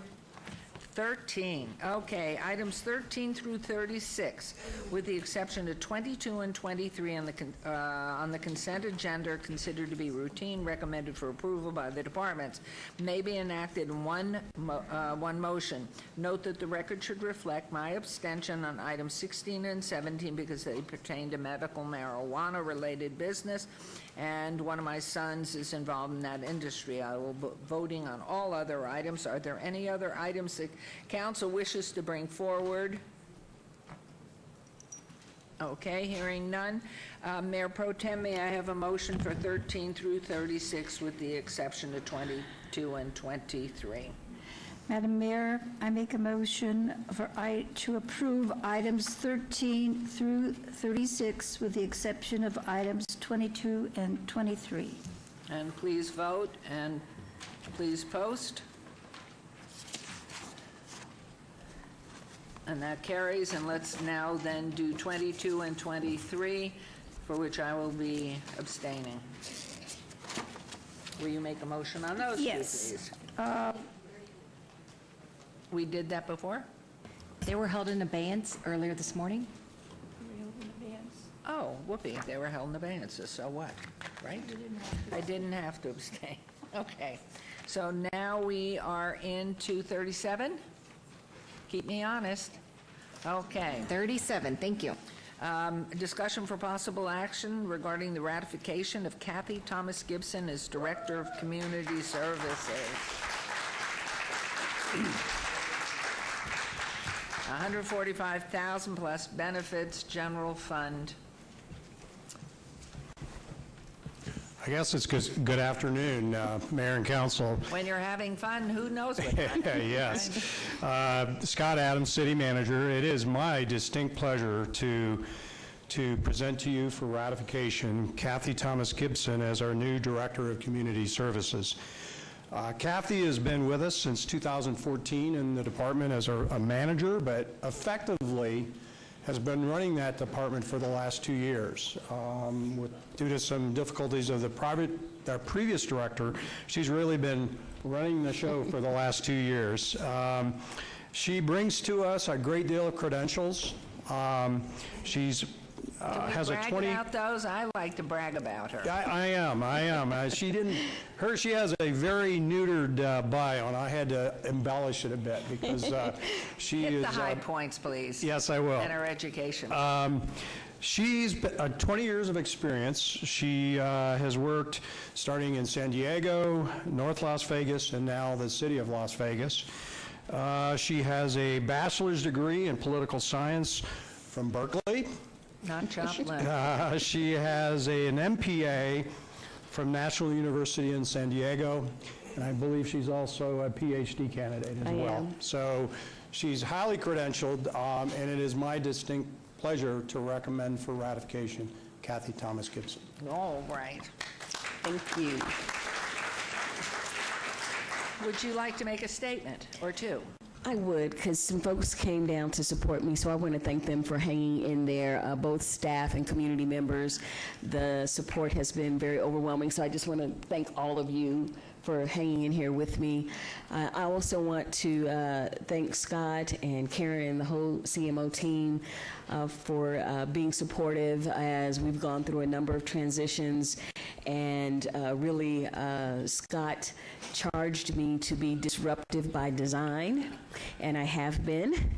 And I appreciate the support to do that. You all have set out a vision that the status quo and some core areas like homelessness and neighborhood revitalization would no longer be acceptable to you.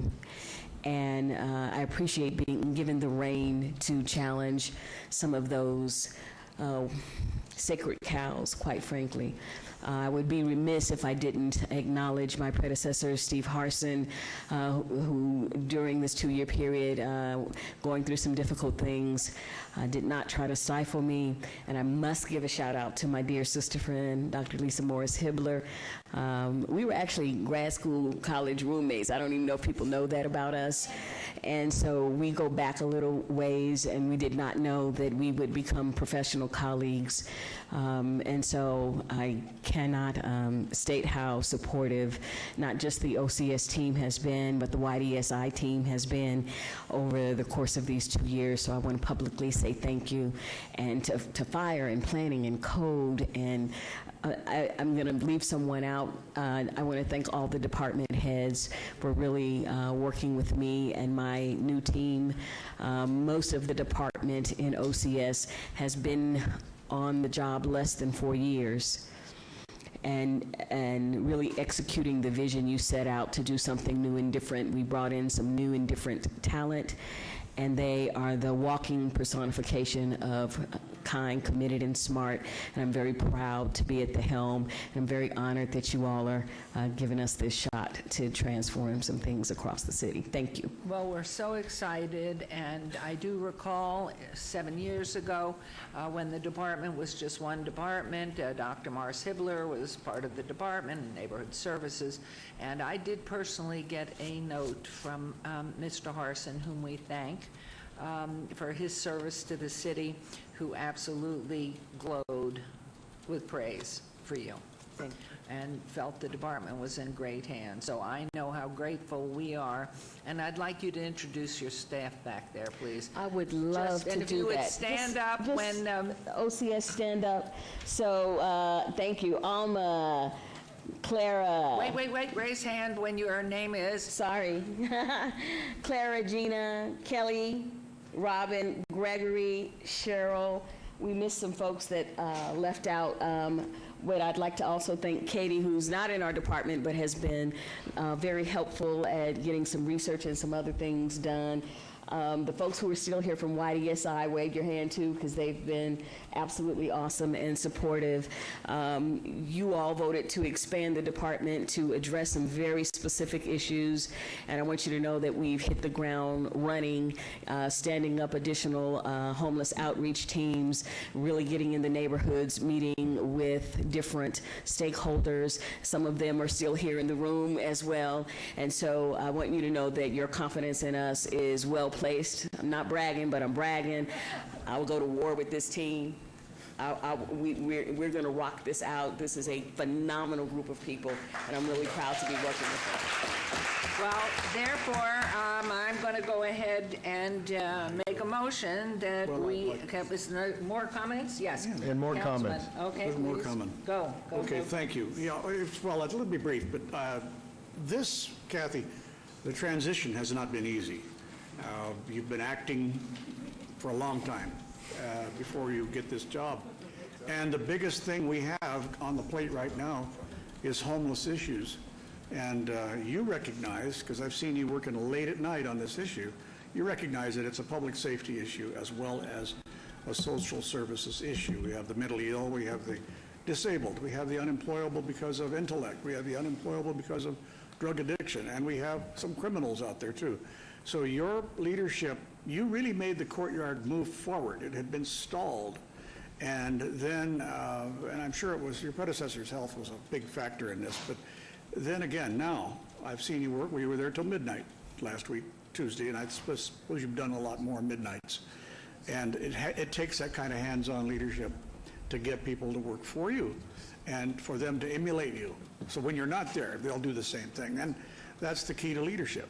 And so you're, in this instance, you're demonstrating your capability for this job.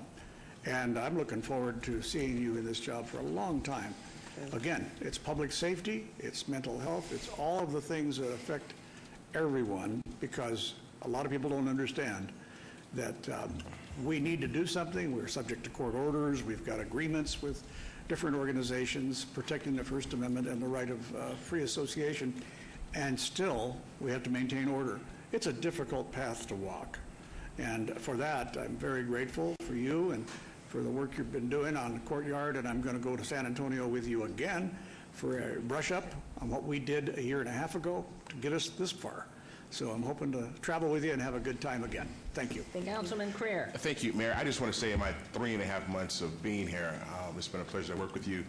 I think we've made a lot of accomplishments. We have a tremendous amount of way to go, but I think we have really dug into the ground and made some good strides, especially with that F Street corridor.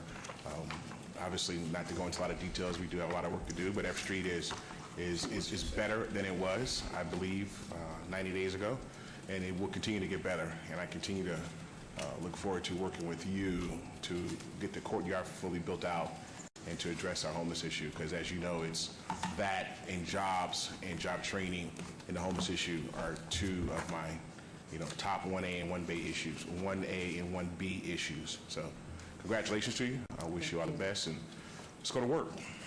Okay, Councilman Soroka, then Councilwoman Fiore, and Mayor Pro Tem. Yep, go please. Thank you, Mayor. Just for a moment, Kathy, I'd like to talk about your predecessor just for a minute, because I met your predecessor, Steve Harson, in the mayor's office a few years ago as a private citizen tackling issues of veteran homelessness. And you were part of the team, achieved Functional Zero, which received presidential recognition, and that is amazing. And I was very proud to meet you at the celebration and work with Steve as an elected official.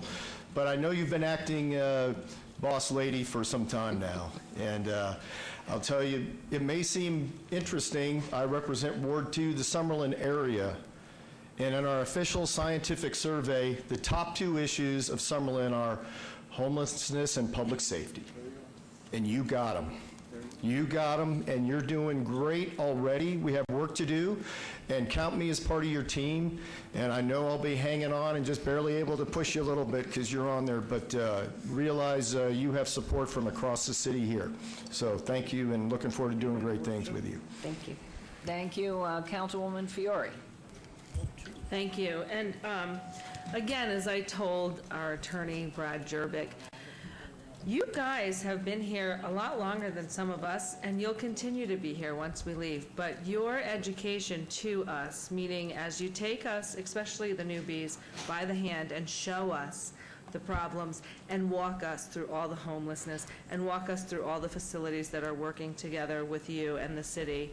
I just want to thank you for teaching us and showing us the way. Thank you. Mayor Pro Tem. Kathy, I just want to thank you very much. After all these years of asking, where the result really was effective, after spending millions and millions and millions of dollars on the homeless, you've showed me how it can be effective. You give me confidence it's going to work. And I really appreciate it very much. I know how hard you work. You're one of those special people. You're a believer. You have that persistence. You have that passion to do your best. And it's just been very enjoyable to work with you. And I know you're going to be fantastic. Thank you. A wonderful role model. So time for the motion, or did I? Yes. Now, it comes right to the mark. I make a motion that we approve the recommendation here of ratification of Kathy Thomas Gibson as Director of Community Services with the accoutrements of salary and benefits as proposed by our city manager, who is totally results-oriented, as you know. So please vote and please post. Congratulations. Thank you.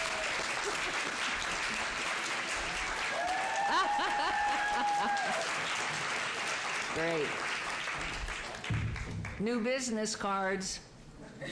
And update the organizational chart soon, please. Thank you very much. And now we have done 38 and 39. We're on to agenda item 40.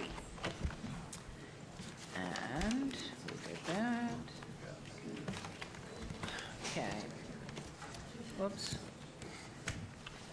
Discussion for possible action regarding complaint and to set a hearing date for disciplinary action against the Elks Lodge 1508 IBPOE of W.Inc.DBA Elks Pyron Lodge number 1508, whose place of business is located at 600 West Owens Avenue, Las Vegas, Clark County, Nevada 89106, is holder of L13-00005 Nonprofit Club Liquor License 28-00007 Banquet Facility, Liquor License C 0801275 Amusement Machines, and B 23000077 Banquet Facility for violations Las Vegas Municipal Code.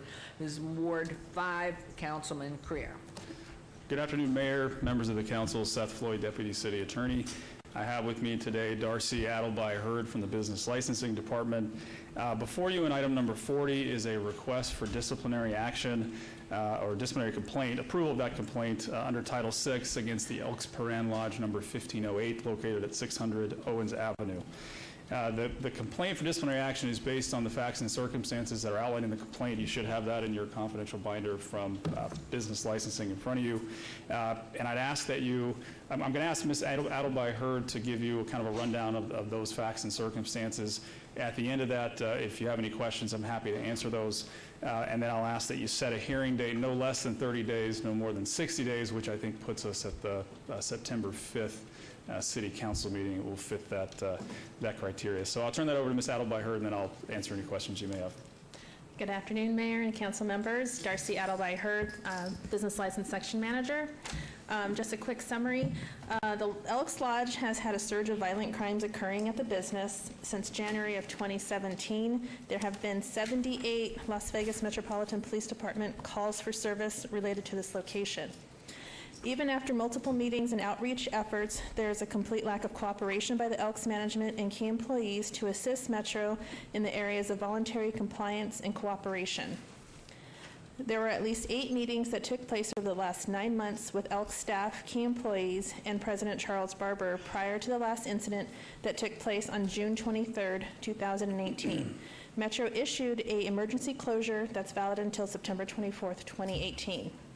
Some of the violations that were found over the last several months were failure to cooperate with LVMC 6.50, which is our liquor ordinance, no key employee on site, log not legible or verifiable, no employee list, work card violations, and alcohol awareness card violations.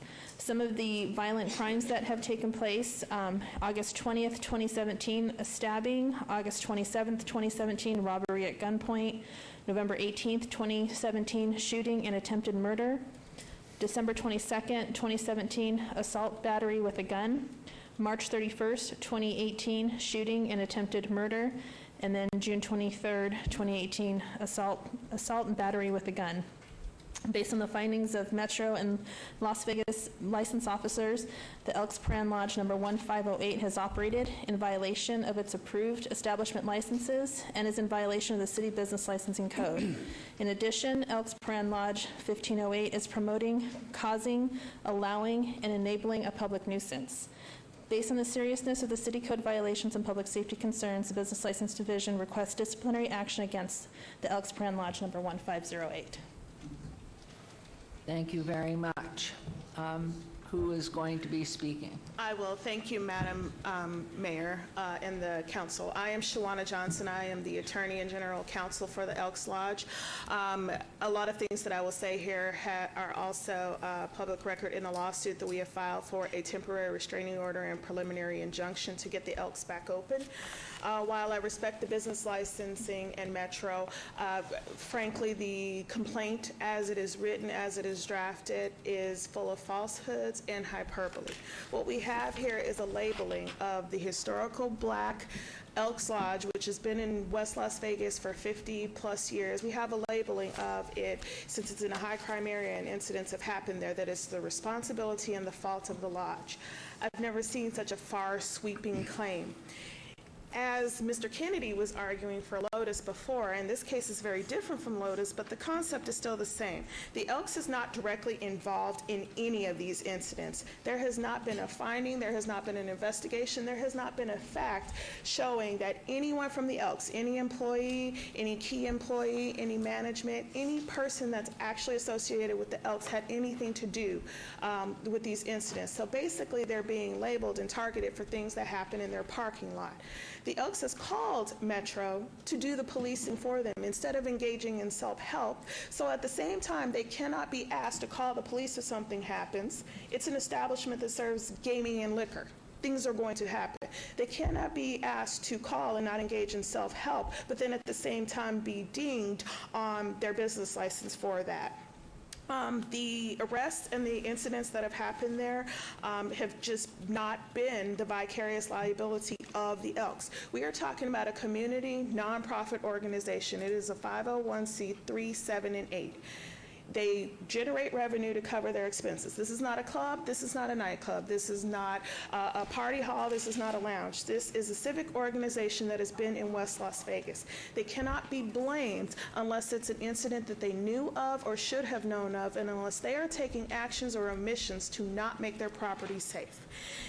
What we really want to get across to the council is that by no means is Elks, and I have here Senator Neal, who's been a long-term member, and I also have Charles Barber, who's the exalted leader of the Elks.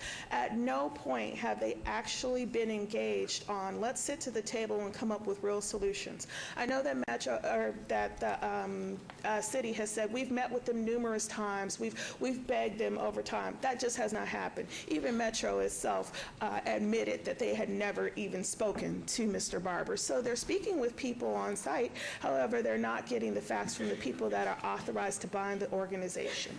The reason why we are opposing the complaint is that, one, it's allegations which are just not true in some circumstances. Number two, the actual shutdown order for June 23rd was based on facts that were just not true. They were knowingly not true. The allegation was that a fight started in the lodge and it spilled out into the parking lot, that the lodge employees knew about it, and that just was not true. The assailant in this case was completely unforeseeable event. The assailant was outside, was never in the lodge, was not a member of the lodge. It was an unforeseeable event for which the Elks does not have authority or even discretion to stop everything bad that may happen. And I'll make it brief, I'll wrap up. The harrowing events of October 1st tell us something. Just in the same way that Mandalay Bay will argue that they could not have foreseen that a gunman was going to drag 6 bags of assault rifles and knock out a window and shoot all those people and have all those victims and our 58 members of our community who lost their lives, a premises owner is not vicariously responsible for everything that could happen. Are there issues at the Elks? Absolutely. Were there violations? Yes. They were technical violations. Okay, now we got our food cards together. Now we have the metal detector opening back up. Everything that has been asked to be done from an administrative standpoint has been done. I'm not just saying that. We actually have the proof. It has been submitted to the court. You know, all of the key employees are listed. Everybody has a medical card. Everybody has a health card. Everybody knows what they're doing. What we take offense to and why we're in court trying to reopen is that the city is basing this complaint and this emergency shutdown on something that's not an emergency. It never was an emergency. Of course, after the event of June 23rd, of course they would have to shut down to investigate. However, what they're doing is, I believe, unprecedented, and I've pointed out the case law. They are using an emergency event that happened once to support the continued shutdown of a nonprofit organization. This is an organization whose building is used for more than just gaming, and it's a members-only organization, and there are other community organizations that use the building as well. The entire establishment is shut down. That is what we do not believe is supported by the complaint. We have asked the city and Metro to come to the table and give us actual, hat in hand, and give us an absolute list. We will sign a consent decree. They have counsel on board. We have asked for all of this to be an abatement, anything, and we have gotten an absolute no. They will not support the reopening of the Elks, and they will only support the shutdown of the Elks. Senator Neal obviously will tell you about the history of the Elks. He's been here forever. Everyone knows him. This is an important issue. Oh, my goodness. Methuselah. Hey, how are you, Senator? Yes, I will turn the mic to Senator. Madam Mayor, excuse me for sitting because I can't stand long because I had knee operations. For the benefit of those who do not know me, my name is Joe Neal, and I live at 304, not 304, but yes, 304 Lance Street, North Las Vegas. And I've been a member of the Elks for 58 years and been in the community for 64. And this organization started, believe it or not, in 1787 as a free African society. It was brought about by 2 gentlemen by the name of Absalom Jones and Bishop Allen. Bishop Allen, as some of you might recall, started the African Methodist Episcopal Church. We as a society was a part of that because they could not have a meeting in the Methodist Church, and after they organized the Episcopal Church, they had to have a majority of whites, so the Free African Society served as a meeting before the meeting and after the meeting. And it was not until 1898 that we became an official lodge, and it became because of the problem we had. One of our members, founding members of that official lodge, was a Pullman car porter by the name of Arthur J. Riggs, who had a route from Cincinnati, Ohio to Mobile, Alabama.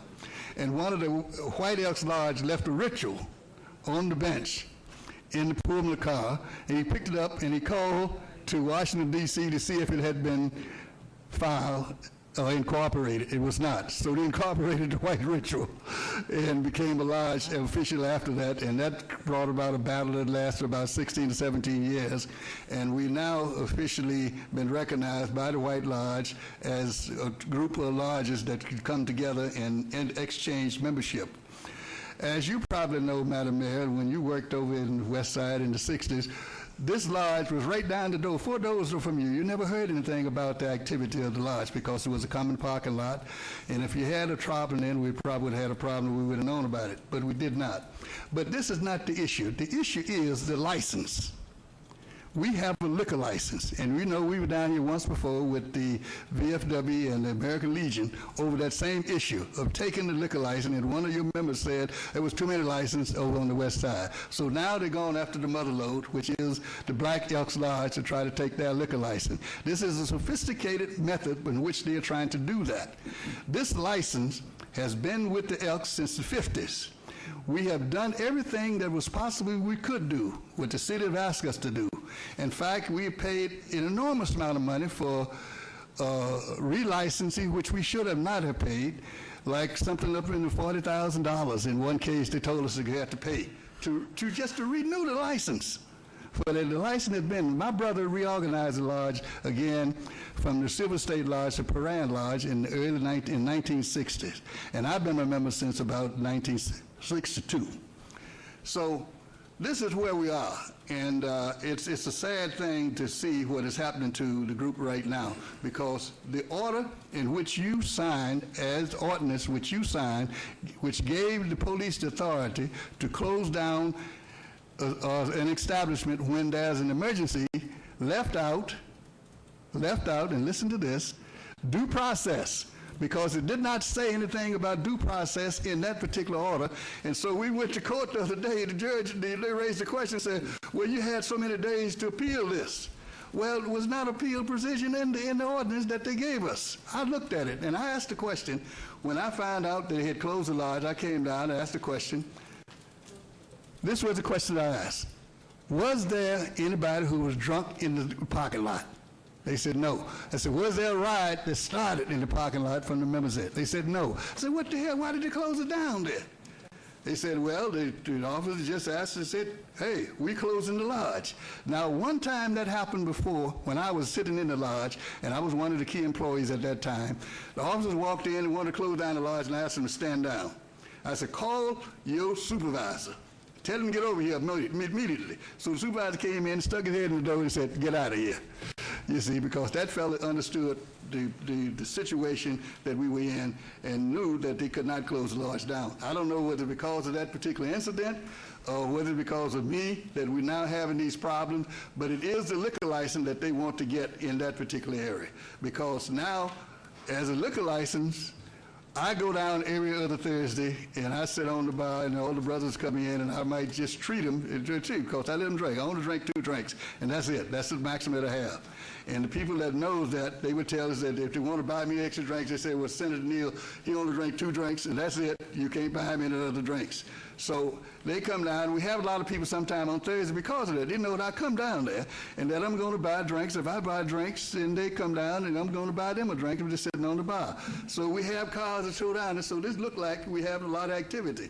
And we also have people who meet in there. They don't buy drinks, but they're there. And when you pass, they look like a lot of people's at the lodge. I've gone in there and have about 3 or 4 people sitting on the bar, but the others was in the meeting rooms having meetings.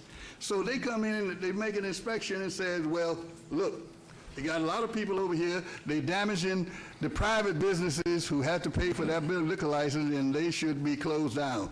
Now, I know that some of the people, one of the people that you had here on the council before, had raised that particular question, who's no longer here. But I'm asking you, this is the wrong position for them to take for a lodge that's been in the community, serving the community. We do not do political things in that organization, even though we are chartered to do civil liberties type stuff. But we do not do political stuff. Politicians can come in and talk to individual members of the lodge and sit down and might have a beer with them and talk to them, but they cannot speak to the lodge as a group in terms of endorsement and things like that. We don't have that in our organization. But because I'm associated with it, a lot of people know that if they come to the lodge, that the brothers might support them, you know. So I think that's something that is not being said. It could not be said by the city, that I understand as a member who has represented that community for 32 years and has lived in that community for 64 years. Thank you, Senator. Mr. Barber. Yes, Mayor, Council. I've been in Elk for 53 years. I just had a gentleman that was sitting next to me that's having a problem with Veterans Affairs. I am the Regional Commissioner of Veterans Affairs. I have 14 states under my jurisdiction. I have a direct link to Washington, D.C., and we could make a call to take care of some of the problems like this young man asked me to give him some assistance on. Without a base, I lose my position as the commissioner for these 14 states. We do a lot of services that the community doesn't know that we are a part of. You know, it's time we sit down to the table. We let you know what we do.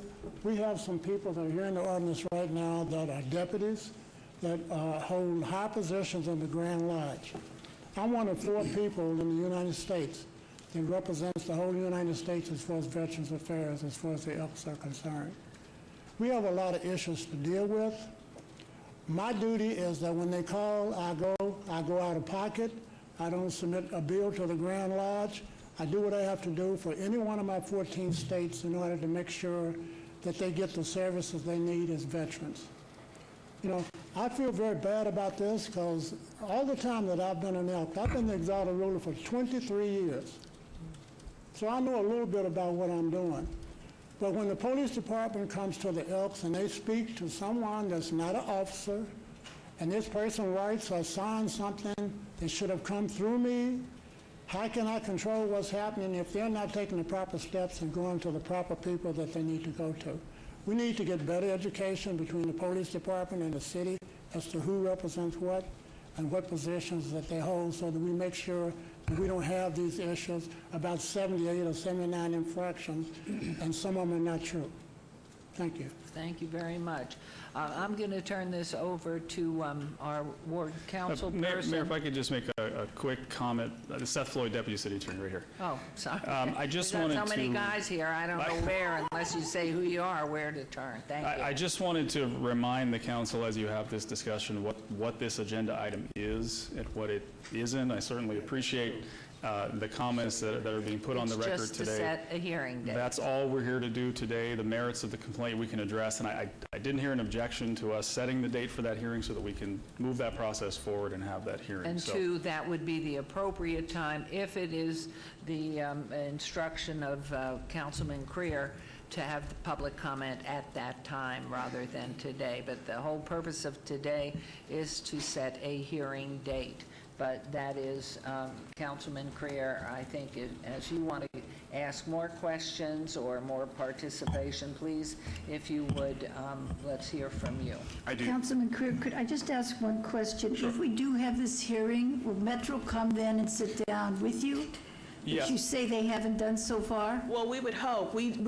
Prior to filing for my injunction, I sat down with the city and Metro. We'd like to bring everybody to the table, but we'd like to do it sooner rather than later because, as we stated, the reason why we're objecting to the filing of this complaint is that the Elks is shut down right now. So and that's what maybe that might help you if you set the hearing date early and Metro then was asked to come?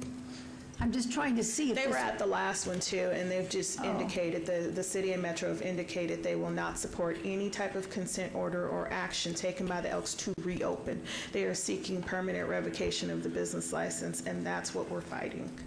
I just thought it might come out in the open and everybody would know. Okay, I'm If I sorry, could- Mr. Creer. I sort of, excuse me, was someone speaking? Yeah, sorry, Seth Floyd. And if I could also add in response to your question, what also is not at issue today is the shutdown. There is a temporary restraining order, preliminary injunction, and other relief that's been requested in court. We have a hearing tomorrow on the shutdown order. All that's here today is whether you're going to approve this disciplinary complaint and then have a hearing to consider discipline on whatever date you set for that hearing.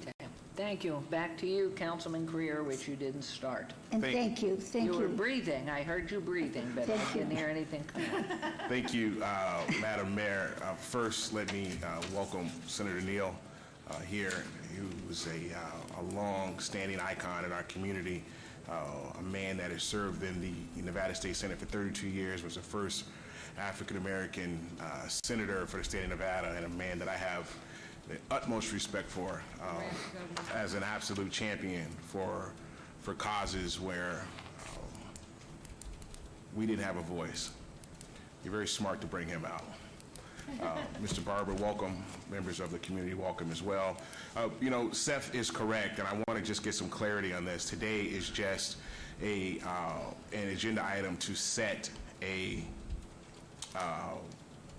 hearing date, which I'm understanding is going to happen sometime in September. That's correct. The way the code reads, you have to have it within 60 days, but they have a chance to respond to the complaint once it's served. So there's a 30-day to 60-day window. September 5th is the earliest we could do that. And so you did not make any comment towards a specific agenda item. Would you like to make a comment specifically towards the agenda item now? Yes, and let me clarify, I thought I did make it. The specific agenda item, as I understand it, is to approve the filing of the complaint and to set a hearing.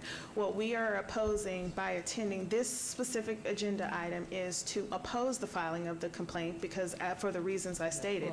There's based on, we're closed, and also it's based on several falsehoods, and the falsehood that precipitated the filing of this complaint, it was just a completely false complaint. Okay. So I want to make sure that you understand I am opposing this agenda item because I don't believe the complaint should be filed. Okay, now opposing just this agenda item is not going to get the lodge open again. Oh, of course not. We Hold have on. to go to court for that. Great. That's Great. And so the writ, and I've read all the materials on both sides. I've read your filing, and I've read the city's filing as well. Okay. And so I'm aware of what you filed, your writ, what's it called, Seth? The writ of... the writ of mandamus. Yes, thank you. I forgot that part.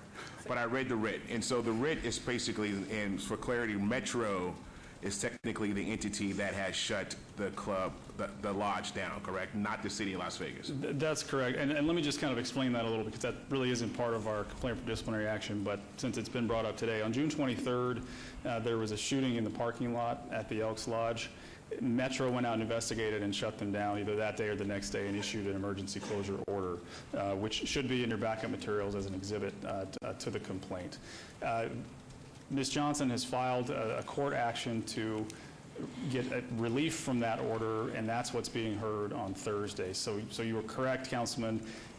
Whatever you do today is not going to get them open, and in fact, setting a hearing date is what is going to give them their opportunity to have their day in court with you to decide what action, if any, you're going to take. Right. Now, if the court does decide, though, that they are not going to move forward with their writ, then will that have any ramifications on if we have this hearing or not? Because if they can't get open via the court, the city, per se, doesn't necessarily have the authority to open the club back up as well, correct? Well, the order has a time period on it, September 24th. So if the court were to not grant them the relief they're seeking, it would remain closed until you have a hearing or until September 24th, whichever happened first.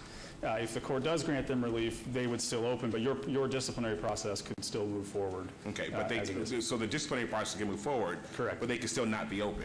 That's correct. Okay. And that's what we Mr. find. Greer, Councilman, if I might ask a question to Mr. Floyd, too.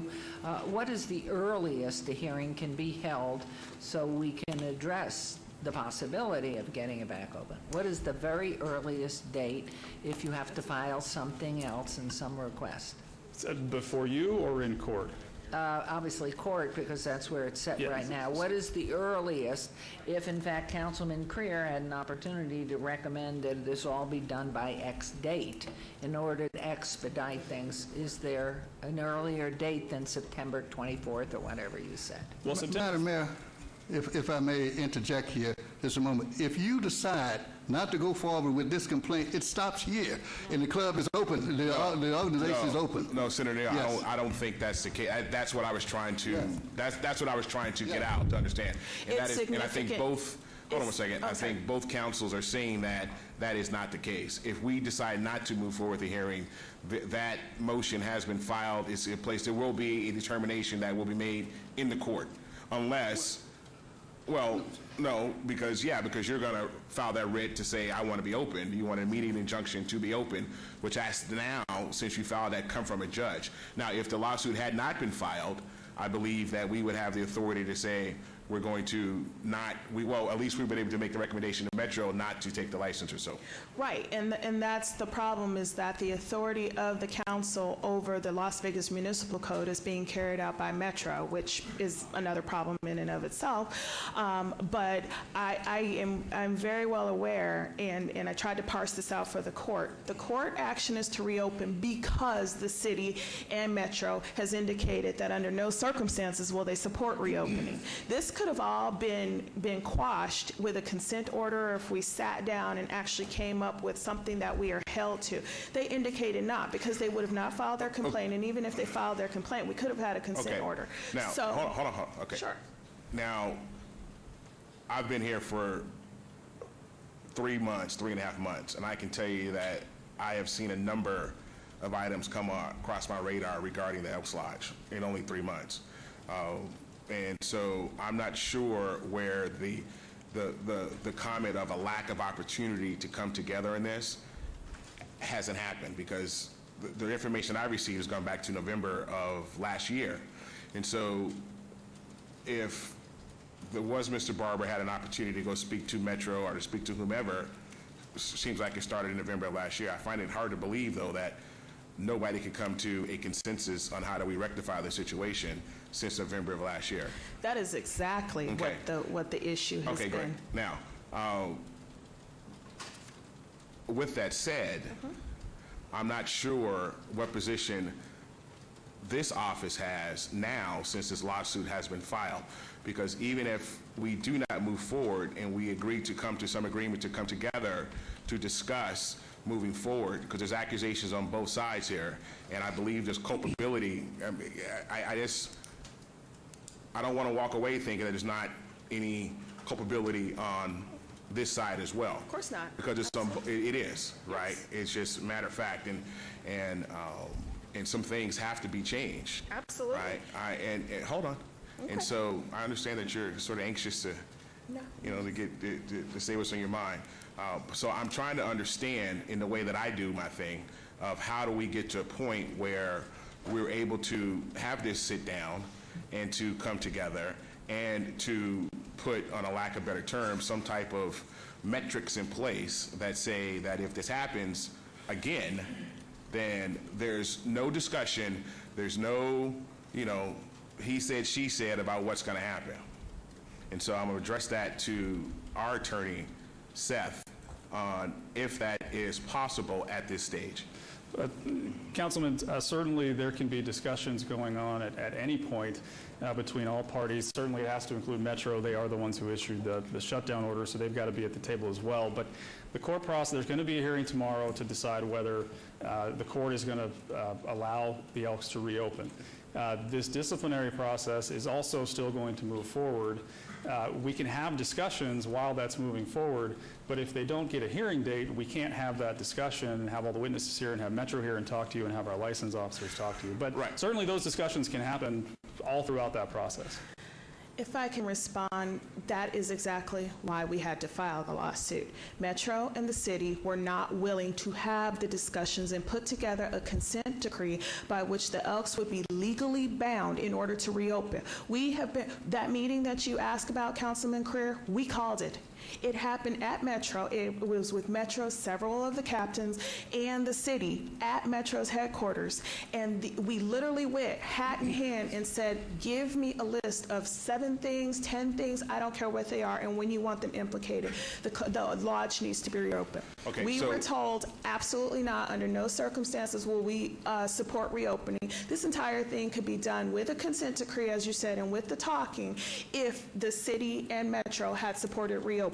They have not done that. That is why I had to go to court on an injunction, is to get the reopening done while these talks are happening. Every day that this lodge is shut down, they're losing revenue. There are 24 employees out of work. They cannot, they have a mortgage, they have bills, their gaming machines have been removed. People drive by the Elks and they don't know the status of it. That violates the right to association and establishment. Okay, it's not a court, but I get it. So what I'm willing to do, if possible, is to say we can hold a meeting here and bring everybody together and to say, look, this is what will happen, this is what needs to happen, and if you don't follow these guidelines, then this is going to happen. Is that possible, Seth? That's certainly possible. I would ask, though, that this disciplinary complaint process not stop. And the reason I say that is because Metro, through their investigation, has already taken the action that they've decided they're going to take. They issued a shutdown order on June 23rd. Our business licensing department then did their own investigation, incorporating Metro's investigation, and decided that the appropriate way to address the Elks Lodge was to put them before you on a complaint for disciplinary action. So I'd ask that that process not stop. If you want to have a meeting outside of that, I certainly think we could accommodate. So what if we move forward with that and we come to a resolution prior to September the 5th? You can remove the item from the agenda. Yeah, and we're not opposed to the disciplinary, I mean, I'm opposing it based on what's in it, but really the gist of what we're here for and in court for is immediate reopening with responsibility. Okay, If so, I may intervene here, right, but we are not, understand that we aren't here, we aren't here to tell you, yes. What I'd love to suggest here, I think we're going in a circle. Set the date for the hearing date, do that, then move along with this meeting as soon as possible. Just do it. Set the date, attend to this agendized item, and then have your meeting next week, this week, and let's get the show on. That's exactly what I was going to say. So when is, Senator Neal? Yes. You have a question? Yes, I have a comment. Okay. And the comment is simply this, that Metro shut down the lodge based upon the city code. That's you. You gave them that authority. You can stop that now. I don't believe we can, Senator. Yes, you can. Well, because then the only thing you do is just withdraw the lawsuit. But That's all. we're not agendized only for setting a date. So if we can go ahead, then you can meet tomorrow, or it was whatever day tomorrow is, or early next week, move this forward, have the conversation, and move exactly what you're saying and have that conversation. Today, the But only Madam thing- Mayor, Yes. you're not taking in consideration the constitutional rights of the members of the lodge to assemble. That's one of the issues that's at stake. That's a constitutional right we have. You have shut down our building. The only jurisdiction that the ordinance have and Metro has should have been based on the licensee of that particular place. And you are absolutely... And so that being the case, then we should be able to have our meeting and just not serve the liquor. Yes, well, that would... But you see, but they shut down the whole building.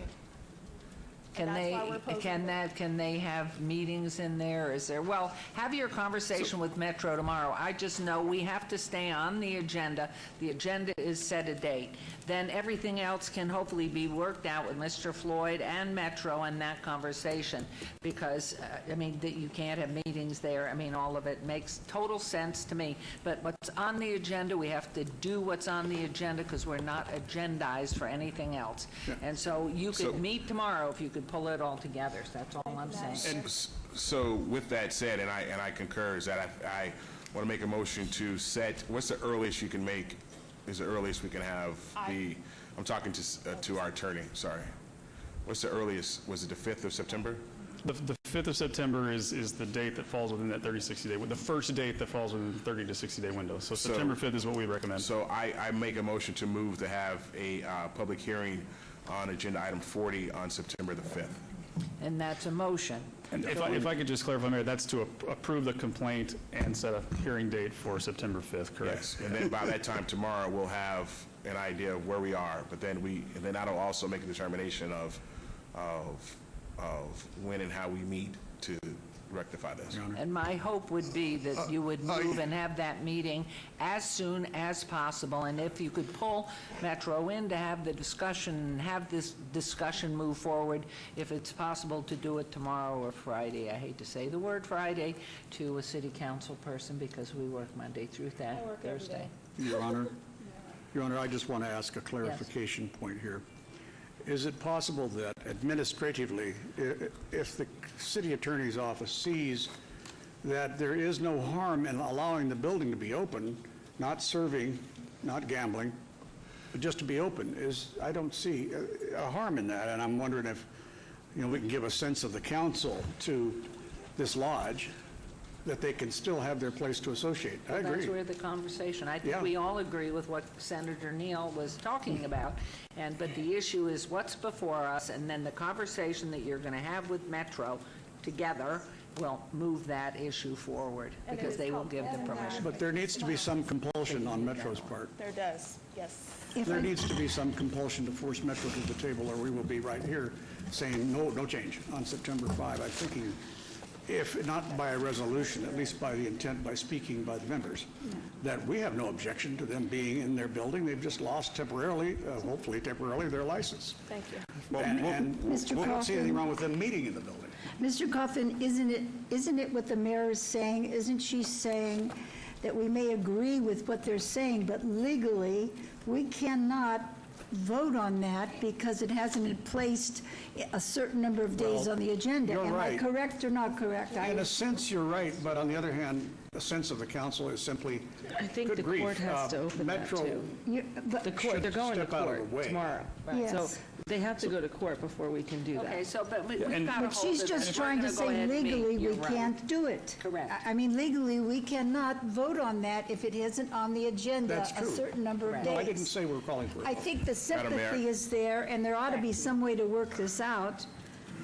But Okay. Madam Mayor, I think we legally do have a, we We've have a made a motion on the, motion. we have a motion on the table. And only you and Councilman We'll move forward. We Tarkanian. cannot deal with anything that's not been agendized, so there's a motion on the table. You're and the only we'll- one that we'll- needs to vote. We'll address it before you. Thank you. On your motion, and that motion carries. So then, with his encouragement, pulling everybody together, have your meeting and move it forward. So it's for the 5th, correct? Have a meeting at That the was Elks the Lodge. date. Well, the hearing is on the 5th, but we're gonna, depending on what happens tomorrow, we're gonna get together and meet very soon. Have a meeting at the Elks Lodge, Joe. Yep. Thank you very much for coming down, and Thank you. then public comment will be taken at that time. Hopefully, it will be resolved ahead of time. We hope. Thank you. Thank you. Okay, we're on to agenda item 41. Okay, discussion for possible action regarding the pursuit of opioid-related litigation. Note, because this involves attorney-client discussion, deliberation of potential litigation, the City Council will be interrupted for an attorney-client conference pursuant to NRS 241 and will be reconvened before any action is taken on this item. This is all wards, and let's see. And as noticed for this item, we will go into closed session, and then when we return, we will act on this item. Mr. Dorosek, we are in back. Okay, do everybody have everything they came in with?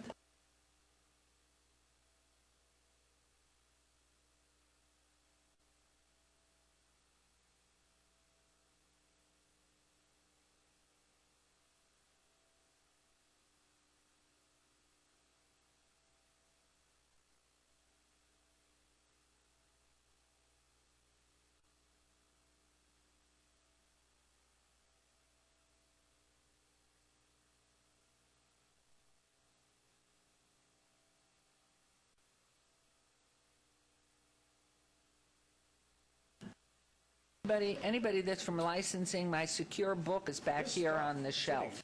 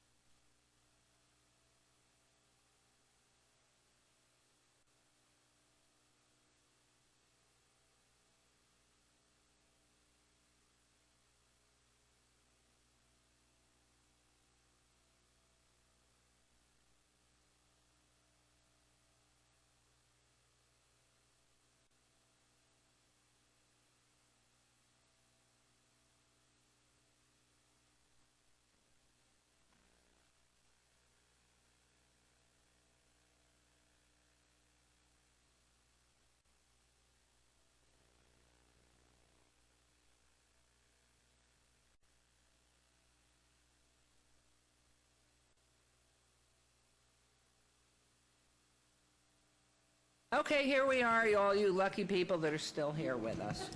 So we are on agenda item 41? Okay, so if you will, you're front and center, so please tell us who you are and what you're doing. Thank you, Mayor. Jeff Dorkak, Deputy City Attorney. Based on our discussion in the Attorney-Client Conference, the City Attorney's Office is going to recommend a motion to proceed with opioid litigation from one of the members of council. So,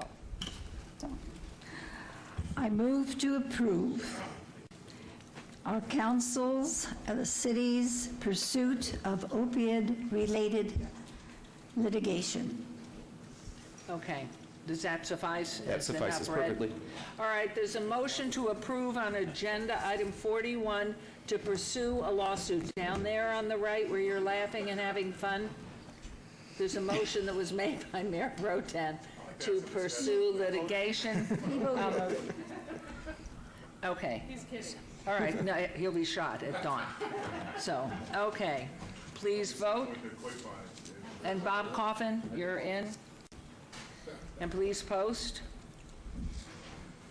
And the motion carries. We will now move on to agenda item 42. As the motion has carried, discussion for possible action regarding the selection of outside legal counsel for potential opioid-related litigation from the following candidate law firms, and I'm going to let you read them as you discuss them. Correct. Thank you, Mayor. Again, Jeff Dorkak, Deputy City Attorney for the record. This is a very quick item to examine the qualifications of law firms who would serve as possible special counsel for the city for the previously mentioned opioid litigation. As the council is aware, in April, it gave direction to the city attorney's office to begin the process of pursuing litigation. And unlike some other jurisdictions, it also directed the city attorney's office to reach out to certain special counsel candidates through a competitive and open process.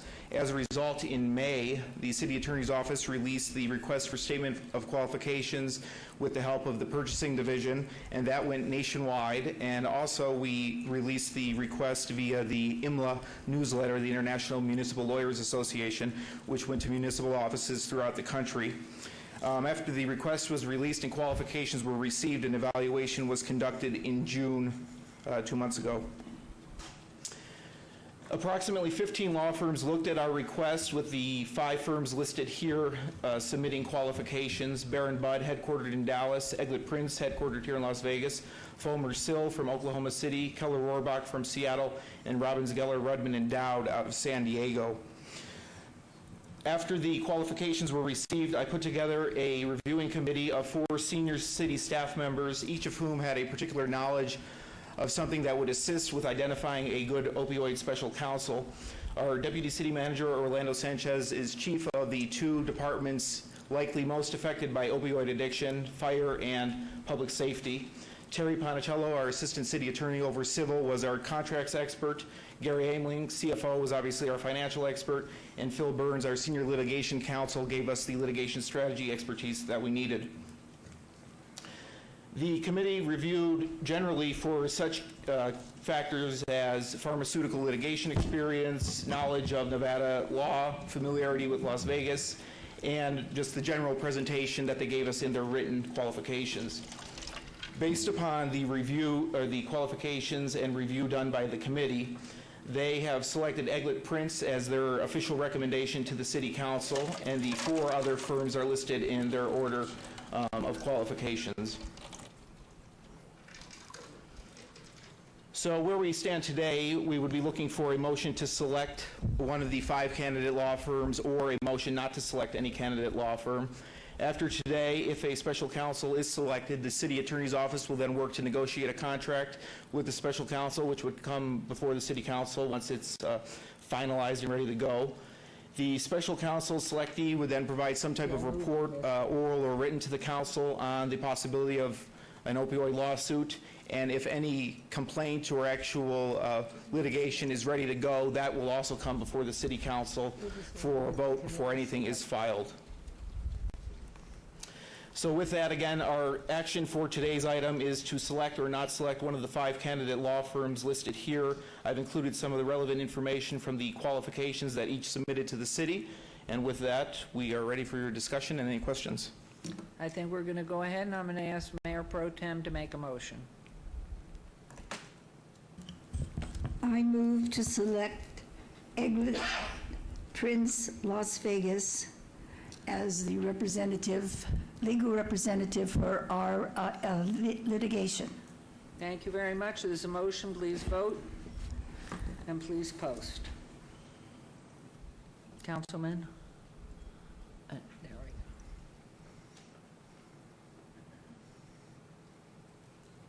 go. Motion carries unanimously. So at this point, then I see Mr. Eglin out of the corner of my eye. He's glued to the chair, so hopefully you'll have a conversation with him as to how we proceed. Can we have him come forward? Yes. Yeah, he can give comment. That's a good idea, if you would.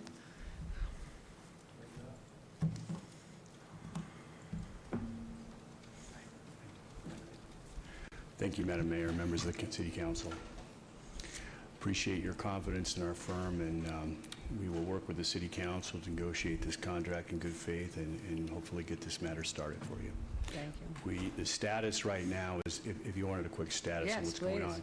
So we have one complaint on file on behalf of the county, which has been served on the defendants. We have given them an extension till September to file their responsive pleadings. We'll be in motion practice on that. There'll be motions to dismiss, there always are, on that case for a couple of months. We're about a week or two away from filing on behalf of the city of Reno and the city of North Las Vegas. And then we have a number of other counties that and cities that have hired us around the state, and we'll be following up with those, filing to those cases in due course. Wonderful. Well, congratulations. We're delighted you've Thank been you. selected. Certainly keeping everything at home and with family is good for us all. So we appreciate that you're doing this, and know you'll be working very closely with Jeff Dorsick and Brad Jerbick and the other attorneys. And so I know Councilman Coffin, please. Thank you, Mayor. Congratulations. I supported you because I know that you're good at this and you're stable. You have a good track record, and you're a local company. I voted no against the resolution to sue, though, because I'm still concerned about the open-ended nature of lawsuits, and I just want to know if we move down this path, or as we move down this path, will you take advice from the council as to how far to go with our interests? And by that I mean, you see, I'm worried about us starting to sue doctors and starting to sue pharmacies and anybody associated with the distribution of the end product. And I want to make sure that, because there are potential unintended consequences. Of course. As you know, there are in the case of just buying an allergy pill nowadays. You've got to sign your life away for that. So what I need to know is, will you be in a position to be able to respond to our concerns should we see that it is spreading out farther? Of course, Councilman Coffin, I'm 3 blocks away. I can walk down here at any time and talk to any one of you, and the city will be our client. So obviously, you're the clients, you're in charge, and if there's something you're concerned about and we can't abate those concerns, then we'll adjust our litigation plan as appropriate. I will tell you, with respect to your concern about doctors and pharmacies, I understand your concern, but it is not our intention by this lawsuit to sue any doctors, with the exception of one here locally, and I'll explain that to you. We view the doctors, there's some bad apples out there, there's no doubt, that have been running pill mills around the country and here in our state. But we view the doctors, from our research, my personal research over the last 3 years looking at this issue, is that they are victims as well. They were duped, just like the American public, into believing that you could prescribe these very addictive, dangerous opiates for everyday chronic pain, not exceptional severe chronic pain. There are people who need those pills, and you're familiar with that. I'm one of those people. So You understand that, but we view the overwhelming majority of the doctors as victims, and many of them will be witnesses in these cases, expert witnesses providing us testimony against the pharmaceutical companies for the fraudulent marketing they engaged in with the doctors, which is really where it started. So we don't intend on suing any doctors. There's one doctor here locally who has been charged criminally. His license has been stripped. He was selling fentanyl to people. He killed a judge in Henderson, and he will be a defendant in the lawsuit because he was literally running a criminal operation with these drugs. And then there is one pharmacy that was running a pill mill here, and it's not any of the local chains or anything like that. It's an isolated situation. Those two entities we have sued in the Clark County case, and it would be our intention to sue them on behalf of the city as well. But it is not our intention to sue any other doctors or any other pharmacies. Do you foresee, I'm a little veteran of the tort reform wars up in Carson City. Yes. And of course, once someone is sued, the insurance company has to set aside the max reserve. Well, it's like they had a $2 million claim, you know, even though they haven't paid out a penny. They just do it because it's smart business sense on the insurance company's point of view. But I just wanted to make sure that we have some knowledge of, you know, what the end impact is going to be on everything. And will we run into a tort reform issue on this? I don't next legislative session. There's no tort reform laws on the books in Nevada that would negatively impact this case.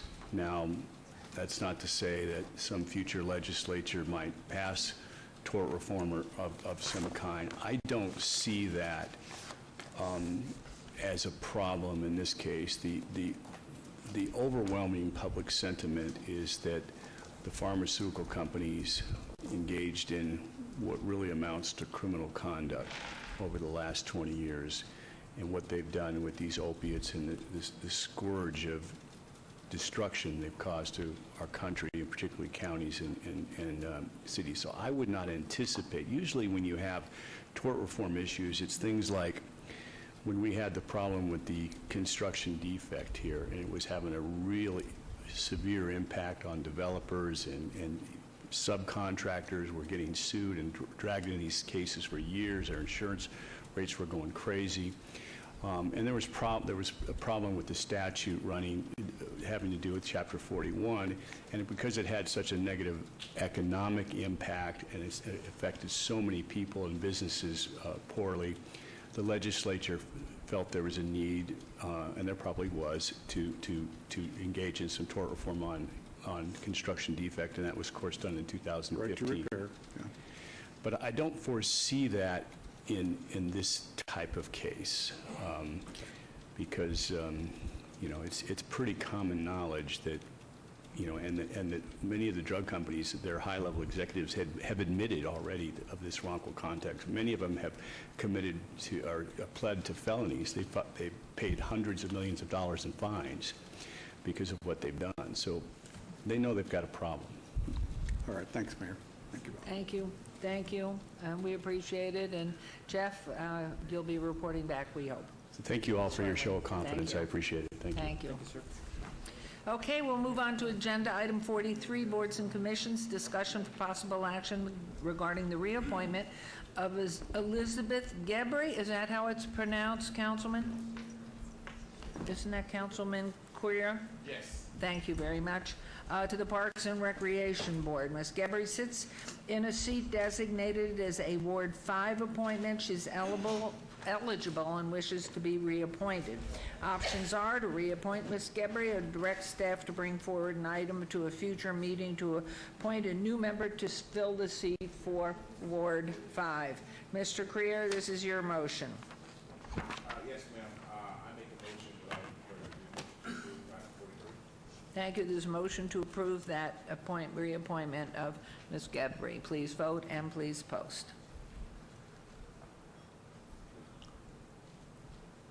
And that matter Carries. That motion carries. We'll move on to agenda item 44, discussion for possible action regarding the annual review of our city manager, Scott D. Adams. And before anything, and whether or not your annual review passes, I just can't thank you enough for being such a result-oriented leader for us and the fabulous staff you have put into positions of leadership in our city. It's just been an absolute joy, and I look to my right, and I'm just so proud of them all. Really, thank you. So go for it. It's your show. All right. And I your thought, name. I wasn't really sure how this was going to happen, but I kind of felt like I'd follow in the past tradition of You have to tell us your making name. a presentation of all the great things I think our team has I'm done. sorry, who are you? I'm sorry, Scott Adams, city manager. But before I get started, I really, I need to do a little housekeeping item. I think on the earlier review of Brad and Rad, you didn't make for an effective date on those increases and compensation items, and we'll need to know administratively when to make that effective. We assume it was July 1, but I just wanted to clarify that. Yeah, to the fiscal year. July 1, okay. Please, yeah.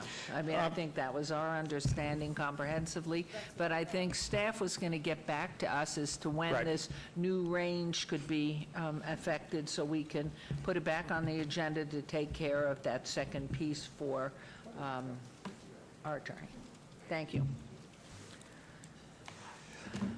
Before I get started with my presentation, I really, truly, humbly stand before you in deep gratitude for your having the faith in me to be your city manager. I know 4 of you were on the selection committee when I was selected, and then 3 of you have come later, but it is truly my pleasure and privilege to serve you and this community.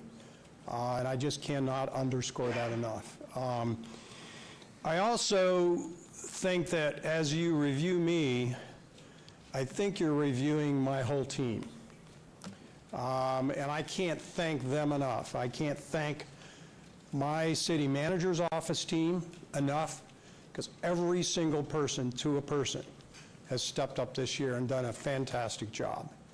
I want to thank all of the directors and all the staff in every department, because again, I don't believe I'm any better than the people that surround me and do the work day in and day out, and I just have a fantastic staff and team here at the city. What I thought I'd do is just highlight some of the things that we've done over the last year, and I provided a lot of this information to you at briefing and then also made it a part of the agenda package. And so I'm going to kind of go through it in a quick PowerPoint, but I wanted to reference the fact that I've already given you a memo and then attached to that an appendix that was organized by department that really goes into a lot of detail of all the things that I think each and every department is very proud of in terms of the things that they've accomplished over the last year. I wanted to talk about these accomplishments grouped into 3 groups. First is my 100-day plan, and I know we're way past 100 days, but I committed to all of you that selected me, and I communicated to all of you early on that I took that very seriously. So I want to report on how I did on that. I want to talk about the things we did that accomplished your priorities as a council, and I'm referencing the previous 4 priorities because it's about 2/3 of the way through the year. You reset your priorities in a process that we went through, and then I'm going to talk about some other major accomplishments. As to the 100-day plan, I think one of the things that I said I'd do is put our team in place, and we did that. Again, I can't compliment that team enough. We've got some new blood in the manager's office, and I was very, very focused on results-oriented people that were respected in the community and respected by you, and I knew would be able to step in and start running.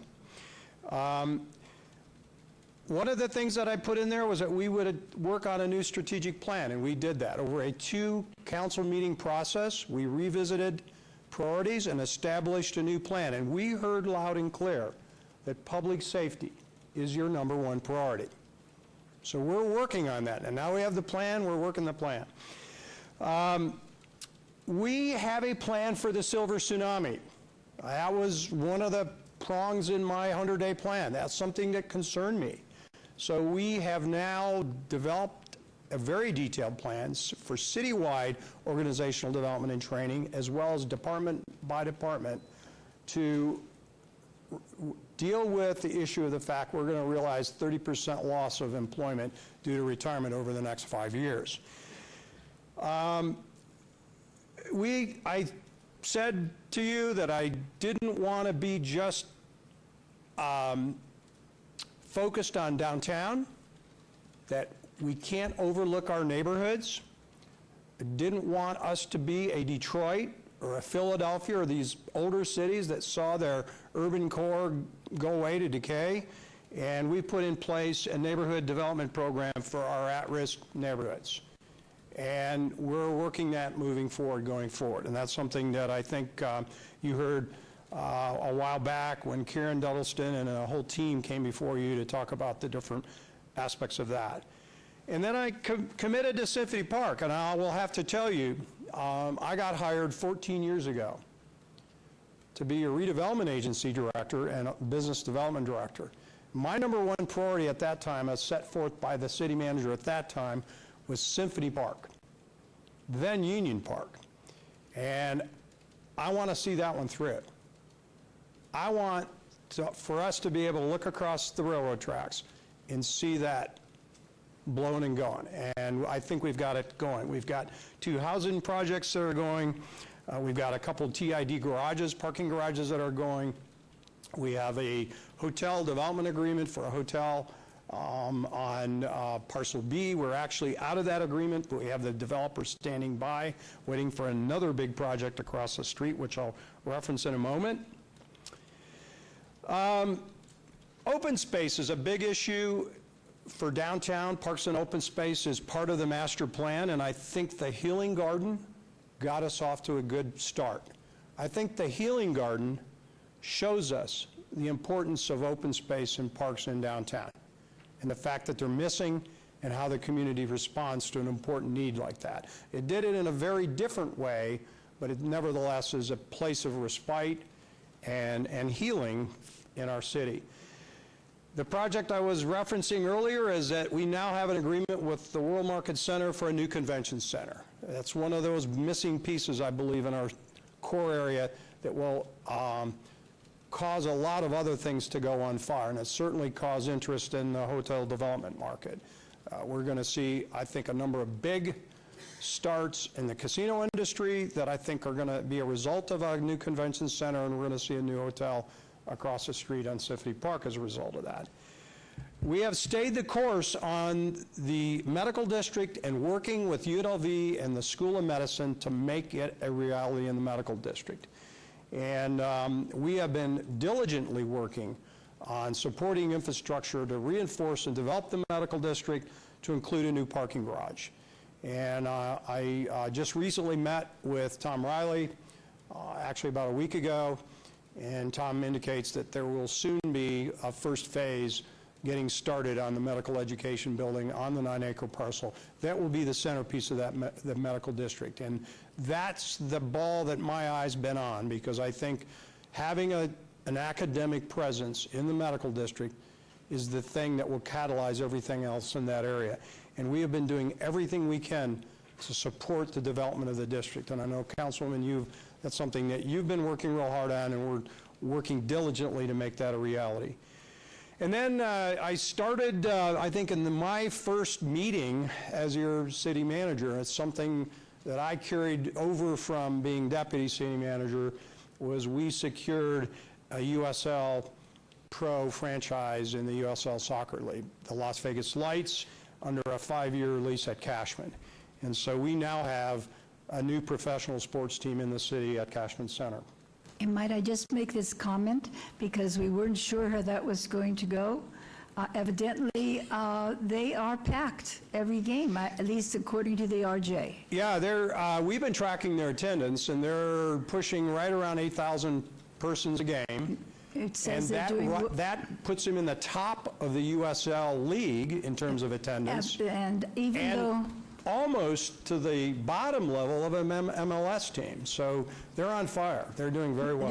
Competition. Despite competition with the other pro teams, they are doing very, very well. I thought, I was a little concerned about with all that competition. But to know that even though they're not at the top of the league, they still are getting that much attention, that much attendance, I think is very important. Yep.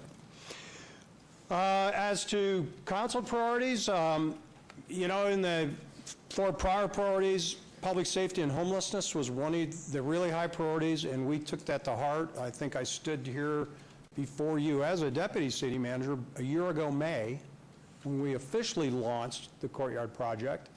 We've stayed the course on that, and we have now officially opened the 24/7 overnight courtyard. Right now, as a temporary facility, as we design and develop a more capital-intensive permanent facility. And I will tell you, going forward, right now, this is one of those things that keeps me awake at night. This is a serious issue that we have to get our arms around. And I am committed, as your city manager, to work diligently going forward to mitigate and hopefully resolve that issue to the greatest extent we can.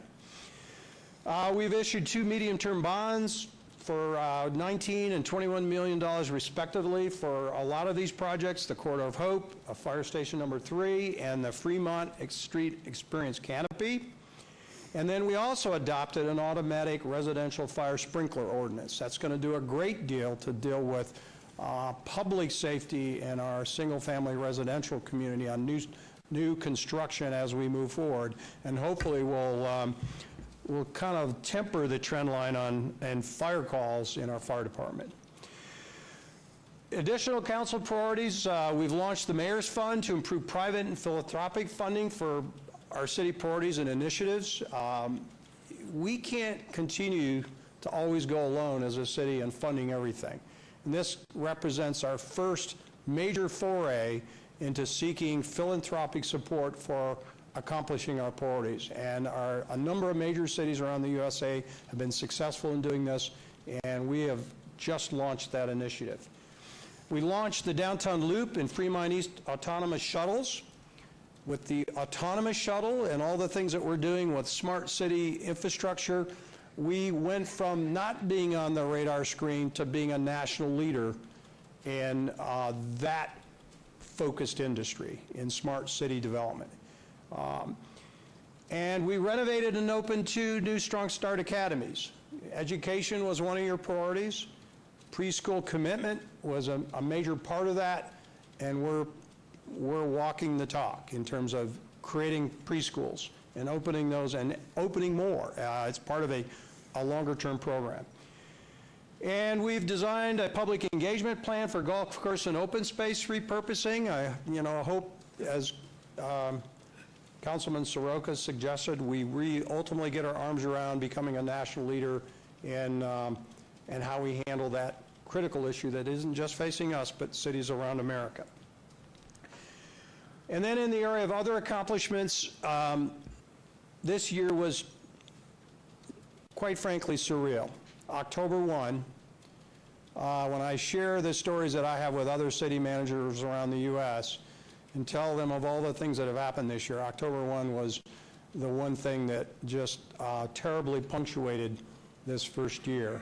But I think, we've said, it was bittersweet in the sense that it really truly showed how great our team is here, all across the organization, all of our public safety departments, all of our employees, and all the things that we did to respond to that terrible, terrible event. We entered into a new agreement with Fremont Street Experience for that $33 million canopy, and that's one that they're working on now, and you know, that was sort of in the area of prevent defense. I'm not sure it changes dramatically what we're doing downtown, because it really upgrades the canopy to something much better than what we have now, but it keeps us from having the canopy go dark. The old canopy was so old that I couldn't imagine what might have happened had it gone dark and the 15 to 20 million people a year stopped coming downtown to see it. And so that's one of those that falls on the end of sort of damage control. We had to do that to maintain that incredible stream of visitors that come downtown. And as I know, Councilman Creer, you were with us that weekend. We spent the weekend in Denver, and this time we didn't come back empty. We came back with the All-America City Award. It was an intense weekend, and I have to give our team incredible credit for putting together a great presentation, and we brought home the goods this time. And then in sort of general areas, overall employee engagement has increased from last year to this year by 5%. We went from our employees being 72% engaged to 77%. Now, engagement in employment nationally runs somewhere in the 40% range. We are a truly engaged city and workforce, disproportionately more than government or the private sector anywhere in America. And that is a testament to what I said before about our management team and all the employees in this organization. They take the lion's share of the credit for everything we've done in this past year. And then last but certainly not least, this was a tough budget year. We've all gone through a lot of consternation over not only balancing the budget, but reconstituting the budget, and certainly being responsive to the council's request to make public safety a high priority. And we did that. We reconstituted our budget, we balanced it, and I believe we achieved addressing your issues of priorities. Now, there's one thing I failed to, those are the highlights of accomplishments. As I said, there's a lot more in the appendix. But the one thing that I failed to put in, and I'll just mention those verbally, are what I think my goals would be going forward in this coming year. First and foremost, at the top of the list is balancing the budget, because I think we've told you that during this process, we have a structural deficit, and it's something we've started on. We formed a Team 2020 to zero in on the 2020 budget, and that is probably the highest priority, because we've got to balance a budget and do it in a way that's meaningful for us and not destructive. The other one is, you know, in the retreat process that you went through on establishing your new priorities, you mentioned that public safety was a high priority. We really needed to do some best practices, look at our public safety units. We've done a couple of those studies. We're taking a hard look at those now, and so over the next year, I want to take a real hard look at those, prioritize the findings of those studies, and get some of that work done. I want to lead, personally, and I've started this process, a regional dialogue with our managers in the public and private sectors on creating a regional homeless organization that's meaningful, that will have an impact to resolve the problem at a regional level. The city of Las Vegas cannot continue to go alone in solving the homeless problem. Our courtyard cannot be the only courtyard in the region, and our facilities that are along Fort Master cannot be the only facilities in the region. We're looking at models in other regions where they've taken a regional approach and distributed those facilities more evenly throughout their regions. And I'm going to be starting that dialogue with my counterparts within the region. Another one that I feel very strongly about, and I want to keep pushing forward on it, is finalizing an implementation plan to start a first phase, at least get the first phase identified for a Northwest Business Park. The northwest part of our city is where we have all of our land and where we can get back into horizontal business park development. We have all of our peer cities, Henderson, North Las Vegas, and even the county. with a lot of vertical or horizontal land, and they're doing office parks and business parks. We're not in that game. Up till the point where we annexed all that land up in the northwest, and we had the lands bill that brought us Tule Springs, we haven't been able to even think about that. But now that that land's available, we really need to think strategically about the future of our city and how we continue to engage in business development. And then I want to start a conversation about a quality of life bond, to continue reinvesting in things that improve the quality of life of our city residents. And at this point, it would be a dialogue to figure out how that works, how we'd put something like that together, but I want to get that on the table and start moving it forward. And then finally, last but not least, our 6 priorities I'm looking at next year, I really want to take a hard look at Cashman Center. You know, we transferred it to us from the LVCVA. The 51s are departing.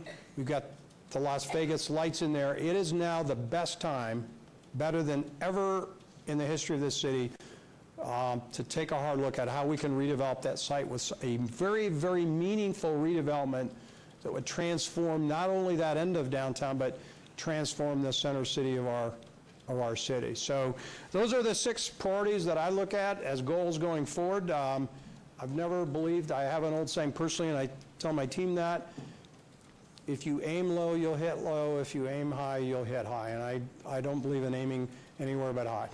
So that's my presentation on accomplishments and what I think my priorities should be this year going forward. Yes, Councilman Anthony, please. Thank you, Mayor.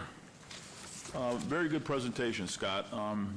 It kind of takes me back to I think the first time we met when you became the city manager, and I mentioned to you come from the redevelopment side, and you've had a laser focus on downtown, and we need to continue focusing on downtown, and that's a big part of who we are.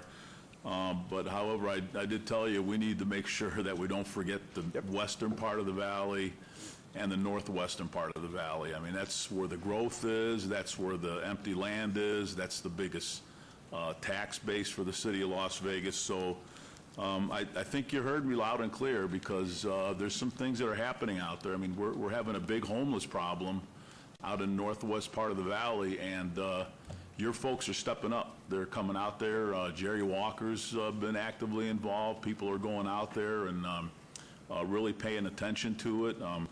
This Northwest Business Plan, this sounds pretty interesting. I want to hear more about that.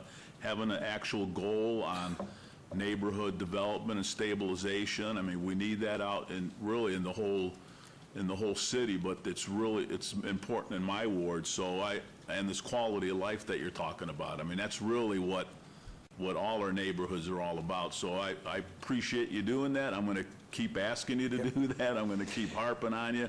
Don't forget the north and the western part of the valley, because that's where there's a lot of folks that live out there, and they rely on you and they rely on us. So I appreciate you moving the ball along there. Thank you. Well, I'm not going to throw it out there in my goals unless I'm serious about making a good faith effort. Councilman Coffin. Thank you, and thank you very much, Councilman Anthony, for raising the issue for the western wards, because it is truly a whole valley-wide issue. And, you know, in the upcoming trip to San Antonio for a little tune-up to see what they're doing, some people from the Strip are going. Well, some of them probably live out there, but they're looking at other places for homeless encampments where we can begin to get them off the streets. And I think what we're going to need to do, Scott, is we're going to have to really ask for a lot of money.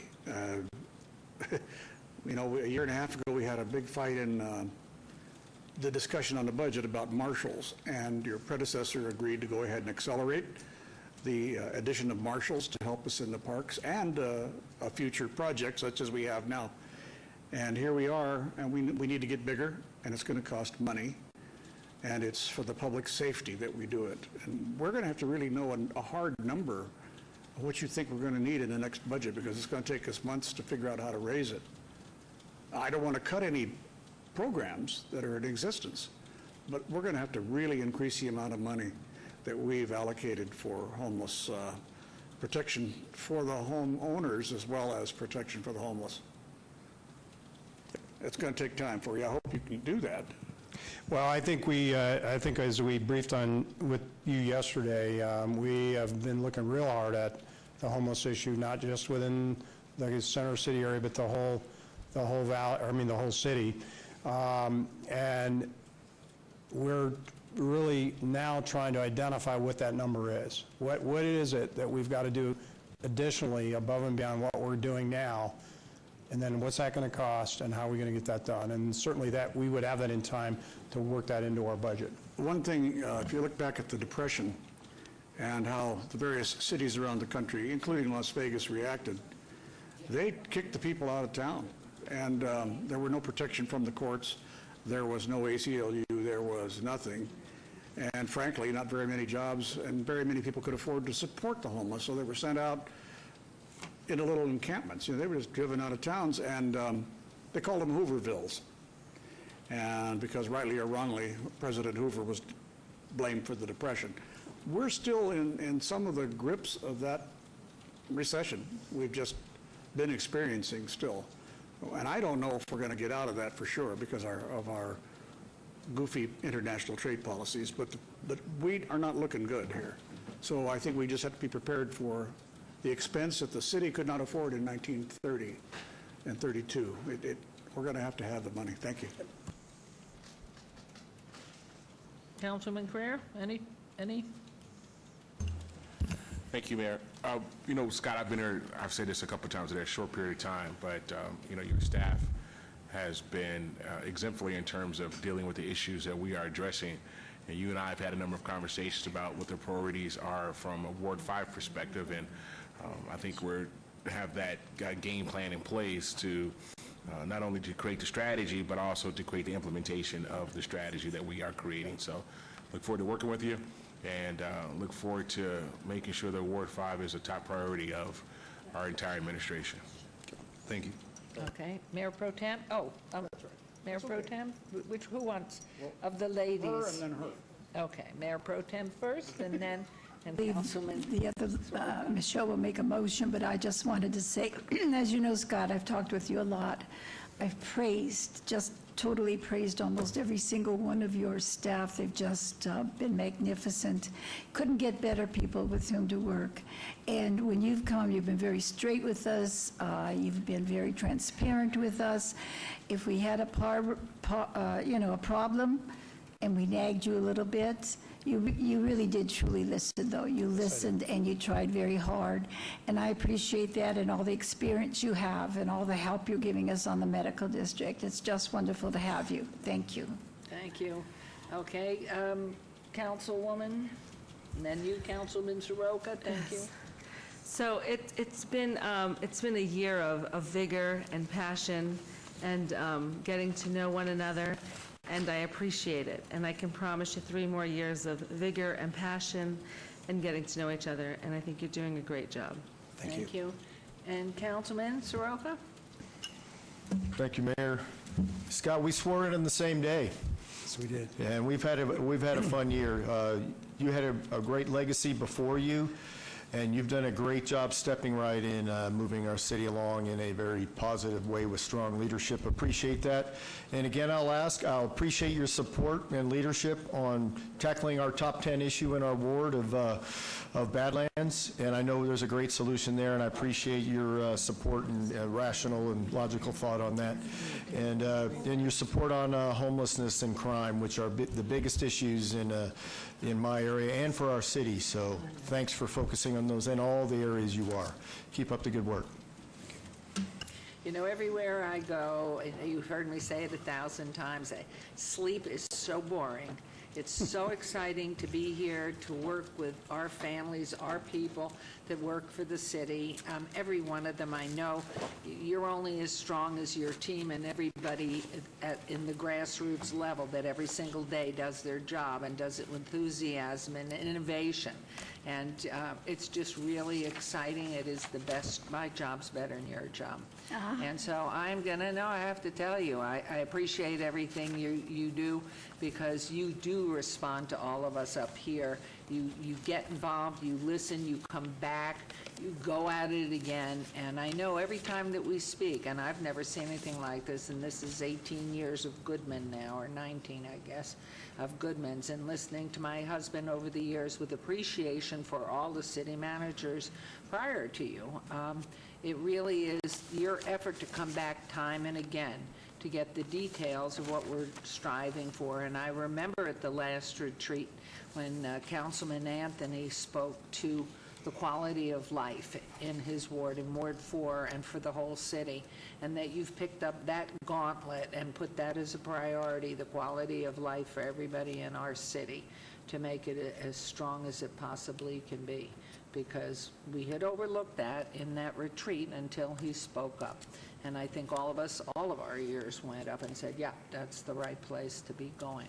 So we're excited, and we're looking forward to next year, and all the things that we know that are on the plate that you can't talk about yet. So it's very, very exciting, and I wonder if I should make the motion or somebody else would. Oh, the lady who had her birthday on Sunday wants the balloons, pink balloons. So I will make the motion to approve your review. And I'd like to add on that, you know, I think one of the things that you have prided yourself upon is that you feel yourself a strong part of a team and not ruling everything and above it, but equal to it. And because I had asked Mr. Aimling before what was the increase that was given to the city, basically staff, in the legal way that you say it, I can't say it. What did you say, Mr. Aimling? Please. I'm Mayor Gary Aimling, for the record. The pool for appointed executives this year was 4% pool. So knowing you certainly wouldn't want to outstrip anybody else, I think that is going to be part. Do you want to finish up the recommendation, or do you want me to? What do You want to finish up? Yeah. To give you a 4% increase to your salary, and I am going to recommend a $40,000 stipend, which is probably one of the biggest we've ever given. But you hit the ground running. You're an inspiration to us. You follow through, and we know you work for us. So we really appreciate it, and that's going to be my motion. And I'd appreciate everybody voting, please. Are you still standing? Because if you don't know that we appreciate you, perhaps this tells you. Yeah, I'm humbled. I think Yeah. want to thank you, you know, with gratitude, because it more than the money, it tells me that I'm doing the right things, that if I stay the course, I'll continue to do the right things, and it's also a testament to the great job that our team's done, so I want to thank them as well. You've cobbled them together, so God bless you. May you live a long, right life and keep us all living with you. Thank you. So be careful. Thank you.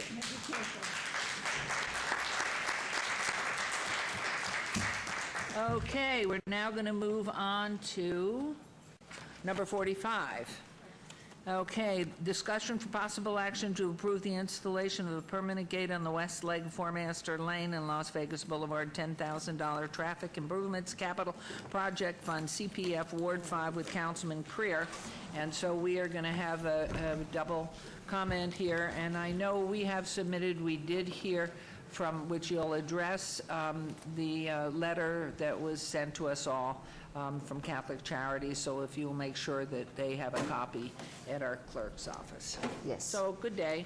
And you heard, if I may digress from 1 second, because the opening 1-minute public comments that talk about Jackson Street and the historic West Side lights. Yes. And so I don't know if you were in here when I asked Mr. Cervantes to please look for money to get that done soon in Ward 5, in that especially dark pocketed area. So it's probably out of order, but it doesn't matter. Yes, Mayor, we're already on. I've got the crew tonight, checking them out tonight to make sure that we're on it right away. Isn't that incredible? Did you hear that, Councilman Creer? Is this an amazing city? I did. And, my understanding about the lights is that, I guess, a couple of years ago, we changed to LED lights. And I guess the lights come straight down, and they don't go out anymore. So it creates, I think, pockets of darkness in certain places. And that's what I am to understand. So I think we need to take a look at that. Maybe we can ride the district one night and take a look and see what's going on. I'm more than happy to ride with you. Thank you. Thank you. Madam Mayor, and also, maybe you could look at other pockets of darkness. Thank you. Well, they get priority. They're the oldest pocket. They could be the oldest pocket, but I've been asking about those doggone LED lights for a dozen years. I know. Okay, please go ahead. We'll stop this. Good afternoon, Mayor Goodman, members of City Council. Mike Jensen, Public Works. We are tag team today. Kathy Thomas Gibson, first time I get to say it officially, Director for the Office of Community Services. Yay.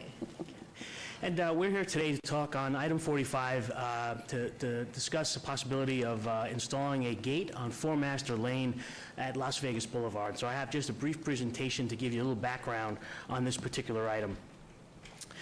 First, just to orientate you, a little bit of an aerial view.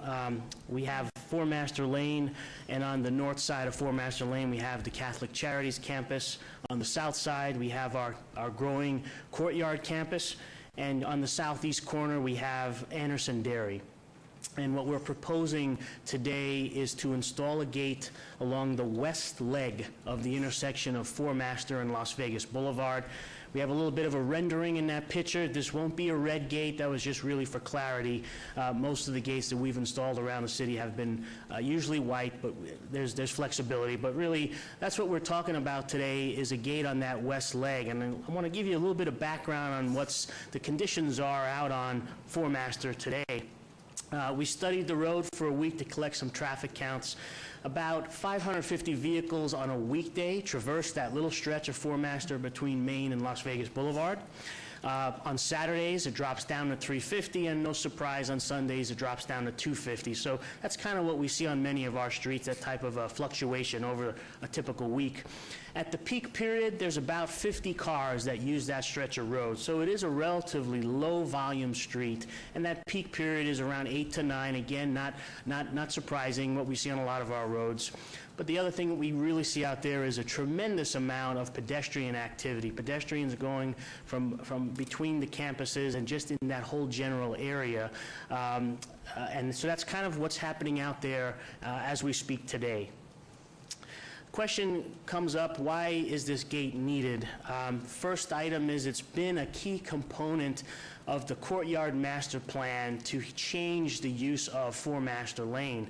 In fact, the earliest plan was to vacate Four Master Lane, but there's some challenges with vacating a street because utilities still run through there, and so as we got closer looking at some of the challenges of vacating Four Master Lane, the same concept of having that street's operations change, in this case with one end gated off so that there's control on one side, it's really been a part of the plan from the beginning. The main thing for us, you know, we've done lots of improvements throughout the city. Pedestrian safety is always one of our highest priorities.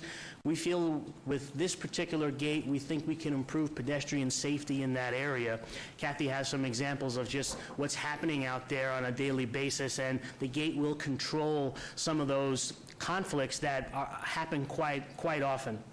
And then lastly, we've had a lot of input from surrounding businesses on concerns with some of the operations out there. So this would allow us to address some of those concerns that businesses have brought to our attention.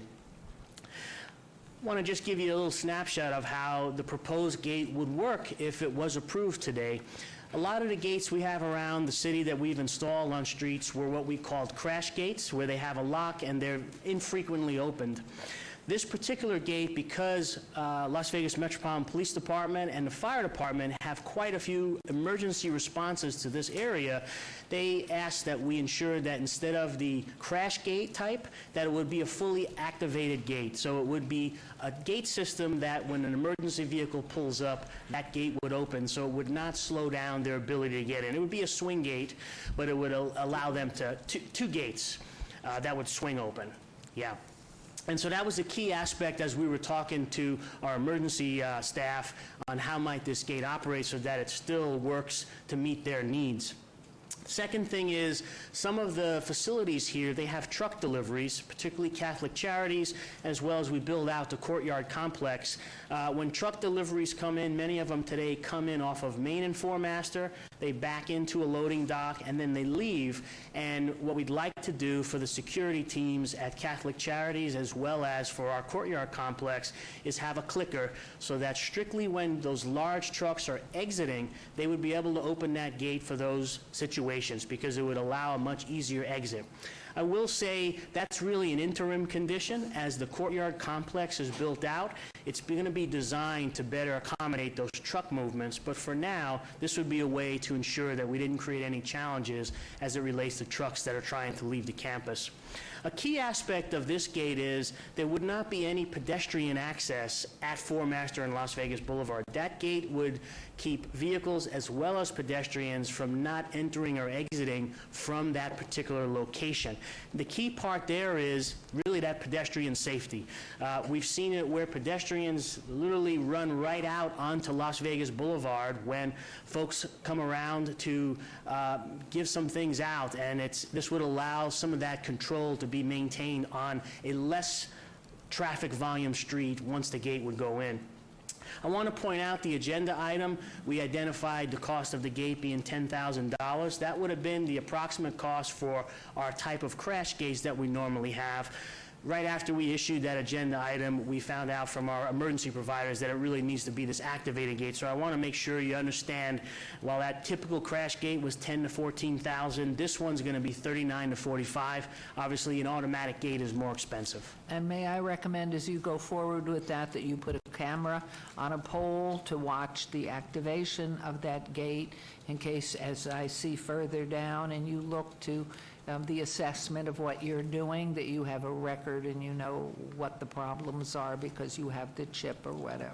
That's a great point, Mayor, and I think as part of the overall courtyard campus security plan, we have been looking at having a camera that we'd be able to have some of that. So I think we could do double duty with, if we locate it at the right spot, it could play dividends on both sides.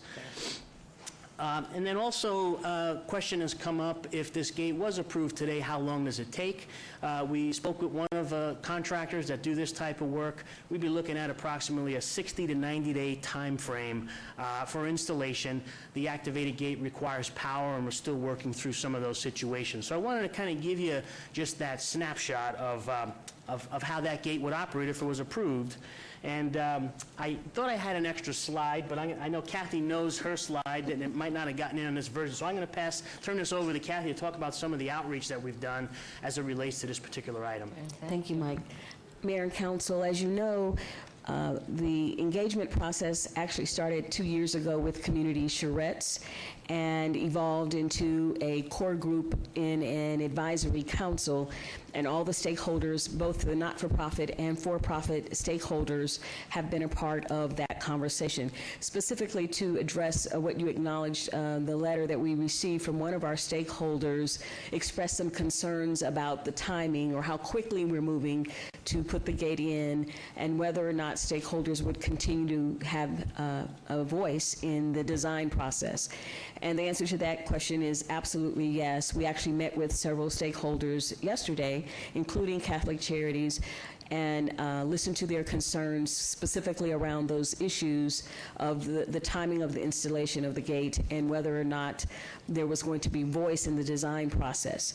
As you know, we switched architect companies, and so we had an initial meeting with staff and the new design team, and now we will have subsequent meetings that include all of the stakeholders. So this 90-day window where Mike is doing what he needs to do to identify power sources and appropriate contractors will include all of the stakeholders who would like to have input on the design of that particular gate. We've also been talking about with our first responders.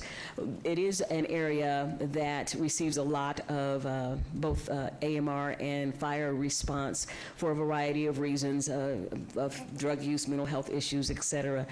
And so they will continue to be at the table as well so that we ensure the operations meet the needs of folks logistically as well as the service providers.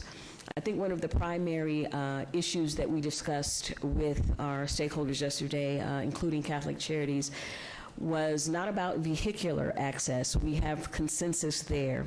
It's about the pedestrian access. And so we will continue to have discussions about how foot traffic moves around. We will sit down and reassess, as Mike pointed out, when we install gates as a city, we don't install and walk away. We install and we revisit to see what impact it has had on both pedestrian and vehicular traffic, if it's achieving what we intended to achieve, and if not, how do we make adjustments so that it actually is doing what we want it to do. So particularly in this area where we will have ongoing construction happening, it's part of a larger plan. And the build out of the courtyard campus is not happening in a vacuum. Catholic Charities notified us yesterday that they too are embarking on a capital campaign. And so we will ensure that trucks moving material and people are coordinated in such a way that it does not have a negative impact. And also that we continue to look at the health, safety, and welfare issues in that area. And that's what's prompting this particular effort, so that we have homeless people accessing services in a way that's safe for them, but also takes into account the public health and welfare of the entire community. Great. Great. So any questions, comments before I turn this over to Councilman Carrera? Boy, you're busy Well, I think today. we want to go to public comment first, Mayor. Okay. I am busy today. You am busy. Earning my keep. Okay, public comment, here we go. Good morning. Good afternoon, Madam Mayor. I've been here since this morning, and distinguished council members. My name is Steve Schmidt. I'm the Chief Operating Officer at Catholic Charities of Southern Nevada, 1501 North Las Vegas Boulevard. I have with me here my VP of Operations, Robert Dawson. And basically, we came here today in light of the letter that Deacon Tom sent, and he sends his regrets that he can't be here today. Request that this item be held in abeyance until we can have that further discussion with all the related parties, design, engineering, public works, certainly to address the concerns we have, in particular, as Kathy mentioned, with pedestrian traffic.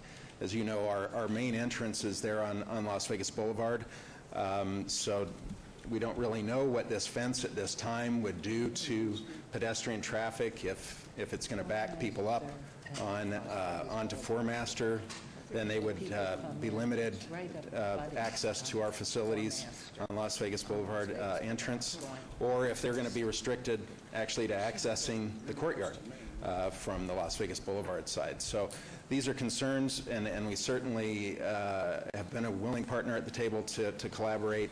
I do want to take this time to thank Kathy, particularly, and congratulations today, and Public Works and Karen Duddleston in the City Manager's Office, Councilman Creer's office for reaching out to us and always being there.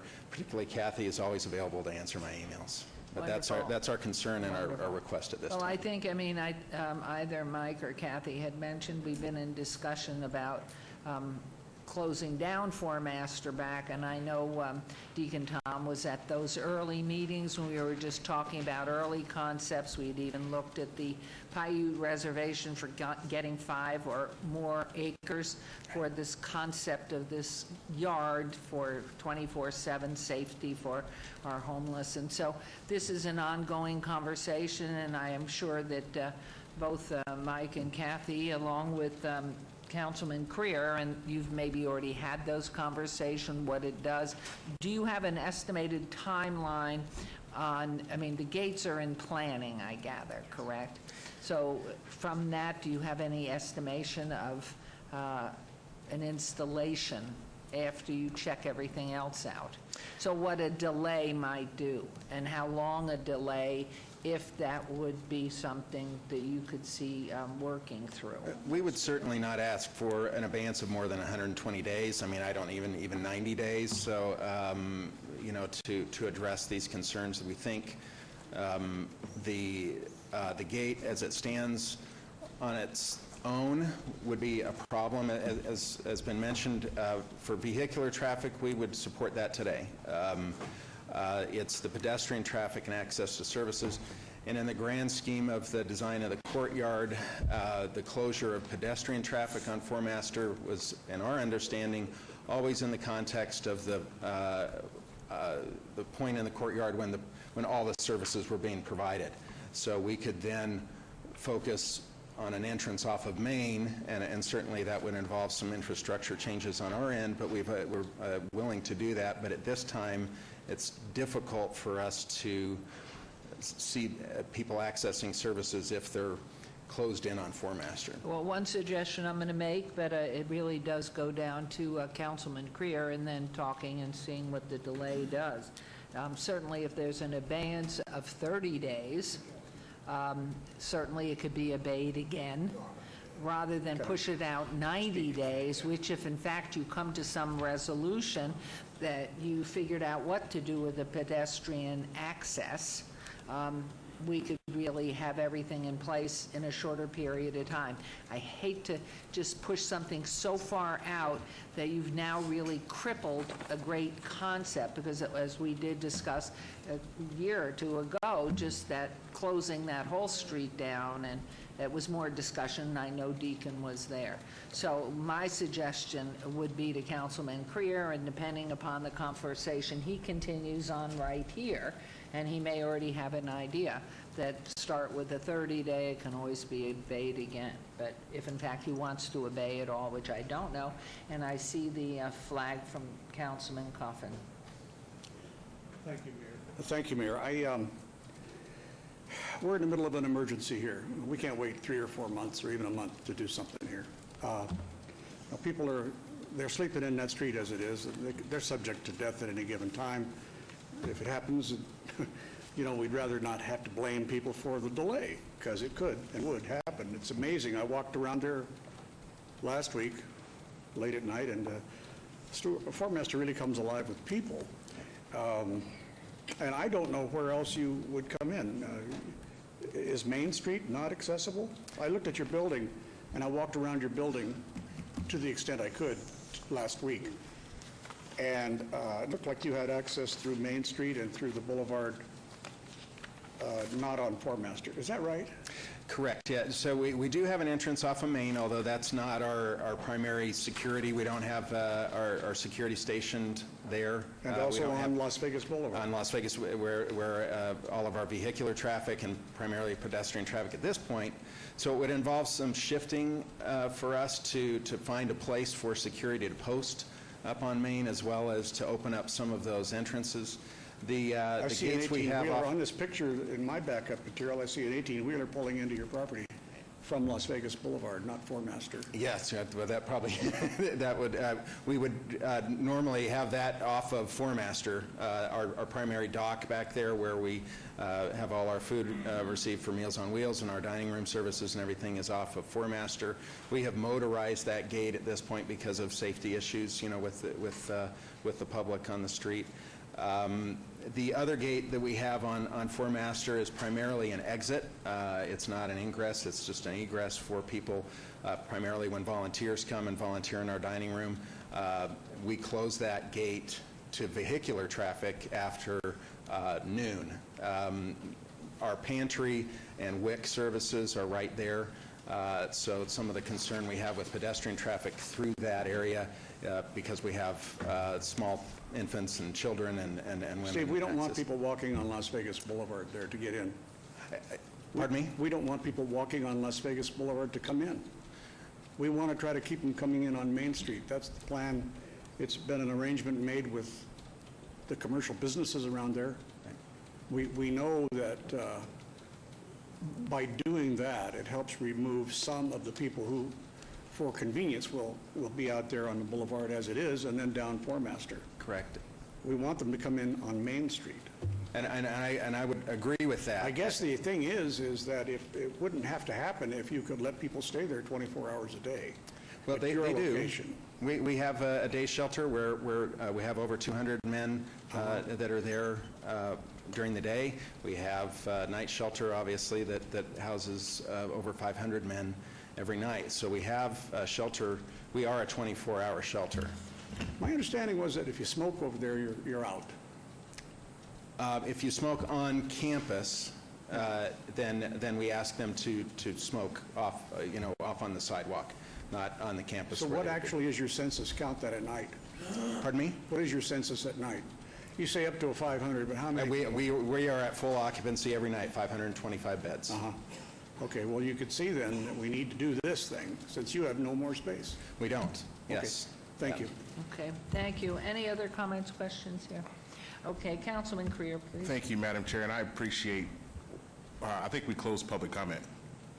Didn't we? Well, it wasn't, I don't see this as a public comment. This is. Well, I This is didn't not a open public it. hearing. It's not public Okay. hearing anyway, so I Okay. didn't open And, it, nor did I close I it. don't see us obeying this one more day. It's my understanding that these conversations have been happening for a very long time, and I know if there has not been some type of discussion about the fence on your end with our team, I'm sure our team would be more than happy to have met with you and talked to you, and my understanding that they did meet with you guys and talk with you. And I think there's immediate need. We are at DEFCON 10 in terms of our homeless situation. We're trying to move the courtyard forward, and I'm not in a position to try to move things backwards or keep delay for one more day. So with that said, I'm going to make a motion to approve agenda item number 45. Okay, there's a motion to approve. Yes, And I'm Councilman? just adding with respect to Mr. Creer, I just want to say that I have served on Catholic Charities Board. I also know that there are lots of rumors about what you can and cannot do there, Mr. Coffin. What you can't do is be drunk there. That's one of the things you can't do. You allow that. Not there, just you. But we allow it. Yes. But anyway, I wanted to mention that, and I will not vote, I would go for 30 days a month, so I will probably vote against this, not because I don't respect Cedric, but because I know that this is something you need. You have not known fully when this was going to go in. You did not have that much notice. I thought you were taken a little off guard. I could have been wrong. But in any case, I just want to make that reason for my vote. And I would like to also say, Councilman, only because of the fact I was out of town last week, I didn't know till I got Deacon Tom's letter, which everybody else was copied in on, that there had been a slippage somewhere in communication, obviously, because I know he's been to every meeting that I've been at. So all of this has been on the table. Don't know what that is. And I would be more in favor of 30 days, and I don't think that's going to hurt that much because you're still involved in getting the design anyway. So by that time, and so I will be also voting against it, only because I'd love to see that 30 days. And in deference, that gives you the time to continue the planning and design phase and do the homework you need to be doing, as well as to give Kathy more time to meet with Deacon Tom and everybody else that needs to be at the table, but if they missed the meetings for whatever reason. So just so that you know. And it's Okay, there's a motion, and if you'll please vote and then post. And the motion carries. So it will be that they are going to go ahead with the installation. Yes, and I'm confident we'll be actively talking, so hopefully we can Thank come you to a very much. resolution. I Thank you. mean, it really is, and everything that Councilman Creer did report, I mean, we really, and Councilman Coffin, we really need to be moving forward all the time, because you are in overload, and the whole city's in overload. So thank you very much for all that you do in taking care of our people. Okay, thank you both. Directors, thank you. Okay, that was agenda item 45. We're now at recommending 46. Bills eligible for adoption at this meeting. Bill number 201818. Councilman Anthony, would you like the bill read? Yes. Thank you, Your Honor. Thank you, Councilman. Bill number 2018-18, an ordinance to amend LVMC Chapter 6.18 pertaining to the licensing of burglar alarm systems to raise the license category as electronic security services, to update licensing and regulatory requirements pertaining thereto, and providing for other related matters. Move for approval. Okay, there's a motion to approve agenda item 46. Please vote and please post. Are you voting orally wherever you are? Yes. Okay. Okay, motion carries. Agenda item 47 to 56 have been obeyed till the 15th of August. Then we move over to agenda item 57. New bill, wrong. Don't listen to me. 57, recommending committee bills eligible for adoption later meeting. Items 57 to 61, bills 2018 through -20 through 2018-24 will be heard at a later meeting. We will now move on to new bills, which starts at 62. So I turn the page. Hold on one sec.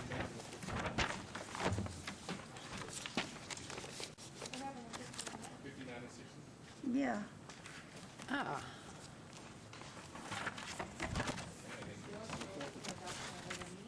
We're not adopting them today.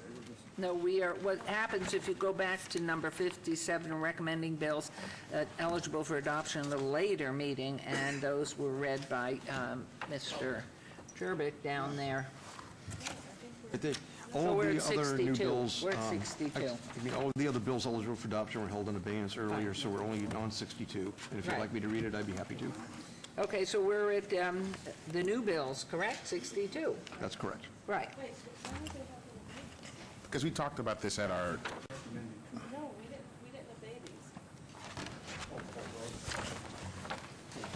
Mayor?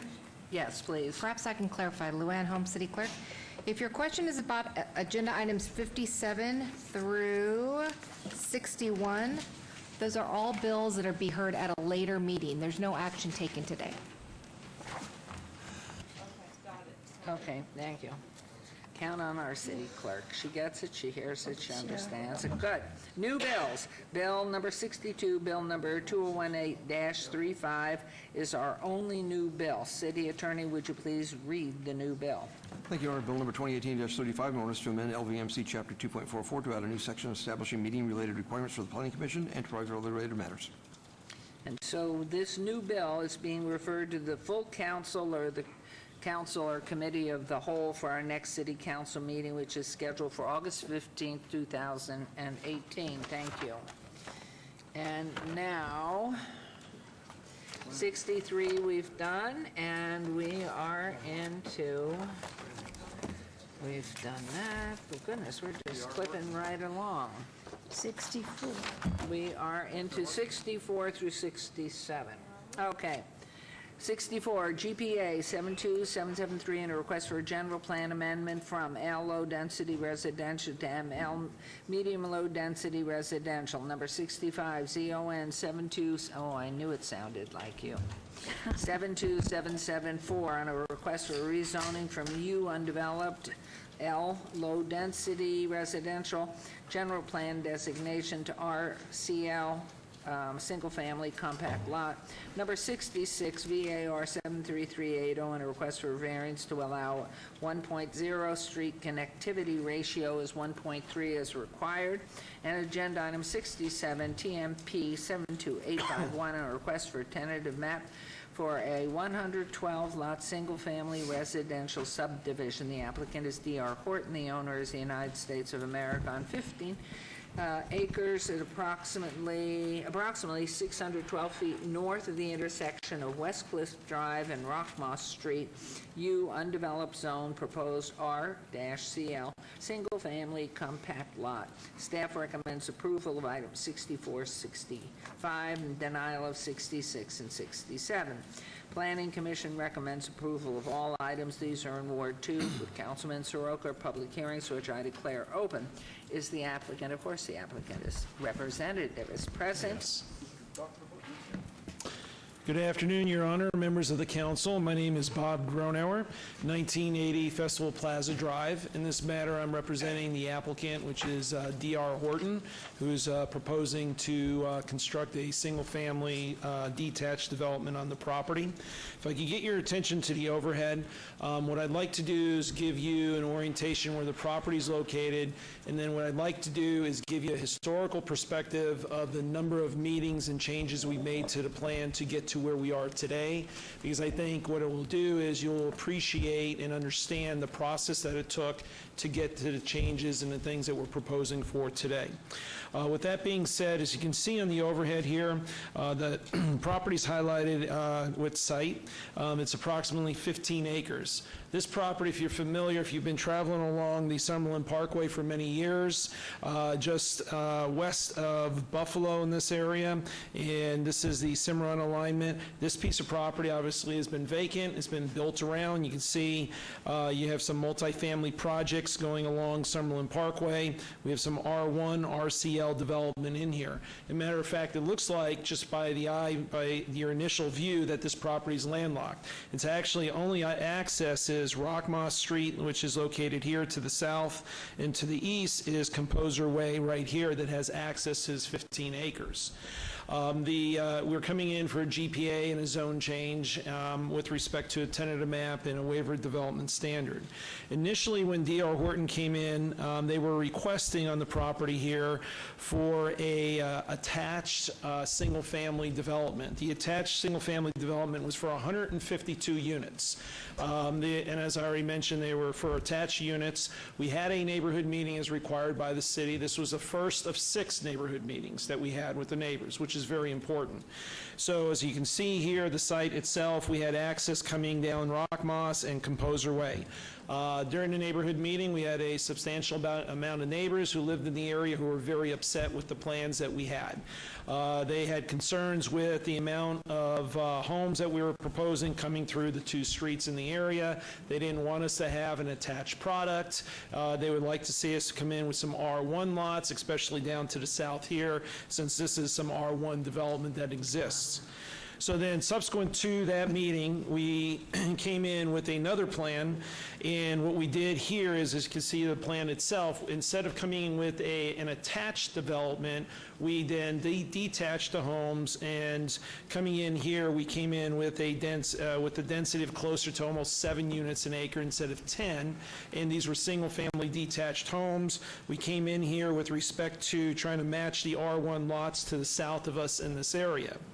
One of the other concerns that the neighbors had, and we worked with Councilman Soroka and his office with this and your staff from Public Works, is that the neighbors did not want to have the full development still to have access coming to Rockmoss and Composer Way. As a matter of fact, what they asked us to do is split this project into 2, where you'd have 50-something lots over here that would only use Rockmoss Street, and about 50-something units over here that would use Composer Way.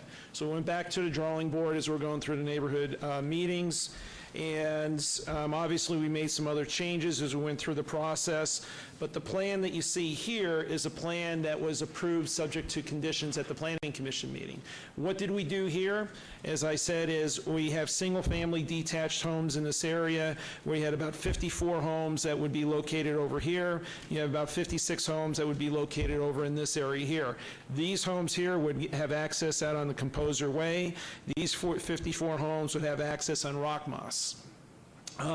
We also went through some other concerns at the Planning Commission. So the neighbors had concerns about construction traffic coming through their through the public streets in this area.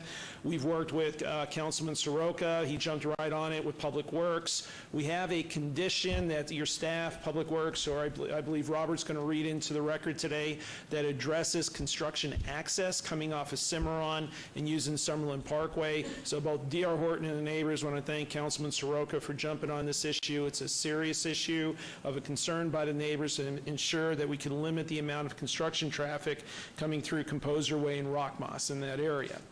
That being said, at the Planning Commission, the Planning Commissioners asked us to have some pedestrian access going through what you see as what we call Lot 66 and Lot 67.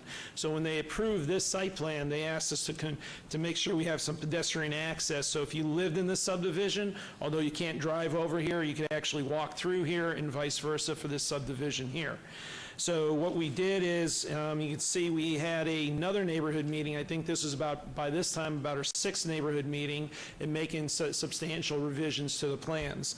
In addition to making all these other changes, all along the neighbors down here would like to have seen us come in with single-story homes. The product that we have does not allow us to build single-story homes. We've explained that to the neighbors in the area. As a matter of fact, the grade difference in this area, we're about 2 to 3 feet lower than the existing homes in this area, and there are also some single and two-story homes on the south side of for the existing homes itself. But in addition, what the neighbors asked us to do is to come in and do, as you can see on the plans here, is do some landscaping in this area. So we were putting some trees in the backyards. In working with Councilman Soroka, what he asked us to do and what we're doing and what we've agreed to do is to do a minimum of 2 trees on the south side of the property line, as you see here, 2 trees, excuse me, in each lot, and also 2 trees minimum along the west property line here, as I'm showing you in this area. So what this does is, not only to the south in this area here are we matching the R1 lots to R1 lots, and we're about 2 to 3 feet lower, but we are also now planting 2 trees per lot within the units that you see here on the south and along the west property line. And I believe that's a condition that we've also put into the record itself. So what you have here today is the plan that's before you is a 110-unit, single-family detached development with multiple conditions that we tried to work with the neighbors. I know Abe is here. Our office has been working with Abe from day one and the many neighbors who showed up at the initial meeting. The only thing that we cannot agree on today as we stand here is to do single-story homes along the south property line. We've done as much as we possibly can from the developer side. We've agreed to work with your staff on rock moss here. We're going to be putting up, I think, a bond in this area in case if there's any construction traffic or any damage on the existing street, we'll come in to repair the street itself. Working with the councilman's office, with him. I believe within 6 months after the development is completed, your public works staff is going to do a traffic study to determine whether or not on Rock Moss you need to have a, one of the speed humps in the area. That will be determined at that point in time when we work with the city. And I believe that is a lot of the issues that we were working with the neighbors. So I apologize for the length of the presentation, but I think for you, in order for you to appreciate why I'm standing here today with what we have and what we're proposing, that this has taken a lot of work, a lot of progress, and a lot of changes. And unfortunately, Abe's a great guy to work with. It's just there's one thing we just couldn't agree to do, but everything else we've been able to do to address this neighborhood here. It's a great infill piece of property. It's actually a lower density than probably what should actually be here in this location, but we put this in here. We've worked with the neighbors as much as we can. We appreciate the councilman's office, the public works, and your planning department, because as late as of this morning, we're still making some tweaks to some conditions. So I appreciate Robert and everybody else on your staff that's been working to make sure we got everything nailed down as I stand up here today. Did you, by way, mention that I missed, are those crash gates for fire and rescue up on the north? Those, no, because this goes out to Summerlin Parkway. These are drainage areas. They're drainage easements, right? Yeah, they're drainage easements. It's as the water conveys from our property from the east to the west. That's where the drainage goes. So those are outflows, so to speak, for the water to go through. So you have no fire access other than those two? We have these 2 areas right here, which is, that's been left open for... I don't want to cause you more problems, but let's hear from Mr. Summerfield. Madam Mayor, there is a condition for them to, I believe that this may be one of the first with residential fire sprinklers. Yeah. I'll have to double check that condition, but I believe that this will be a sprinkled community. Yes. Okay, do you want to make your report and your response on this? Do you want to go ahead with your comments on this and why you have reserved rights on, let's see, what's wrong with denial on 65, 67, 66, 67? Yes, Madam Mayor. So staff finds that the proposed general plan designation in the associated zoning district results in allowable densities that are comparable with the existing surrounding residential neighborhoods, and it is recommending approval of both the general plan amendment and the rezoning application. The proposed 110-lot single-family residential subdivision, however, does not meet the minimum requirements for connectivity, which measures the diversity of pedestrian and vehicular options for transportation, options for the residents, and it's resulted in the variance. Due to that requested variance, staff is recommending denial of both the variance and the tentative map. As the applicant has, his representative has indicated, they worked very diligently with staff and with the neighborhood, so there has been a number of changes in this project, and so if there is a motion for approval, both myself and Public Works will have some amended conditions on the tentative map application that we'll read when we're ready, when you're ready. Thank you. Before I go to public hearing on this, and of course turn it over to Councilman Soroka, second question, and again, I'm sorry, because I had an emergency text which I was paying attention to. Did you say these are all two-story, single Yes. family? Yes, ma'am. All, Yes. no single story in Correct. the complex? Correct. Okay, thank you. And then the lot sizes, of course, I see are different, those on the south being larger, yes? Yes. Right there. Yep. Okay, this is public hearing. Would anybody like, and please be sure to give your name as you make your comments.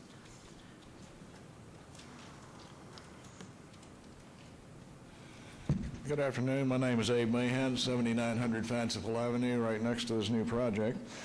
And I appreciate what D.R. Horton and Mr. Gronauer and his representatives have done along the way to improve it. I have just a few things that I want to comment on that are relevant to the project. First of all, the construction traffic coming down the Cimarron and Summerlin Parkway right-of-way access is very important to us, and I appreciate the councilman's efforts on that on our behalf there. The next part of it has to do with on-site parking for the construction workers. Because of the limited access to this project, I wouldn't want to see very much extra parking in our routine streets around the neighborhood, so I want to make sure that they are providing proper on-site parking for their construction workers. I'm still of the opinion that there's a possibility of getting some one-stories in there, and the people on the west side have specifically commented about that single-story issue on the west property line, lots 8 through 21 is what their concern is, mine being the ones on the 1 through 7 over here. But I know that it's very difficult to put single-story homes on an RCL lot. It's just very hard to get enough house there that way. But I was hoping they could find a way to do more larger lots on the west side and find a way to do some single stories on the larger lots. It would be much better for the people on both those issues. The RFPD 6 development on the west side is a 6 units the acre project, and it's all single story, and they're very concerned about the look of the project, that you put two-story homes on lots that close together, it looks like a continuous wall unless you just happen to be right on the property line.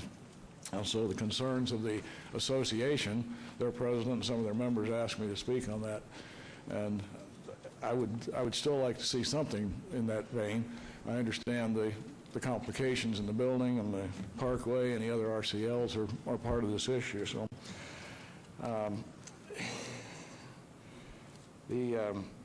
the other issue that we are working on, and I appreciate their concern, is the property walls are concerned because the issue becomes if they don't get an agreement with all the adjacent property owners, they can't do a common wall.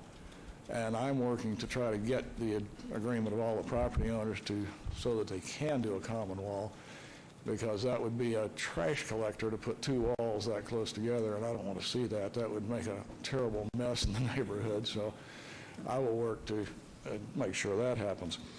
And I was also asked to ask the question, is there any possibility, I know it's difficult with the freeway and such where it is there any possibility of getting any kind of permanent access around the Cimarron and freeway side of this thing? I realize that freeway access and right-of-ways have some sacred status, but is there any exception to that in any way to get a permanent access to this property from the Cimarron side?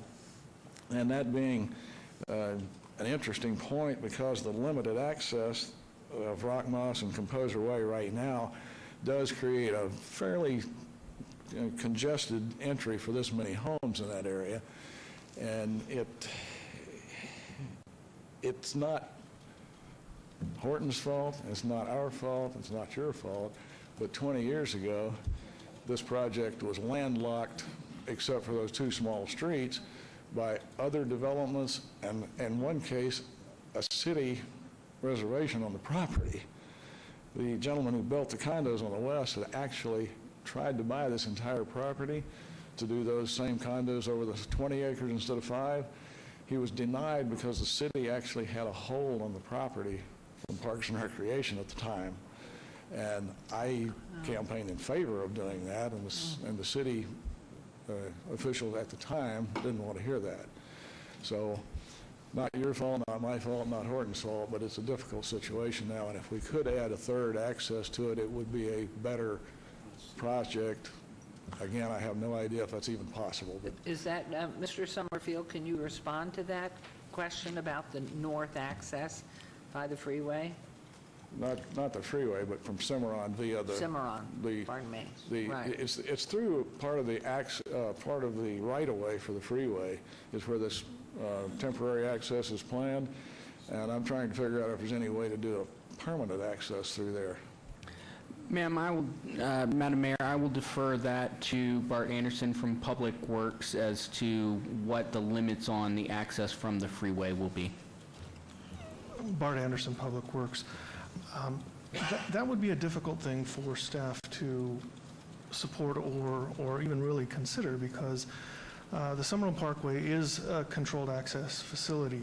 It's unusual to be allowed to grant construction access to a non-public improvement project. So we are trying to work with them as best we can, but for a permanent private development access off of a controlled access facility would be challenging. It sounds like what he's asking for isn't so much that you would have a driveway right off of the Summerlin Parkway, but that you would have a connection from the Cimarron right-of-way, such as it is, along the embankment area and landscaped area, a paved access that would then tie into this subdivision somehow.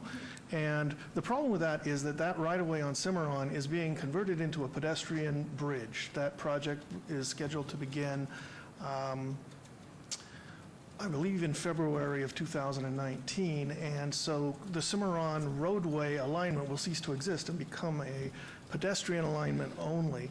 Secondly, the City of Las Vegas is in negotiations with the Nevada Department of Transportation to transfer ownership of the Summerlin Parkway to them, and they would probably like it even less than I would recommend. I can't speak for them, but in my estimation, they're not really keen on private access in their right-of-way.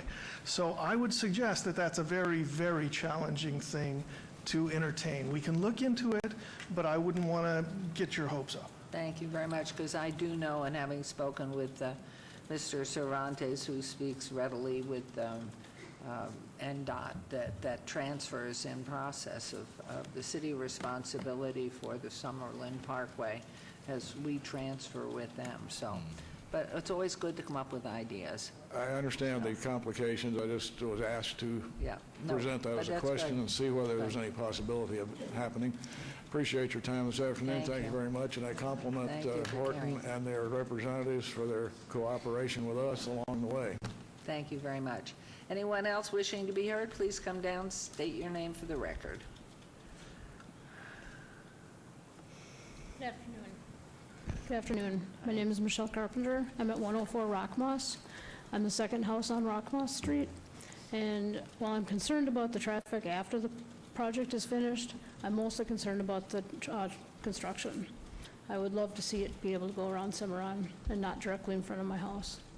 We all have pets and kids, and it's just a big concern of mine. Thank you very much. Thank you. Anyone else wishing to be heard? Okay, come right on back, and then we'll turn this over to Mr. Soroka. Thank you, Mayor. I think, Bob, you wanted to Yeah, add a little bit more? Yeah, I forgot. There was a long laundry list, and I forgot one of the main parts of the deal points of working with the neighbors. Along the west property line and along the south property line, we're willing to remove their existing walls and build one wall along the south and the west property line instead of having two walls in that area. So as Abe has mentioned, and we've been working with the HOA, we believe we're going to be able to achieve that. That's not a condition in here, but we're putting it on record. As long as we get everybody's cooperation, we're going to do that. Obviously, it's a significant expense for us, but at the end of the day, this is a part of the spirit of the negotiations and trying to get the neighbors more comfortable with the project itself. Excellent. So I apologize because I had the long laundry list and I forgot about, to me, I thought that was one of the more important ones that we were doing. Right. Thank you. I am going to close public comment and turn this over to you, Councilman. Thank you, Mayor. And I also want to commend D.R. Horton, Bob, Stephanie Allen, and the neighbors, the residents around the area, Abe, and the team for having a series of meetings, listening to each other, and each time that the neighbors spoke, Bob, you and the team and D.R. Horton really bent over backwards to accommodate it. So it's been very impressive along the way. I first met Abe about a year ago when we got a phone call saying there's a homeless encampment in land out this way. And I drove out there with my team, and we started to walk out that way, and we couldn't see anything until we walked about to the middle of the property and saw a large gulch. There was a large a gully out there, and sure enough, down in there, Abe let us know there was a town, a town of our homeless people down in that community. And the challenge was the city doesn't own that land. It's BLM land, so we couldn't work with our amazing city people to work with our homeless. We had to reach out to Metro and work with other sources to help that. So at that time, we got clear that, hey, it would be great if somebody would develop here to help our community in that regard and do a good job. Further along Summerlin Parkway, most of the developments that you see are multifamily high-density homes, from what I understand, and I think Robert would talk about that. So as you look at this unique piece of property, it's less dense and it's single-family detached homes, a community of that along there, and I know that was a change that D.R. Horton did to accommodate the neighbors, so all that is exceptional. So I just want to commend D.R. Horton and the neighbors for really rational, logical, unemotional, fact-based discussions and taking it to heart. At the time that we had one of our meetings, I understood the Cimarron access request, and I worked immediately with the city staff. And from what I understand, and Robert will clarify more, we did something we had never done before. We have construction access, it appears, for hauling around from Cimarron on the backside, and it's something that we've not done, and possibly will go even an extra mile if possible. So I would actually like to say thank you, but are there some conditions that we could read into the record, Robert? Yes, through you, Madam Mayor. Councilman, yes, there's some conditions that we do need to modify related to the tentative map. As you mentioned, Public Works and Mike Jansen and Bart Anderson and the team in development coordination has worked very closely on this application since even before it went to Planning Commission to try to figure out a way to minimize the construction impacts on the neighboring residential. And so to that end, I'm going to ask to delete condition 1 from the tentative map conditions of approval, and Which Mr. Anderson... agenda item are you on at this point? My apologies, ma'am. On 67, we would like to delete condition 1 from that tentative map under the planning heading, and Mr. Anderson will read a new condition that will address those hauling concerns that would be filed under the Public Works conditions. Okay, with your permission, I'd like to turn it back to Mr. Soroka. Councilman Soroka, let's start with 64. Are there any conditions on 64? Madam Mayor, through you, no, ma'am. There will be no condition changes on 64, 65, or 66. All the condition changes are related to the tentative map, which is item 67. Okay, so we'll go through them one at a time, right? So, Mayor, I move to approve item 64. Thank you. There's a motion to approve agenda item 64. Please vote and please post. That motion carries. Thank you. And on 65. Mayor, I move to approve item 65. Thank you. There's a motion to approve agenda item 65.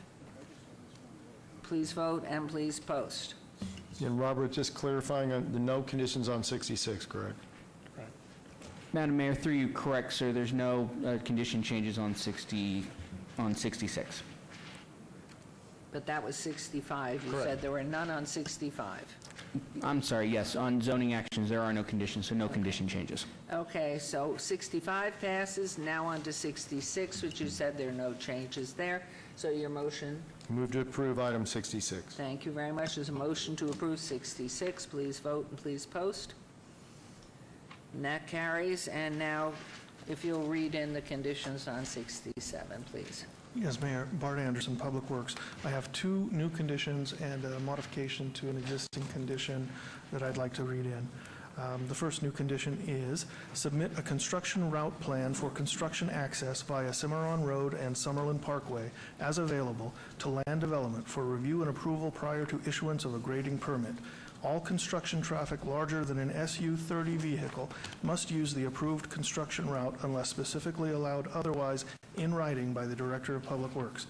The plan shall include days and times of construction, surface treatment material, dust control measures, and a temporary traffic control plan depicting signage, barrier rail, and other such mitigation measures. A barricade permit must be obtained.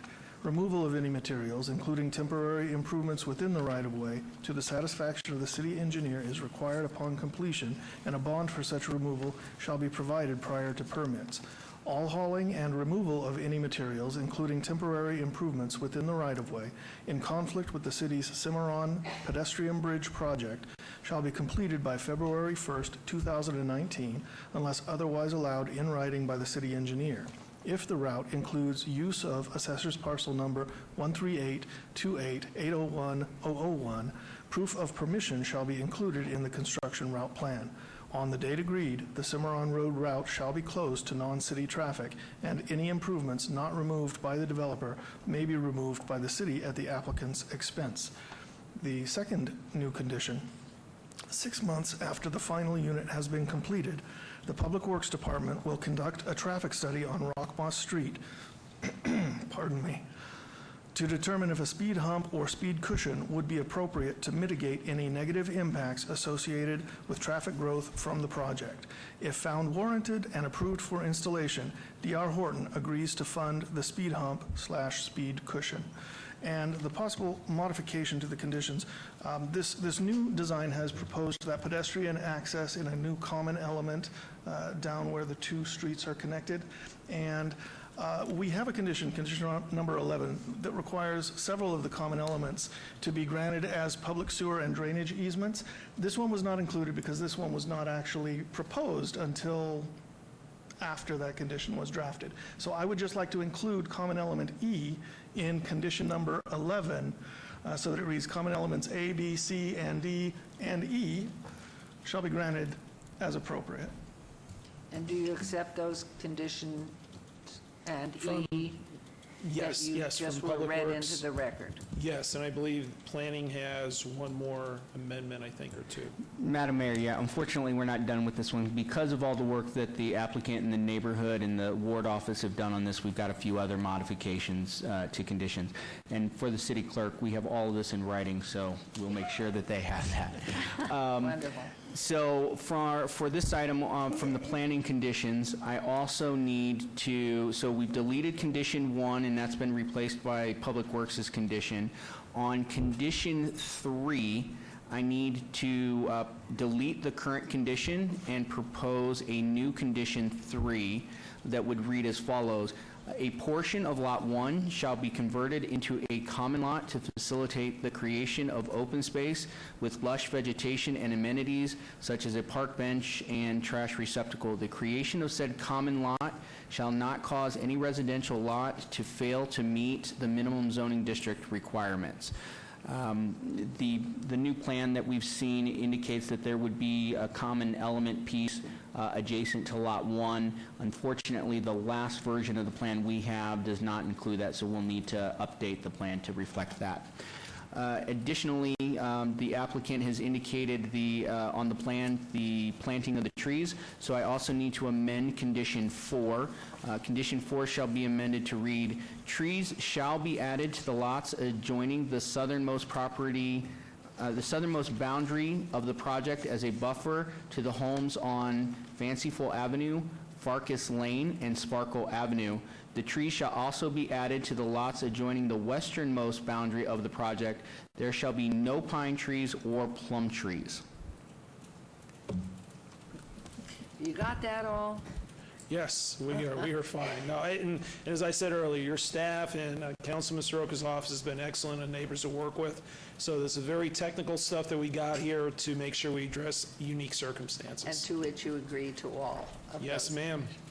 Back to you, Councilman Soroka. Thank you, Mayor. Mayor, a question.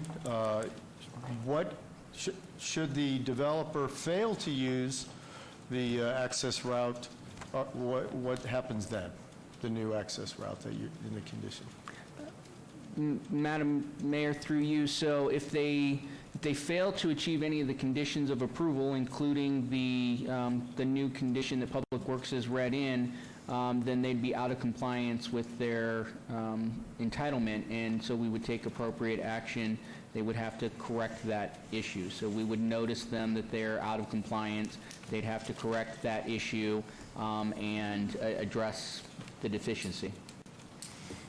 Madam Mayor, Bart Anderson, if I may piggyback on that. The condition currently says that all construction traffic larger than an SU-30 vehicle must use the approved construction. So it is an imperative. The condition does require anything larger than an SU-30. Now, an SU-30, for your reference, is something like a UPS truck or a garbage truck or a cement delivery vehicle that you might get when you're putting in a swimming pool. We don't need necessarily all smaller vehicles like that to use this access, because a condition like this might restrict somebody in the future from putting in a new swimming pool if they couldn't get access from Summerlin Parkway. So we're trying to use that as a limiting factor. The smaller construction vehicles may not be mandatory to take that route, but anything larger is mandatory by this condition. So Republic Services trucks ultimately? They're allowed. Those are SU-30s. Okay, thank you. Thank you. And all those conditions good, Bob? Yes, sir. Thank you for accommodating. I know you really bent over backwards. Abe was a great communicator. I know we accommodated the lot size behind his house or on the corner there, and all along that whole segment to make it R1 width. I really appreciate you doing that, and I really appreciate your D.R. Horton's professionalism on this. So with that, I move to approve item 67 with the conditions as previously read. That's my motion. Okay, there's a motion on 67 with all the conditions that went on and on and on and on that were accepted by D.R. Horton. And there it is. Another good job. Thank you. Thank you very much. Thank you, Abe. Thank you. Nope, a lot of work, and I want to thank the neighbors and Councilman. Thank you again. Appreciate it. Thank you. Thank you. Thank you all for coming down on this. Appreciate your support. Agenda item 68, SUP 73117, abeyance item, special use permit, public hearing, applicant owner Craig A. Vanis and Lori G. Vanis. Possible action request for a special use permit for proposed short-term residential rental use at 241 Moose Lane R-CL, single-family compact lot zone. Ward 2, Councilman Soroka. The Planning Commission recommends denial. The staff recommends approval. This is a public hearing which I declare open. Is the applicant present? Yes, we are. 2 applicants. Okay, your names, please. My name is Lori Vanis. Craig Vanis. Surprise, surprise. Okay, do you want to make your comments at this point? Yes, we thank you for seeing us at the end of your long day. We Well, also you've been sitting here for a long time. We also appreciate Councilman Soroka and your help, and your staff especially. They've been very helpful to us. Craig and I have lived in the house at 241 Moose Lane for 33 years. Wow. We've raised our 4 children there and welcomed back our 8 grandchildren for celebrations and parties and holidays. Last week, we celebrated my 60th birthday. The day before was Craig's 63rd birthday. In 3 weeks, we will celebrate our 40th wedding anniversary. Wow. We are a family of commitment to each other and to the home that we've loved for all these years. As Craig and I have planned for retirement, we have researched the possibility of using our home as a short-term rental for vacationing families and their grandparents and their pets. We made application and have gone through all of the paperwork that is necessary, that is required by the city. We stand before you asking if you have questions of us. Okay, thank you very much. Anything, Mr. Summerfield, you want to talk about planning or why staff or whatever you want to say? Madam Mayor, the subject property is, does not have any waivers of any distance separations, is fully in compliance. It's a proposed unit. They're not renting now. They've not been renting. So staff is recommending approval of this item. And do you have any concerns? Can you share what happened? Well, they approved it except for 1 vote in denial on planning, so that's okay. How about we have public hearing at this point? You'll state your name for the record, please. Gary Friedrich at 8428 Charles Court. I have also been a resident the entire time that this West Cliff Crossing development has been there. West Cliff Fremont Street, 2-mile-long street, has been majorly improved recently. It's a wonderful community and area with parks, golf courses, many amenities. Tourists would love to have the freedom to get away from the Strip with their families.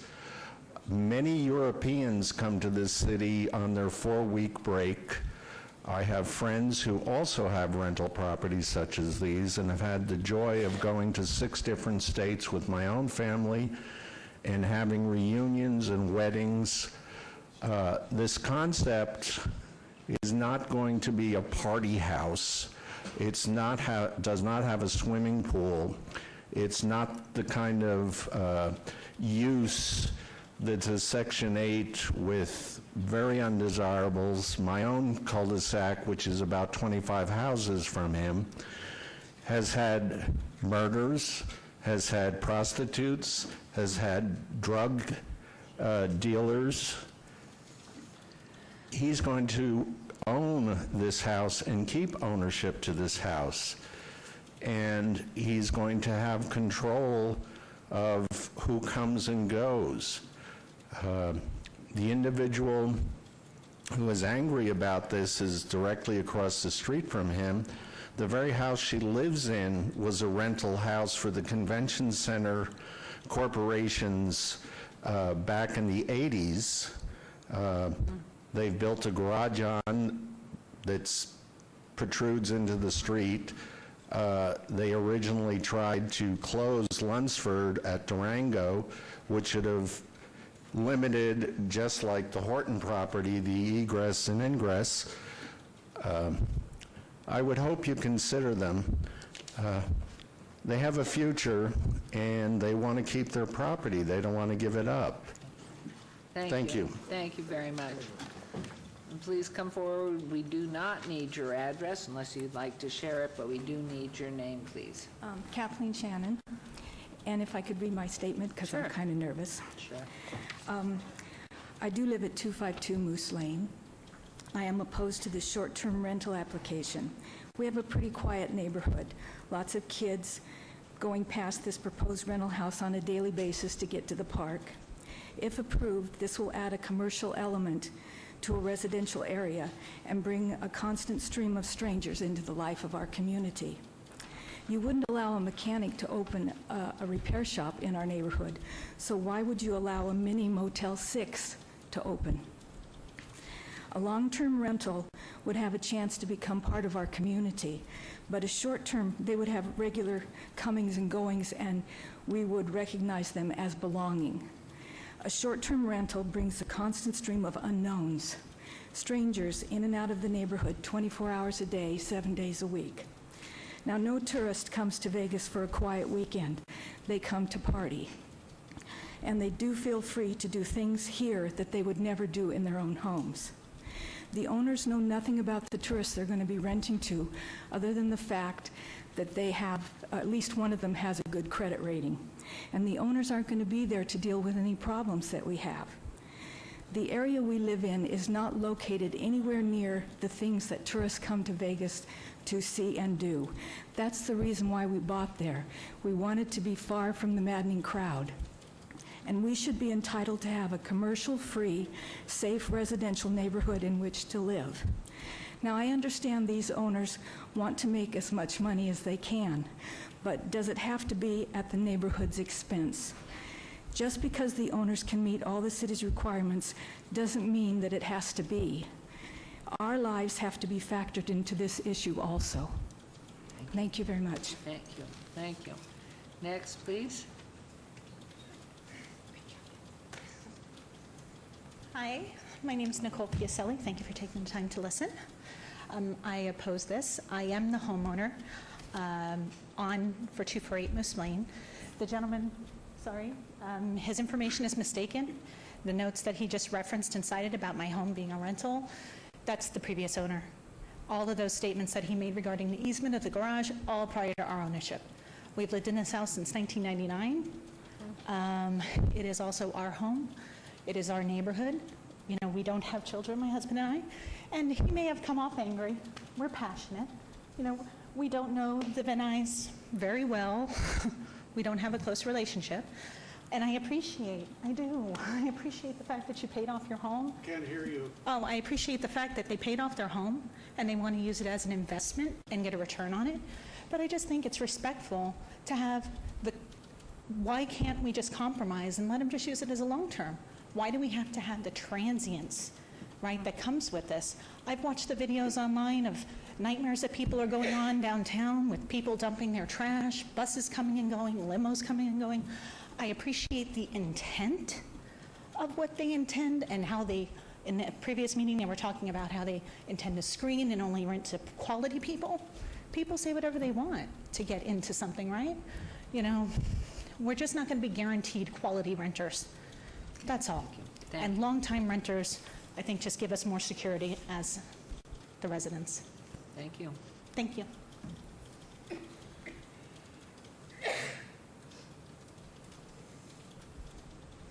Good afternoon. My name is Robert Braun. I live at 248 Moose Lane. That's my wife, Nicole Piacelli. I wrote down a few things and some summaries, and I'd also like to submit some things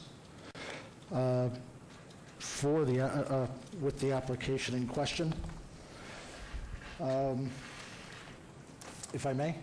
Please, right here with our clerk. That would be grand.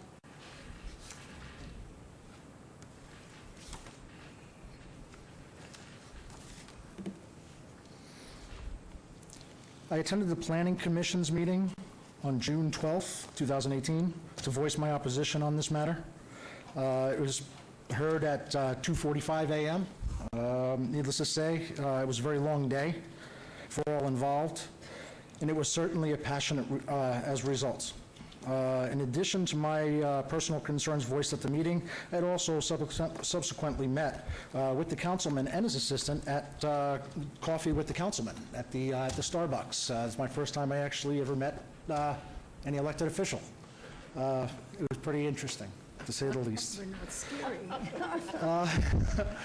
I'm sorry, I'm just not, you know, You're doing I fine. live my We'd love life. to hear you like coffee with the council. Yeah, I actually, I found it very encouraging. I'm here today to voice my opposition, but even more so to question the eligibility of the applicant. I am a Nevada State Fire Marshal F-Card registrant, so I am familiar with life safety matters. This not only applies to my position on this particular SUP, but short-term rentals as a whole. Enclosed, I cite NFPA guidelines, building codes, and Southern Nevada Health District codes with the NRS statutes that apply. In a quick summary, Southern Nevada Health District defines a hotel as a place where sleeping or rooming accommodations are furnished to the transient public, or a lodging house or rooming house where transient trade is solicited. That being said, I don't see how the applicant can meet, according to the health district, NRS code 447.100, fumigation of a room after occupation of a person having contagious or infectious disease. Basically, what that states is that they have to monitor that and basically shut down for 48 hours for fumigation. And especially with, as they propose pets, folks that have allergies that come in after those people that don't have pets, that are allergic. As well, you know, how do they have access, NRS code 477.200, access for inspection of the hotel by the department at all times. It's also a concern, NRS code 477.050, which is also a concern that concerns the building code and the NFPA 101. Basically, the International Building Code, Chapter 12-104, which basically reinforces NRS code 477.050, that there should be a window in a room. As well does NFP 101. The case in point being the theater room, as the applicant has furnished pictures. I don't know if you want to take a look at this. Can you make your comments, move them along, please, Of course. on this? So Well, to summarize it all up, not only building health and safety, this property right here, as you can see in the picture that they proposed, is their garage. I question if they even have a permit for that theater room, which they converted into a living space. A living space that requires not only mechanical, as far as air conditioning, AC outlets put down to 12 inches, and a window, warranting lights, if I may cite that real quick. This theater room, as you can see in this picture, the physical picture, Okay, well, I think, there's no light, there's no window. have you met with Councilman Soroka with your concerns? I'm sorry, I have ADD. I met my concerns with him, but I did all my research last night and the last few days, and to try to culminate all of this is very hard for me to come all down. I had to, it's a lot of work with ADHD to try to pull everything and come together, and I came together with all of this last minute, and I took this picture this morning. So it was very late. Well, I appreciate it. I think you've given us an awful lot of information. I think Councilman Soroka, I didn't know if there was anybody else that wanted to address this issue, and if there was anything very significant beyond, do you have this copy? I know the clerk has it. Mayor, I'd like to have an opportunity for legal counsel to address some of the questions if possible. And then if there's any, is there anybody else that wishes to speak? One more. So let's have our last speaker speak on this, if you wouldn't mind. If Thank there's you a for your question, time. we'll pull it back. Thank you for coming down. Thanks for coming to the coffee. I'll see you guys there. Councilman Soroka? He's going to turn it to Staff legal. recommend approval on this, right? Yeah, okay. My name is Paul Workman. Since I'm going to be extremely brief, may I give you, Mayor and Council, the kudos to Scott Adams. I met him when he first got to town. Radford Snedling and I, and some of you have been on the Audit Oversight Committee for 11 years, and kudos to all of you for that. I speak in favor of this. I use short-term rentals. I've been inside this when it's fixed beautifully. It'll be a wonderful place. These folks aren't going anywhere. They're going to watch this. And to the neighbors, they respect the neighbors. To me, a beautiful use for this property. You come off of Durango, you turn in, and it's right there, right across the street from Angel Park, 2 blocks up to get on the freeway and go wherever you want to go. Thank you all for everything. Thank you. Anyone else? All right, I'll close public hearing and turn this over to you, Mr. Coffee Man himself.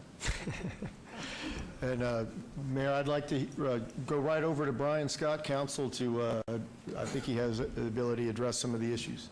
Some of the issues, Mayor, some of them I didn't catch, but with regard to, I know the issue with regard to the windows, I think windows only are required in bedrooms. I don't think they're required in every particular room in a residential, in a home. With regard to fumigation, I don't know where that provision comes from, because even in hotels, you're not required to have a hotel room sit for 48 hours after it's occupied by another guest.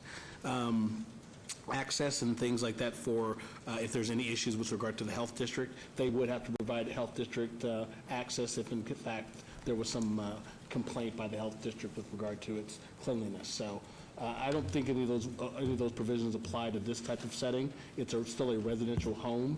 It's not a commercial business or commercial establishment per se. It's not a hotel or a casino or anything like that, which I think some of those provisions would apply to. And our ordinance itself doesn't have any of those provisions in there, nor have they codified those by reference. Okay, thank you. Okay, Councilman? And are you moving out of the area, or are you staying in the area? We're staying here. So you're going to be watching over this? Yes. And you have spoken to the neighbors. Do you have a heat map that you could show us? See that? Also, there was a concern when you and I met, when we met, about Mrs. Leone, who lives right next door. She's an elderly woman. We've known her for 20 years, and she was concerned about this type of a thing. We've decided to put another camera and floodlight that accesses and pans to her side of the house. So it will pan her driveway and her access path to her front door, and it will also provide an additional floodlight at it's a sensor-related camera and floodlight. Can you identify your property on the map for everybody? Oh, sorry. Right here. So it's That's our property. the yellow one? Yeah. And the elderly lady is the one that's not green right now? She's right next to us. And she's she's on a thumbs up? Yes, she appreciated that as well. Okay, When no, did I you think speak to her let's... last? Speak to her last night? Okay, please, let's continue on here. Okay, I understand. And we've actually called her today. Okay. And to verify what we heard as of today, because you had a meeting with her recently, is that correct? Last night. Okay. And we did talk to her, and she did concur with what you had told us this morning, that she was now good with the camera, and what you were doing is what we understand. Yes. So what it looks like is you have support from your immediate neighbors on every side, all the way down to the corner. Yes. Okay. And We also had a letter of recommendation from our immediate next-door neighbor. We handed that out to members of the council. We hope they got a chance to read that. I think we all got that. So what I see here, Mayor and Council, is we have an ordinance that says if you meet these conditions and you get approved for having an SUP for this. Now, you have no track record of any negative track record with your home. You have support of your immediate neighbors, but I hear the neighbors. So as we go forward, I would ask, would you be willing to submit to the condition for a review in 6 months? And an administrative review? You wouldn't have to come back here unless there were concerns, problems that were reported and verified. Would you be willing to accept that as a condition? Yes. So a 6-month review, and further, our SUPs generally they stay with the property. However, that is a concern for us on the council, that we spent this time interviewing you and hearing from you. So instead of it conveying with any sale of the home, would you take upon yourself a self-imposed condition that should you put the house up for sale, that you will relinquish your SUP for a short-term rental? Yes. Okay. And to the neighbors, we have a hotline, and we have nuisance laws, and now we have code enforcement. And please, if you have a concern, call 24 hours a day. If it's 2:30 in the morning, please call at 2:30 in the morning, and the folks will go there to meet with you on the issue right then. Don't wait, because we want you to call right away, and our folks do come out right away. And we do have nuisance laws, and if we're not in compliance with those, they will have a penalty imposed upon them. So to the neighbors, you have protections, and I appreciate that the compliance with our ordinance, that you would say you will go for an admin review in 6 months, and should you fail, then you fail. If you pass, then you move on. And with that, Mayor, I move to approve this SUP. Madam Mayor, if I can Yes, just clarify the condition that the councilman has requested. To be clear, the condition relative to expungement of the SUP is already the first condition. That's becoming a standard condition. The condition that the councilman would like regarding the administrative review, with your concurrence, that condition would read, an administrative required review shall be conducted 6 months from the date of business license issuance. Would you accept that condition? Yes. As he read it? And to address the concern about the NRSs, I think you're addressing our ordinance in general, and we're continuing to review that on a regular basis. So appreciate your inputs, and we will, of course, consider all that as we go forward. But with Mayor, I have a motion to approve with the conditions as read by Thank you. planning. Thank you. There's a motion made. Please vote agenda item 68. Mayor, I just wanted to make a statement.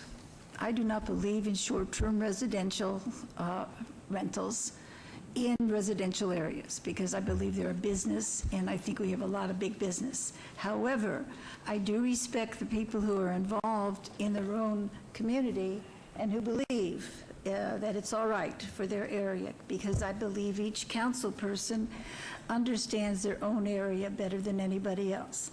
However, I have said recently to people that have come to me about short-term rentals that I was not going to vote yay or nay on a short-term rental until we have, which is going to be probably within 4 or 5 weeks, our new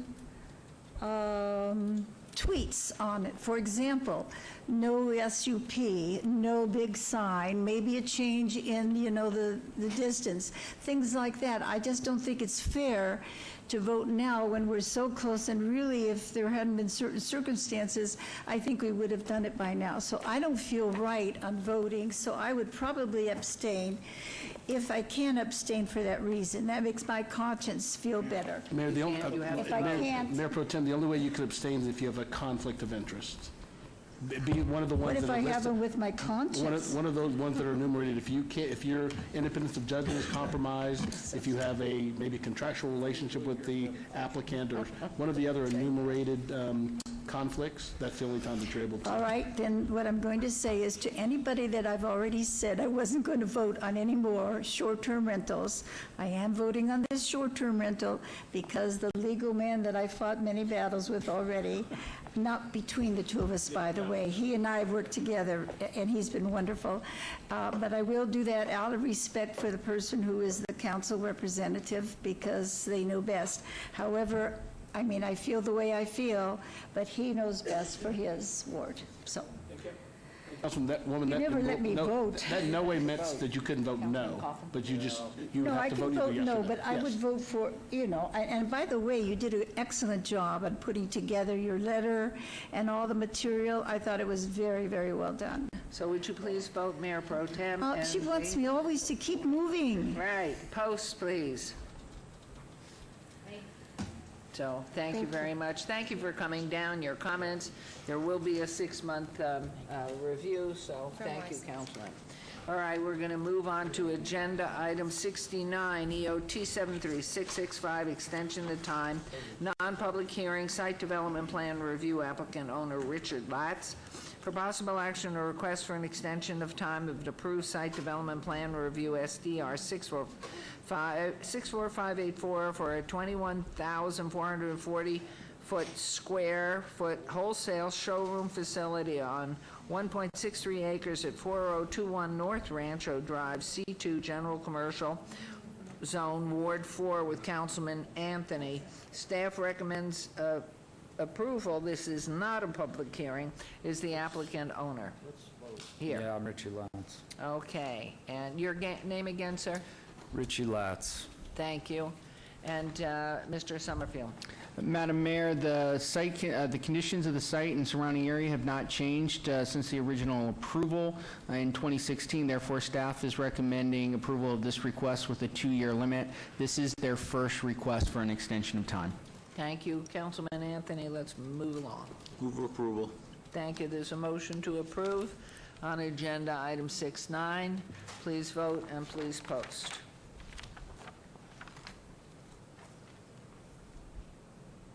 Motion carries. Thank you very much. Thank you. Okay, agenda item 70, EO2 72928, extension of time, non-conforming use. This is a public hearing. Applicant 5th Street Gaming LLC, owner 899 Fremont LLC, for possible action request extension of time, non-conforming tavern at 899 Fremont Street, C2 General Commercial Zone, Ward 3, Councilman Coffin, if he's awake and alive still.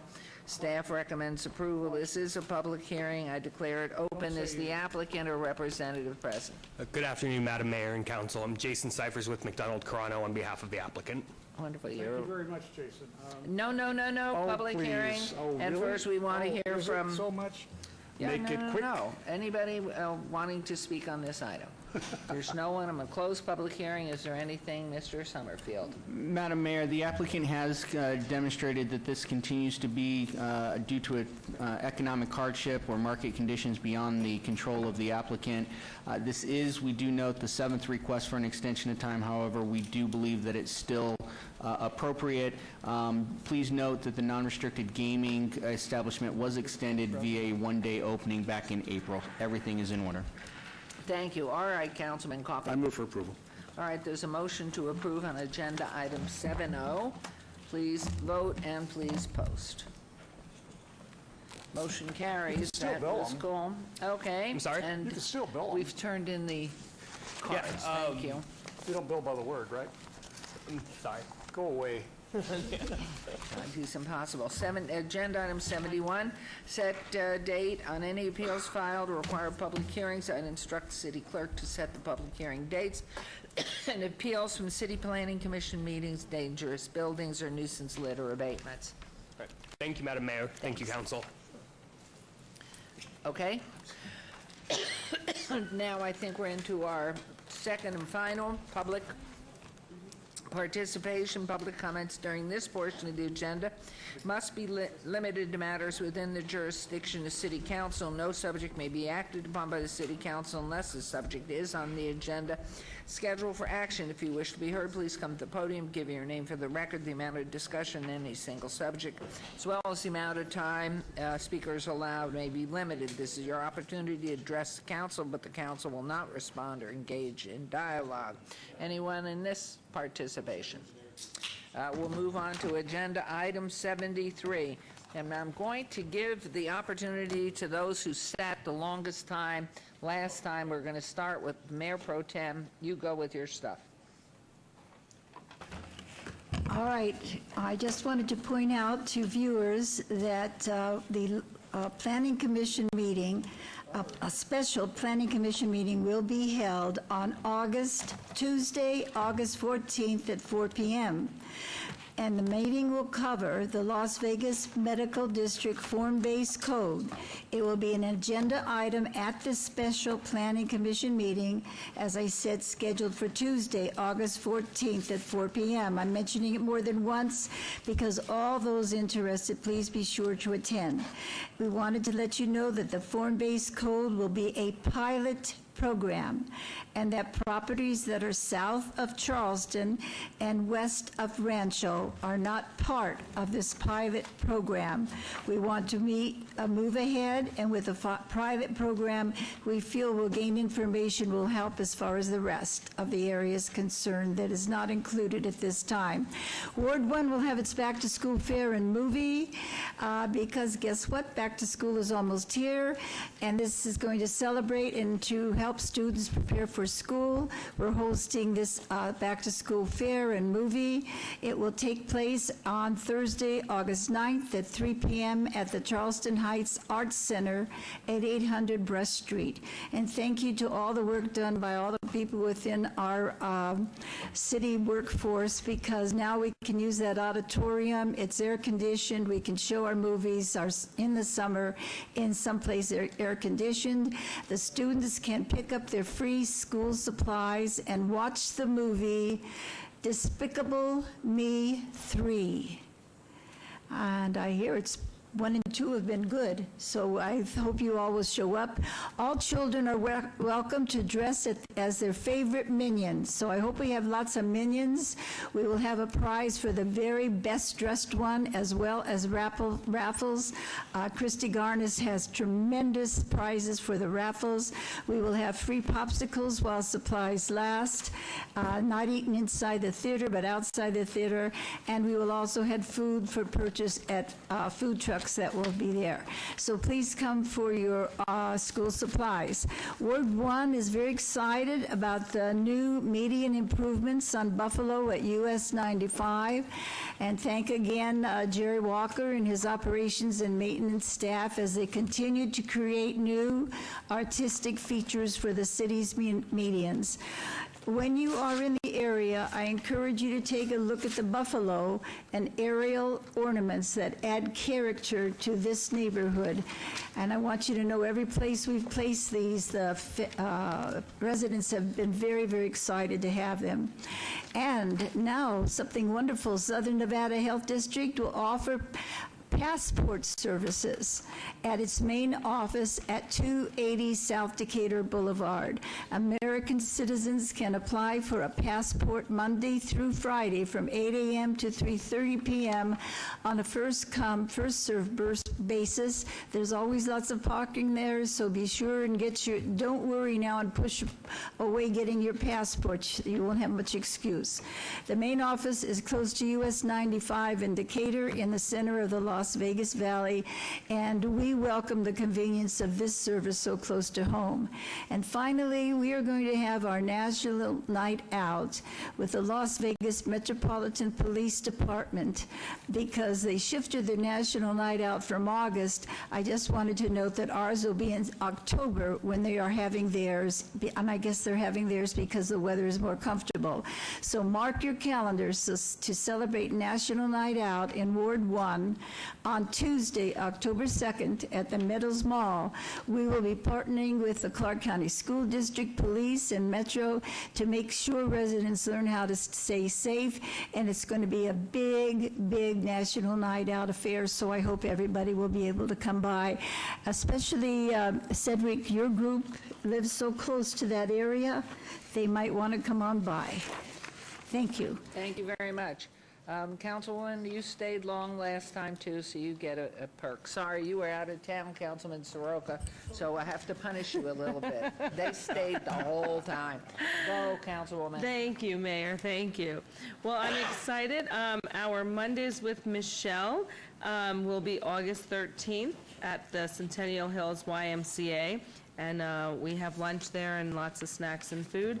No appointment necessary. You come in and we talk about what's happening in our neighborhoods and what's coming up and what you need help with, and we solve lots of problems right then and there on these Mondays with Michelle. So I will see you there on August 13th. I'm very, very excited about this coming Saturday. We have our Splash Back to School, and I have to say, last year we just did a back to school. Well, this year we're having a big pool party, and we have so many different school supplies for all the kids. So that will be Saturday, August 4th from noon to 2. We're going to have food, of course, and it's just going to be a ton of fun. So if you want school supplies, come swimming, and then as you're going, we'll give you your school supplies so you don't get them all wet. Then we're going to, I'm excited about our movie. September 7th, Friday, we are literally having Star Wars: The Last Jedi, okay? So I like Star Wars. So meet me Friday, September 7th at 6:30 at the Centennial Hills Amphitheater to watch Star Wars, the movie in the park. And we'll have free popcorn and water while supplies last. I'll update you on our animals. The two that are up for adoption today, we have a beautiful cat named Og. She is it's a he. He's a male, 3-year-old male. You can adopt this sweet guy. He enjoys long pet sessions and is a big fan of soft treats. He is a perfect addition to a family that likes an affectionate cat. And then we have a dog, a female named Layla. 5 years old. She's shy and quiet, and she's a kennel-trained dog, so Leia's set eyes will tell you immediately that she would love you forever. She is a happy girl, playful, and very quick learner. Her adorable ears match her adorable bunny hops as she runs about the yard. She is an absolute gem. And again, if you adopt either one of these animals within the next 24 hours from the Animal Foundation, I will pick that tab up for you because I just want these animals to have a happy, loving home. And our cat from last council meeting, Raza, was adopted. That's it? That's it? Okay, Councilman Creer. Thank you, Madam Mayor. A lot of good things going on. The Natural History Museum, right in Ward 5, the museum is hosting their Permian Monsters Life Before Dinosaurs daily until September the 24th from 9 a.m. to 4 p.m. And I've personally seen it. It's very, very cool. This exhibit steps back in time 290 million years when bizarre-looking animals dominated life on land and sea, and you can find out about the greatest extinction the world has ever seen in Permian Monsters Life Before the Dinosaurs. This unique traveling exhibition brings the past back to life with fossilized skeletons and full-size life models of the animals that ruled the world millions of years before the age of dinosaurs in a time known as Permian. Very cool. The West Las Vegas Arts Center will present their summer camp final musical, Am I Enough? Finding My Color in a World Full of Gray. And I know this is going to be outstanding because they are outstanding. The productions are written and performed by youth in search of self-identity, social justice, and personal truth through dance, music, and theater. Performances are tomorrow, August the 2nd, at 7 p.m. at the Smith Center for the Performing Arts, and then Saturday, August the 4th at 3 p.m.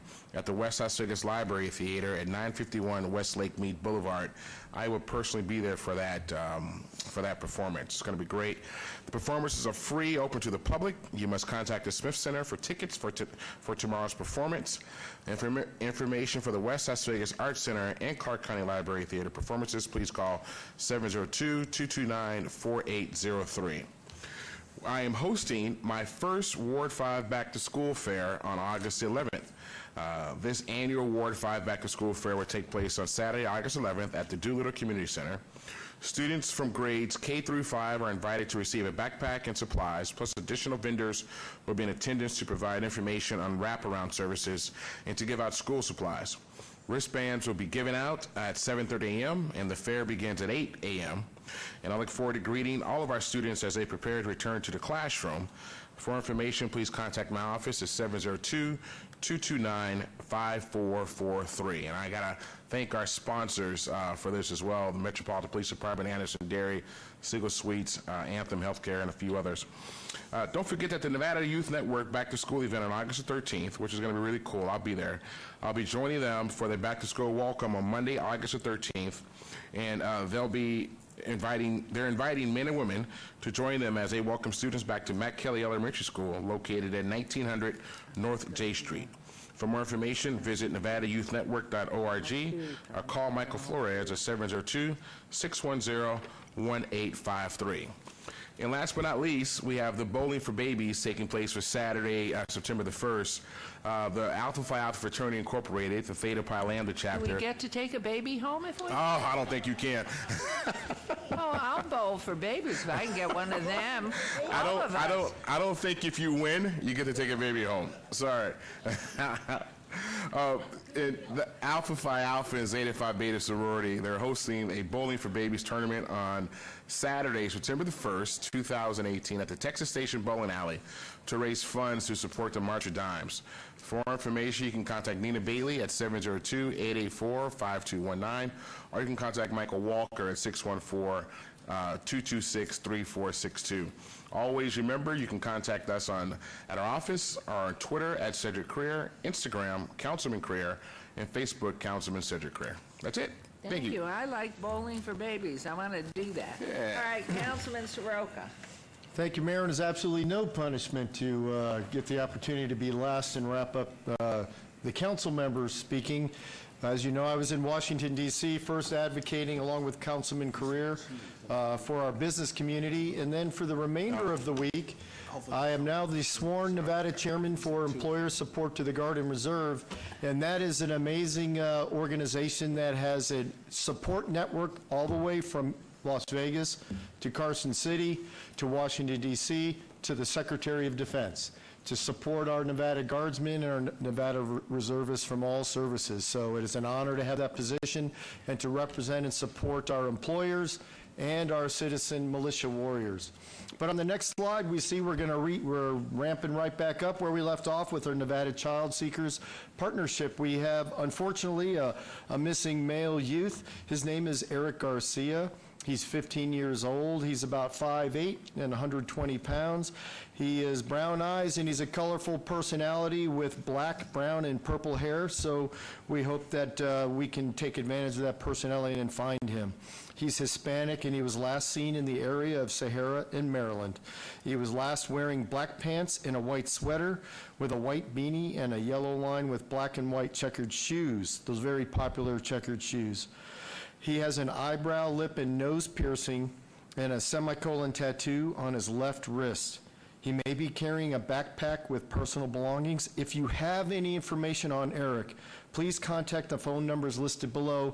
And as you know, we've had a very strong track record finding our youth. So please keep your eyes out and please contact Nevada Child Seekers or the Las Vegas Metro Police to find Eric. Thank you. Next up, we have a movie in the park in Ward 2, Star Wars, on Saturday, September 8th starting at 6:30 at Bruce Trent Park. Come on out. Feel free to dress up as your favorite Star Wars character. The movie will play at sunset. Until then, we'll have some games, activities, and there may be some interesting public safety officials for you to meet. So come on out. Saturday, September 8th, 6:30, Bruce Trent Park, Ward 2, Star Wars, The Last Jedi. And next slide, please feel free to contact me on social media or any of the contact information on the City of Las Vegas website. Thank you very much. Steve Soroka, Ward 2. Great, thank you very much. Congratulations to our city attorney, our city auditor, our city manager, and Kathy Thomas Gibson, and thanks to all of our wonderful staff, faculty, city clerk, our marshals, our IT, and planning, of course, and special thanks to all of you on council. It's only 5:17, so that's pretty good. So thank you all. Our next meeting will be August 15th at 9 a.m., which of course is a Wednesday. And take a ride on the Loop. It's free transportation around our city to get you for free, around from the premium outlets to downtown to the Mob Museum, everywhere else. And please join us August 8th for our national play ball this summer at Veterans Memorial Park at 10:30.